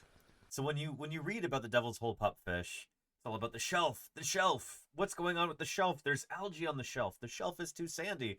It's essentially just a tiny little shelf of rock, and that's where these fishes live. That's their habitat. The only place on the entire planet where they live is just right there. It's nuts. But they've been there for tens of thousands of years, long enough for them to speciate, to become their own species. The pupfish are believed to have been isolated in Devil's Hole for 10 to 20,000 years. 10 to 20,000 sounds too low. I don't think that's right, but... Endemic species with limited distribution, such as Devil's Hole pupfish, are at greatest risk of extinction since they do not have the flexibility to change locations to adapt to changing environments. Yep, it's a desert outside. Where are they going to go, you know? Mayor of Space asks, maybe facetiously, can we dig more holes with more shelves? That has been tried. Literally, like, as close as they could make to an exact replica of Devil's Hole was constructed, and they either tried to introduce the pupfish there, or maybe they plan to do that, but, yeah. Past research has demonstrated that Devil's Hole pupfish populations... And Lee Lemon, thank you for being here. You make sure that you fill out the public comment. Absolutely. We're going to do that in just a little bit. Crucially important. And again, somebody type in the exclamation mark ESA. Oh, hang on a second. Type in that command, though. Stats Bloke, how was your stream? It's wonderful to have you here. Welcome to Paleontologizing. Hello. I hope you had a superb broadcast. Happy Endangered Species Day. We're having an important stream today, talking about different endangered species here in the United States, what we can do to help save them by helping save the Endangered Species Act, which is currently under attack. Murph. Spared no expense. Thank you, Murph, for gifting Stats Bloke. Look, we're only Murph gifted a tier 1 sub to Stats Bloke. 22 subs away from our goal for the week. Thank you, Murph. Yeah. Love wins. I like it, Stats Bloke. It's good to have you here. If anybody's new to paleontologizing, which I presume some of you are, like maybe you, Jed Ted. My name is Danny Anduza. I'm a dinosaur paleontologist. So dinosaurs are what I study. Dinosaurs are what I publish on in the scientific literature. Dinosaurs are what I dig up during the summers. But we're taking a step back from that to talk about creatures that are on the brink of extinction. Creatures that we can still save. Especially here in the United States because of the Endangered Species Act. Thank you, Murph, for those 10 gift subs there. We're only 12 away now. Murph is overloading the system with 10 gift subs. Luckily, tinamus like this from Central and South America are not endangered. I think they're pretty common. And they get very excited due to generous sub gifts like that. Oh, shoot!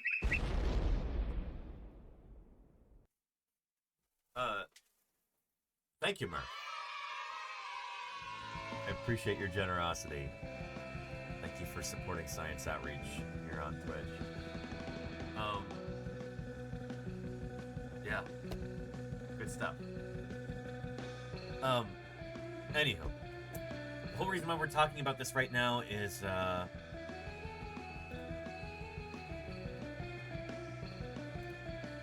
It's this. Did we watch this one already? We did. There's the condor that we were just talking about.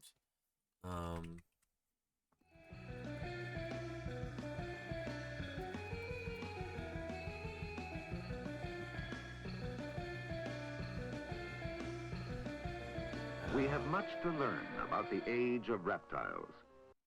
Coldami 666, thank you for the follow. Welcome to Paleontologizing. I'm glad you're here. I'm glad you are here. Thanks for following.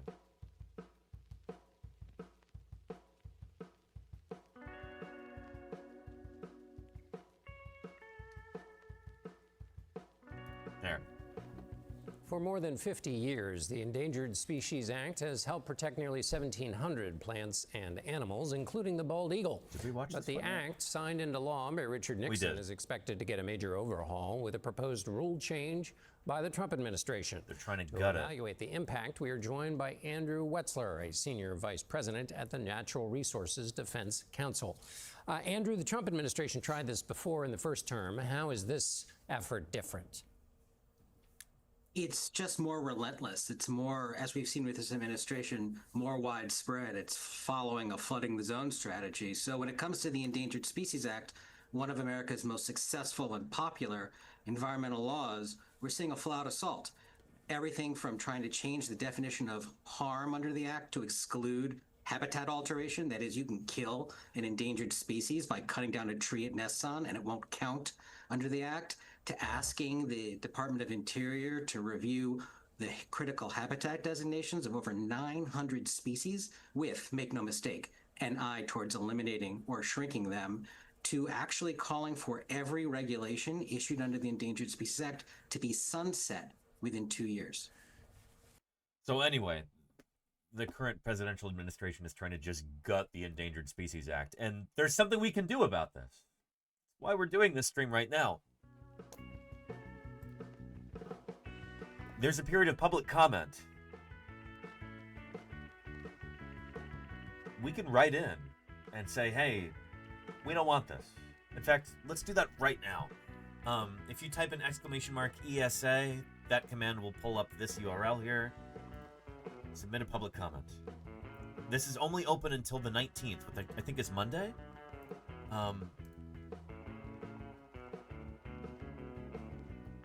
So let's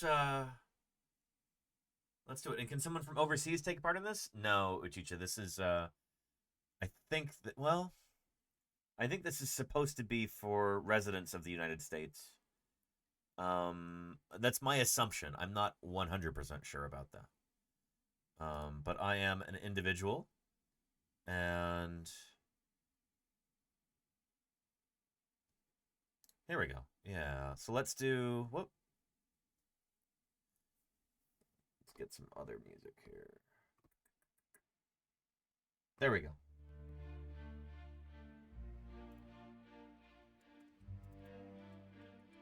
Danny Anduza in Oakland, California. Oh, so I guess you can. They've got a bunch of other countries that you can select. I'm going to select United States because that's where I live. This is filing a document into an official docket. Any personal information included in your comment, text, or uploaded may be publicly viewable on the web, so just be advised of that. In the interest of being publicly viewable, I'm doing this live on stream. So yeah.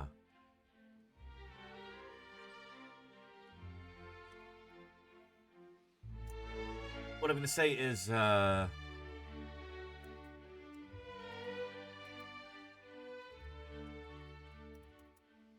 I'm typing this now. During a science outreach live stream with 275 viewers tuning in.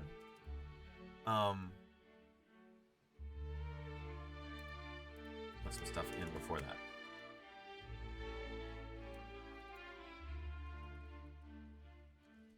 I would like to voice my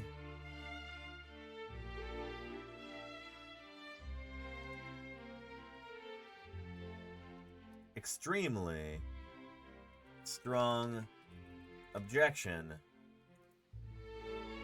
to the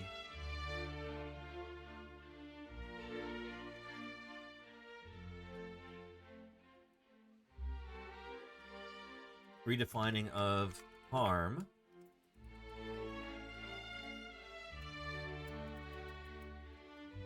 proposed by this administration for the Endangered Species Act. The ESA is one of the most successful and publicly popular actions the U.S. government has ever enacted.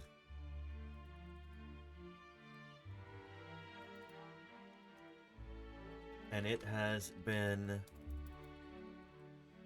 absolutely instrumental in saving dozens of species from extinction. Perhaps the most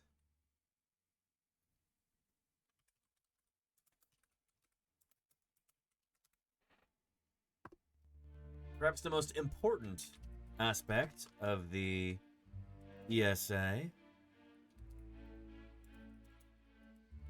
deals with habitat protection. Removing this would effectively gut the ESA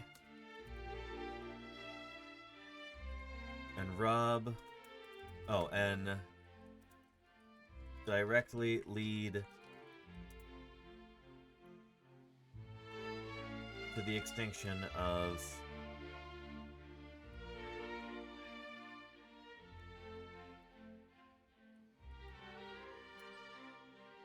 directly to the extirpation,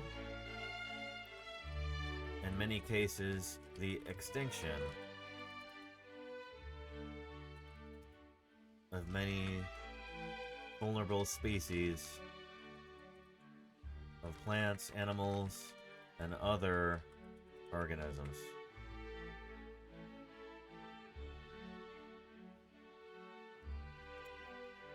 Under no circumstances could we, as Americans, allow this to happen.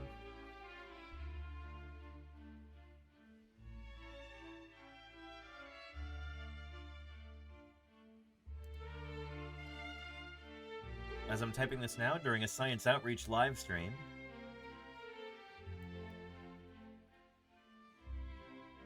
$289 viewers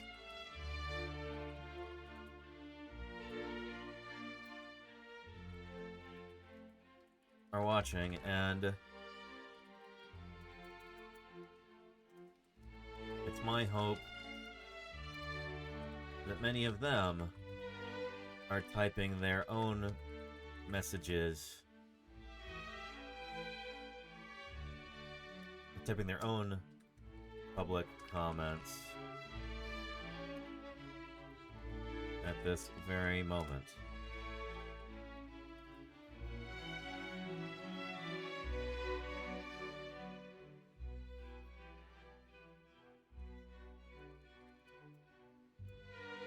So the protection of the Endangered Species Act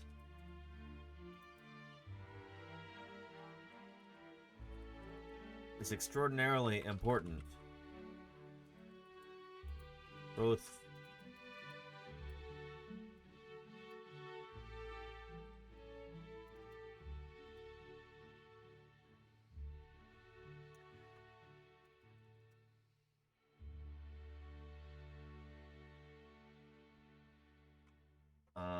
let's see here.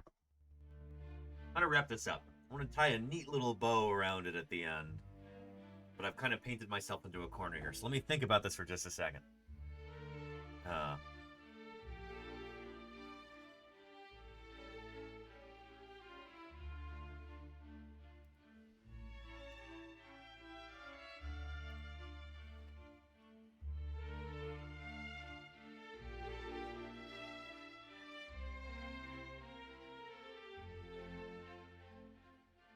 Which is why...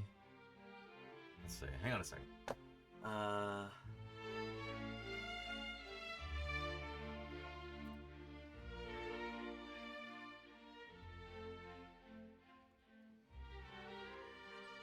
The person reading this,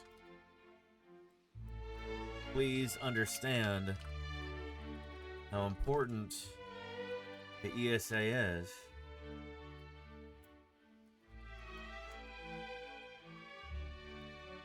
Especially its provision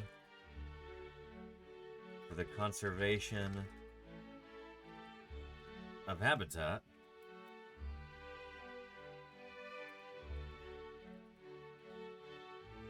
and how very passionate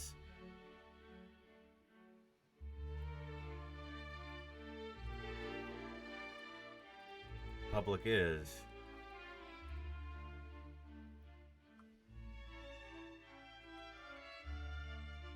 about saving these, well, about preventing further harm to endangered species.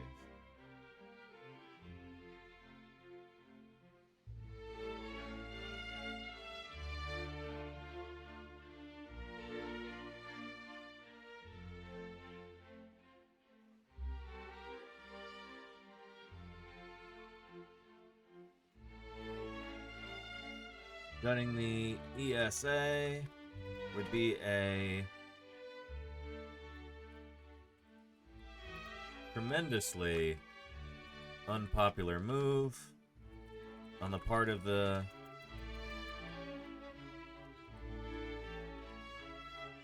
current administration, and would be looked on by the rest of the world with outrage and disgust.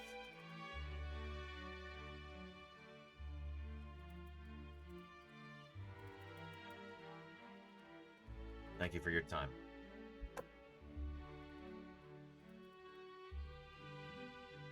Please do the right thing. There we go. So, just to read it over again, I would like to voice my extremely strong objection to the redefining of harm proposed by this administration for the Endangered Species Act.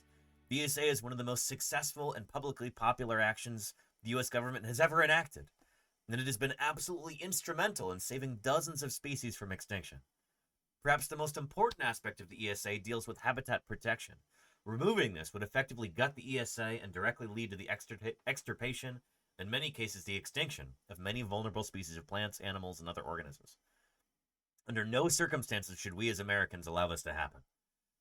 As I'm typing this now, during a science outreach live stream, 289 viewers are watching, and it's my hope that many of them are typing their own public comments at this very moment.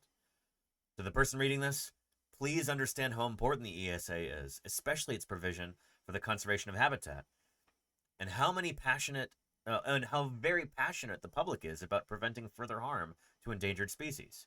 Gutting the ESA would be a tremendously unpopular move on the part of the current administration and would be looked on by the rest of the world with outrage and disgust. Thank you for your time. Please do the right thing. There we go. I feel okay about that. I've read and understood the statement above. Hold on to your butts. Let's submit comment here. There we go. Okay. Excellent. So I'm going to record my comment tracking number.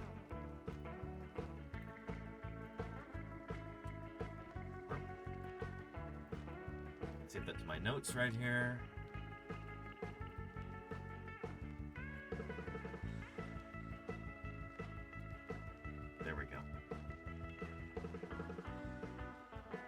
903, how are you doing? Kiki Jane says something about the protection of biodiversity, as all life, including human life, relies on a healthy, intact environment. Absolutely. Yeah. Yeah. And Snow Denshi says worth mentioning is that the act is a successful act. Absolutely. The Endangered Species Act, like I said there, is one of the most successful and popular things the U.S. government's ever done. You know, it's like...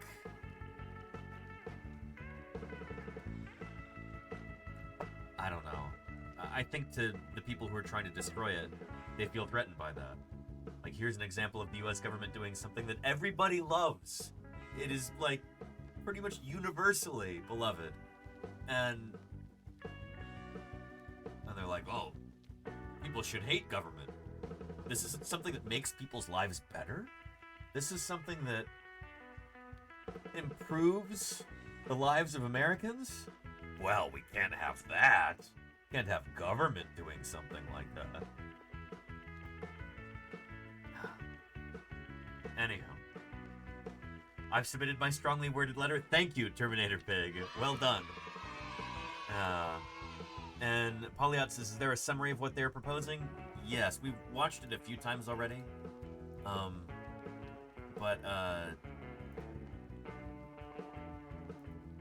Here. Asking the Department of Interior to review the critical habitat designations of it's just more subtitles are delayed. Relentless. It's more, as we've seen with this administration, more widespread. It's following a flooding the zone strategy. So when it comes to the Endangered Species Act, one of America's most successful and popular environmental laws, we're seeing a full-out assault. Everything from trying to change the definition of harm under the act to exclude habitat alteration. That is, you can kill an endangered species by cutting down a tree it nests on, and it won't count under the act. To stuff like this. So basically just trying to add new language to the Endangered Species Act, so it's like, well, you know, if we destroy their habitat, you know, it's not like we're destroying the animals. We're just destroying all of their food and where they eat and sleep and live and everything else. You know, they can go live in a parking lot. That's fine. That's essentially what this is doing, you know? So yeah, there you go, Polyot. Yeah.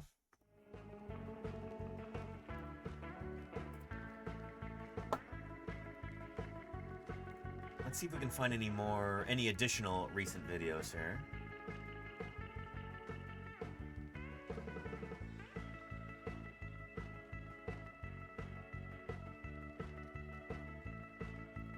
Let's look in the last month, because last week didn't really have anything. Yeah, here we go. President Trump is trying to make it easier to build in locations where endangered species live across. And that's not. I hate the way that the news media covers some of this stuff, because it's like you're playing right into their hands by saying it that way.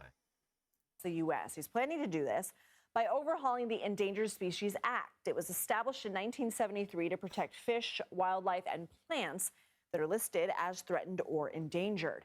Under the act, any business or activity that harms a protected species would be a violation. Well, Tracy Wolf joins us now. She's the senior coordinating producer for the CBS News Climate Unit, becoming quite a regular here on the Daily Report, and we are grateful to you for that. So how exactly could the president make it so that you could build in areas where endangered species live? So anytime industry or a business wants to develop a building, wants to drill, wants to log, anytime they want to do some major economic activity, there's a... I'm just going to stop it right there. When you start using this, like, economics poison language by calling these, economic activities like deforestation, like strip mining, like doing whatever, you're already ceding ground to them. You're already halfway surrendering by using language like that. You just can't do that. That's why I can't watch the news, is because it's just poison pilled with all this stuff like this. Just I don't know. The amount of, like,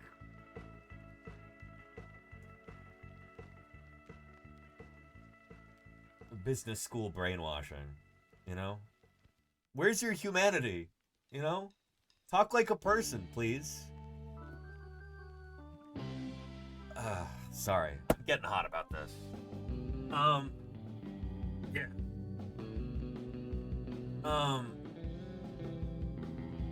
Yeah. Mail of fruits, like the economy is still going to soar in a dead planet. Exactly, right? What's the classic line?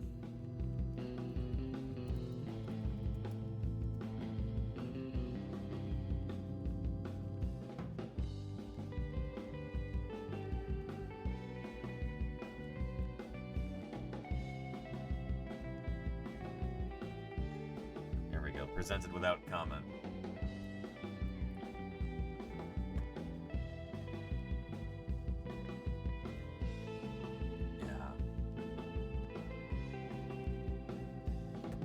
There it is.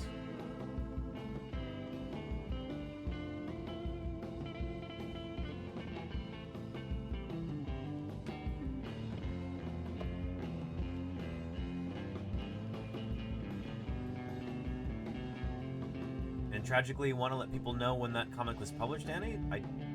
I assumed it was recently, Rakadactylus. When is that from?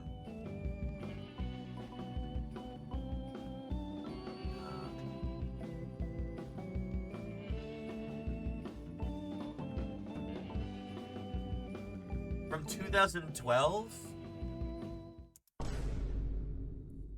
Jeez. This is 13 years old? I feel like it could have been published yesterday, you know?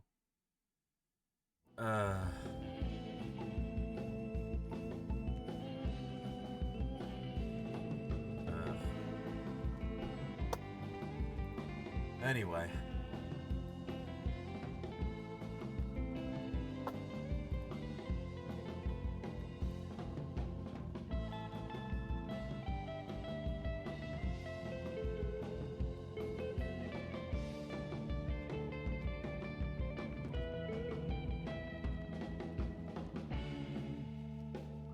I was looking for other videos on this, and it's all the same stuff. It's literally the same video. Here's CBS News, and then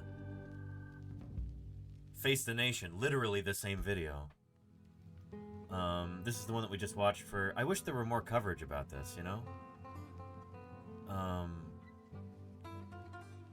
Yeah.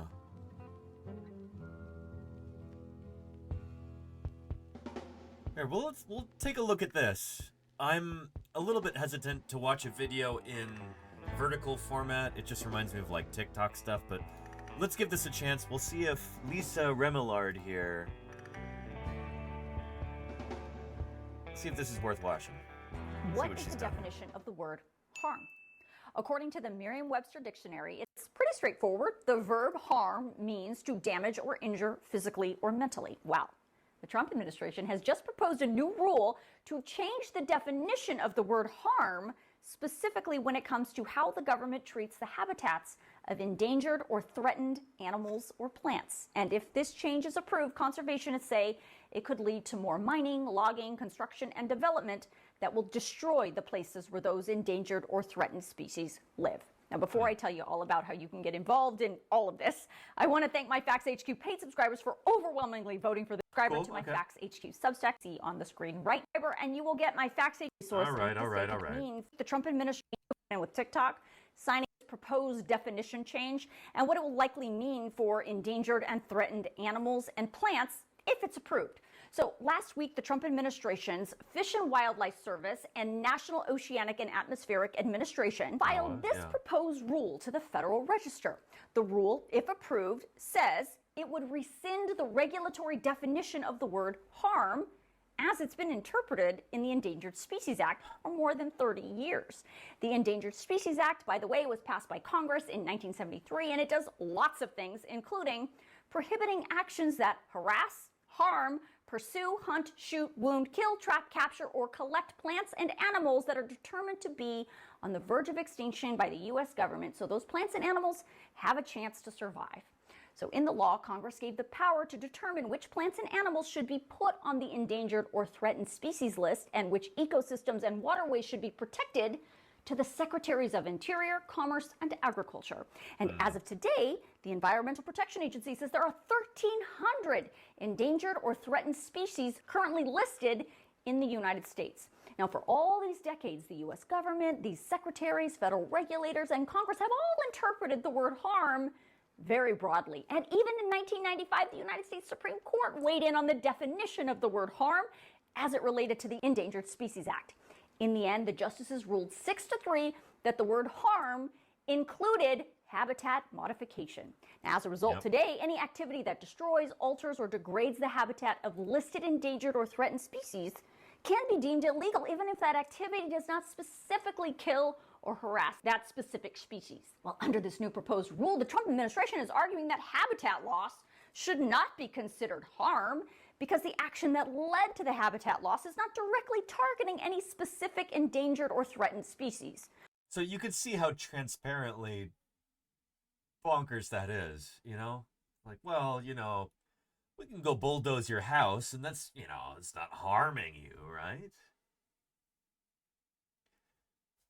The Trump administration points to the there you go, Starma. You said the same exact thing, yeah.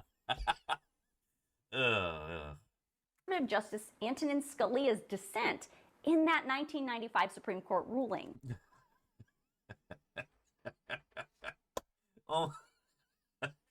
His dissent right there. I love that the closed captions, yeah, this is not dissent in an evolutionary sense.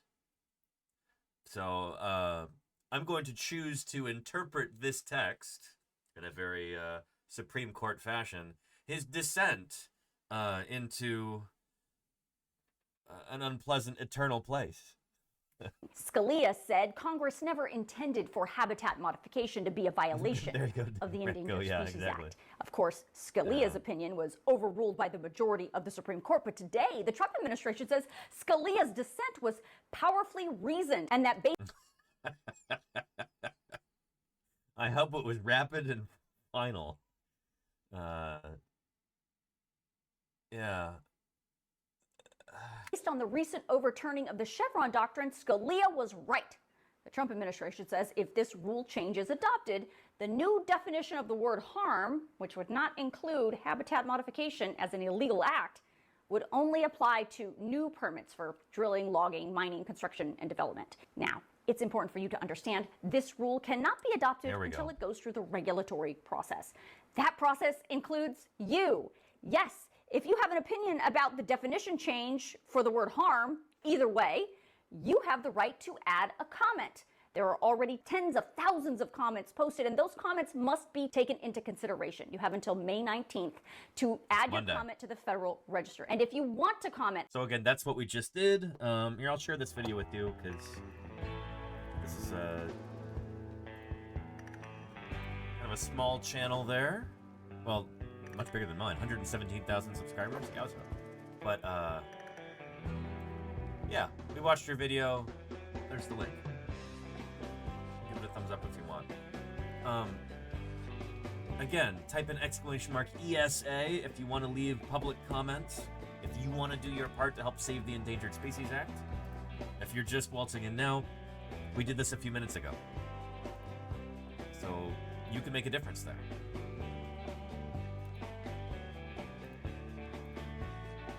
Each one of those comments has to be read by a human being, as I understand it. They can't go forward with the changes until they've actually read all of the comments. And there are currently 163,013 comments. It's gonna take a minute to read those.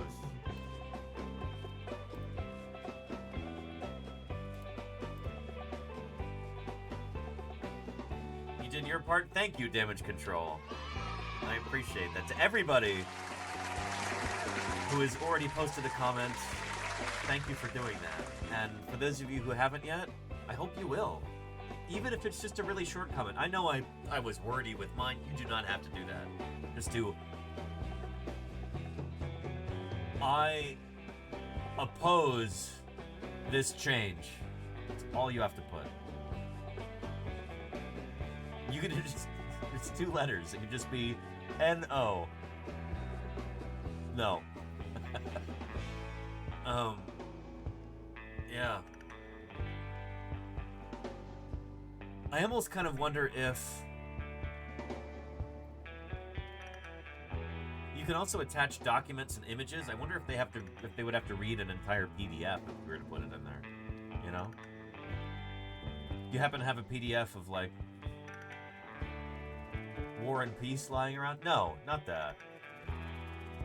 Rachel Carson's Silent Spring, maybe. That would be directly relevant. And Reykjadekla says yes, they would? Really? They would have to read the entire PDF?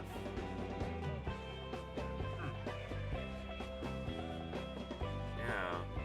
If you put in something irrelevant, they'd flag it as such and move on.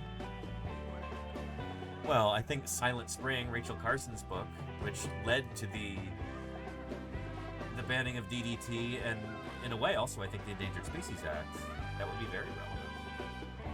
Yeah. And Starma, we can talk about the salt marsh harvest mouse. I'm not really familiar with that species. Let's take a look before we wrap things up.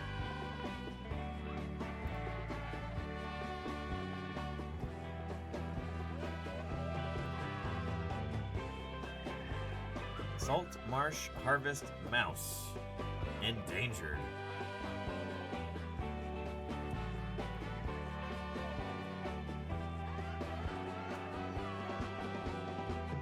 There we go. What a little cutie. My goodness.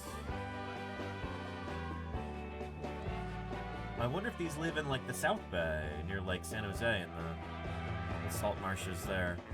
I bet you they do.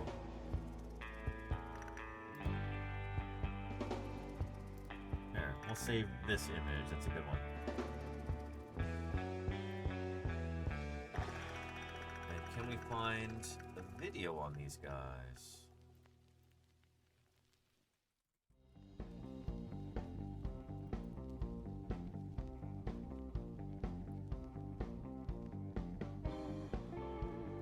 The salt marsh harvest mouse Rethrodontomys rabbit. No, we don't want a procedurally generated garbage anything. We want...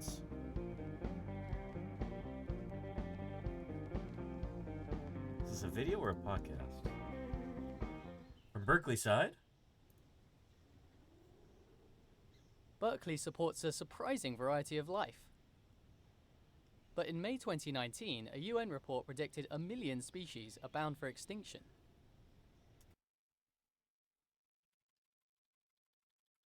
This is Berkeley through and through. I love it. That's the Wonkel Rex there. That's, this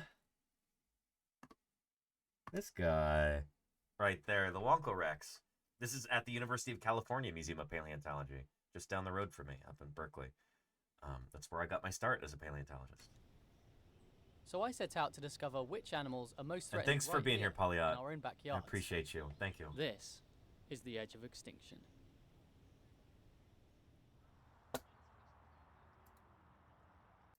If you look out in this marsh, you can't know for sure, but assuming the population has persisted, they are still here. Katie Smith has been researching the salt marsh harvest mouse for over 10 years. I fall in love with every single mouse that comes out of a trap.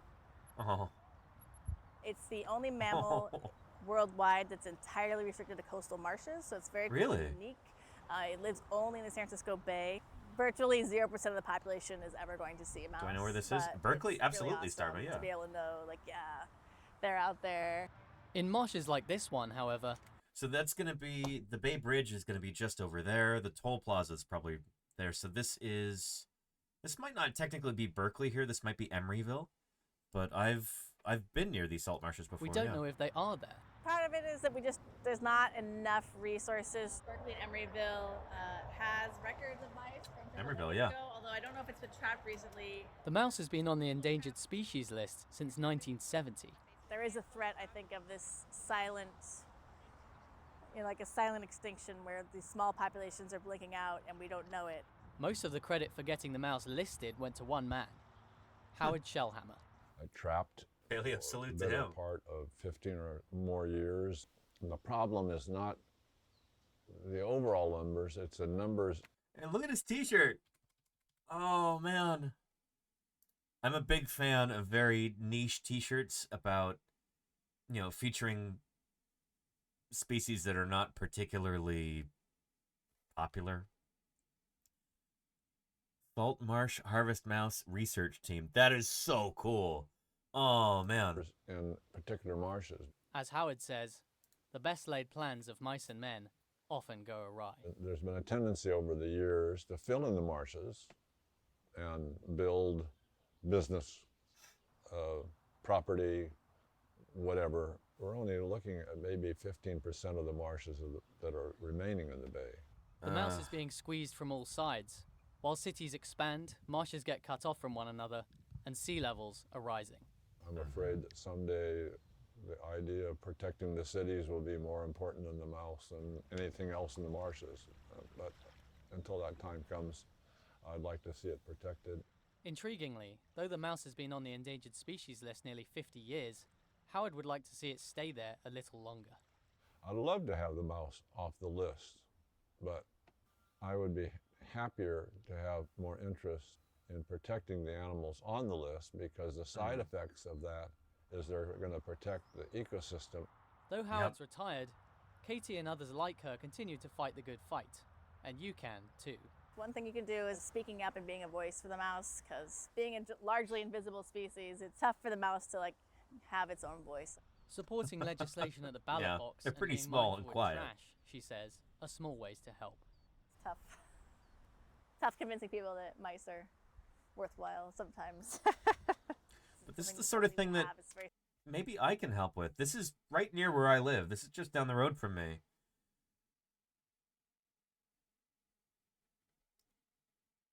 Maybe we could do a stream one of these days from the salt marshes. I wonder if she's still working there. Where is this?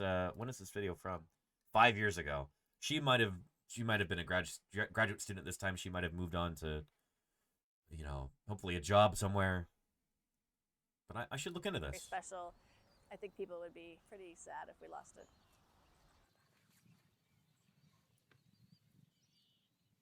it. Very cool stuff. Salt Marsh Harvest Mouse.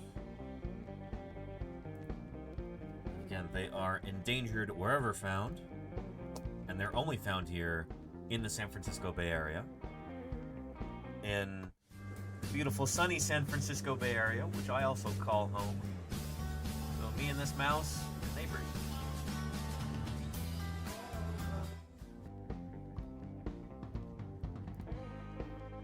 Let's put them on our tier list here as well. Salt Marsh Harvest Mouse. There we go.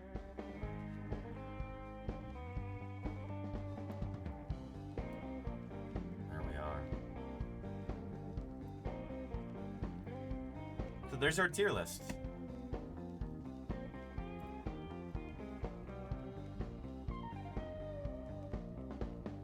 I'm going to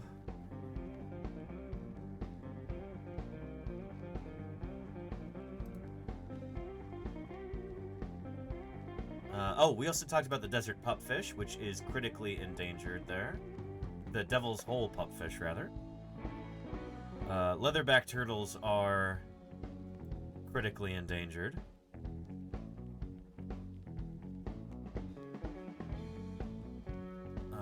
Ocelot we already have on there.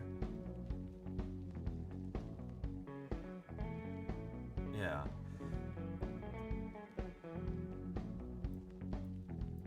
So let's download here.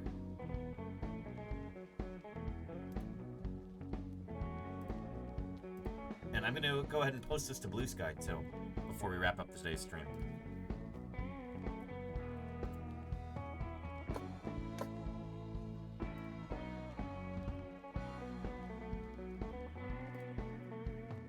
There we go.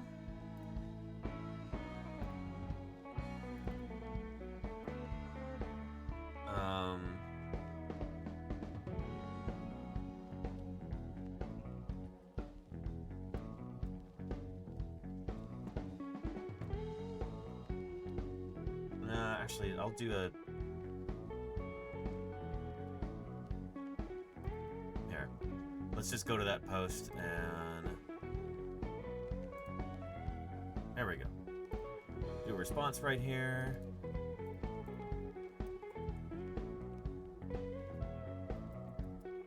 here's our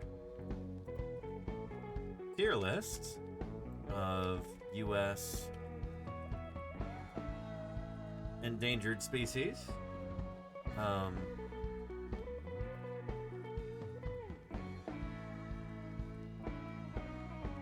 Which we just finished live on Twitch. You can help, here. And I'm not going to do alt text for that, it's going to take way too long.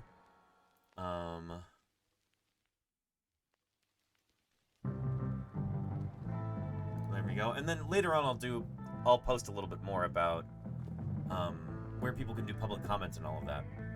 But I really got to wrap up today's stream. I'm getting a sore throat. I hope that doesn't mean I'm getting sick. Oh boy. And I gotta go spend some quality time with the cats too, because they are... Yeah. They clearly really want that. So with that said, it's time to wrap things up here. We will commence our wrap-up procedure. We'll put a saber-toothed cat under our credits.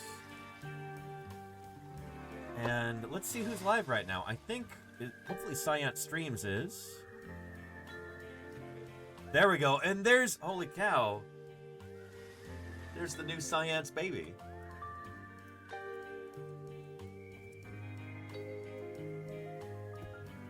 Excellent. We're going to go tune into Science Streams, hang out with some scientists. And if you want to see Belinda-Lita's new baby, Elona's little brother, well, now's your chance. Thank you, everybody, appearing in our credits right now, from new followers to 50-plus month subscribers, from our stalwart and loyal and beloved moderators to cheerers and gifters and raiders, and even all you lurkers. Appreciate you too. Thank you so much for sticking with me today through kind of a difficult topic. It's not fun to talk about species that are on the verge of extinction because of the greed and short-sightedness and sometimes just outright malice of our fellow human beings. But the idea that we can do something about this, it's what I'm trying to do with whatever platform I have here. Thanks for helping make that possible, everybody. Thanks for me again on Monday. You all have a wonderful weekend. Take care of yourselves and each other. Stay curious, and let's go check out Science Streams.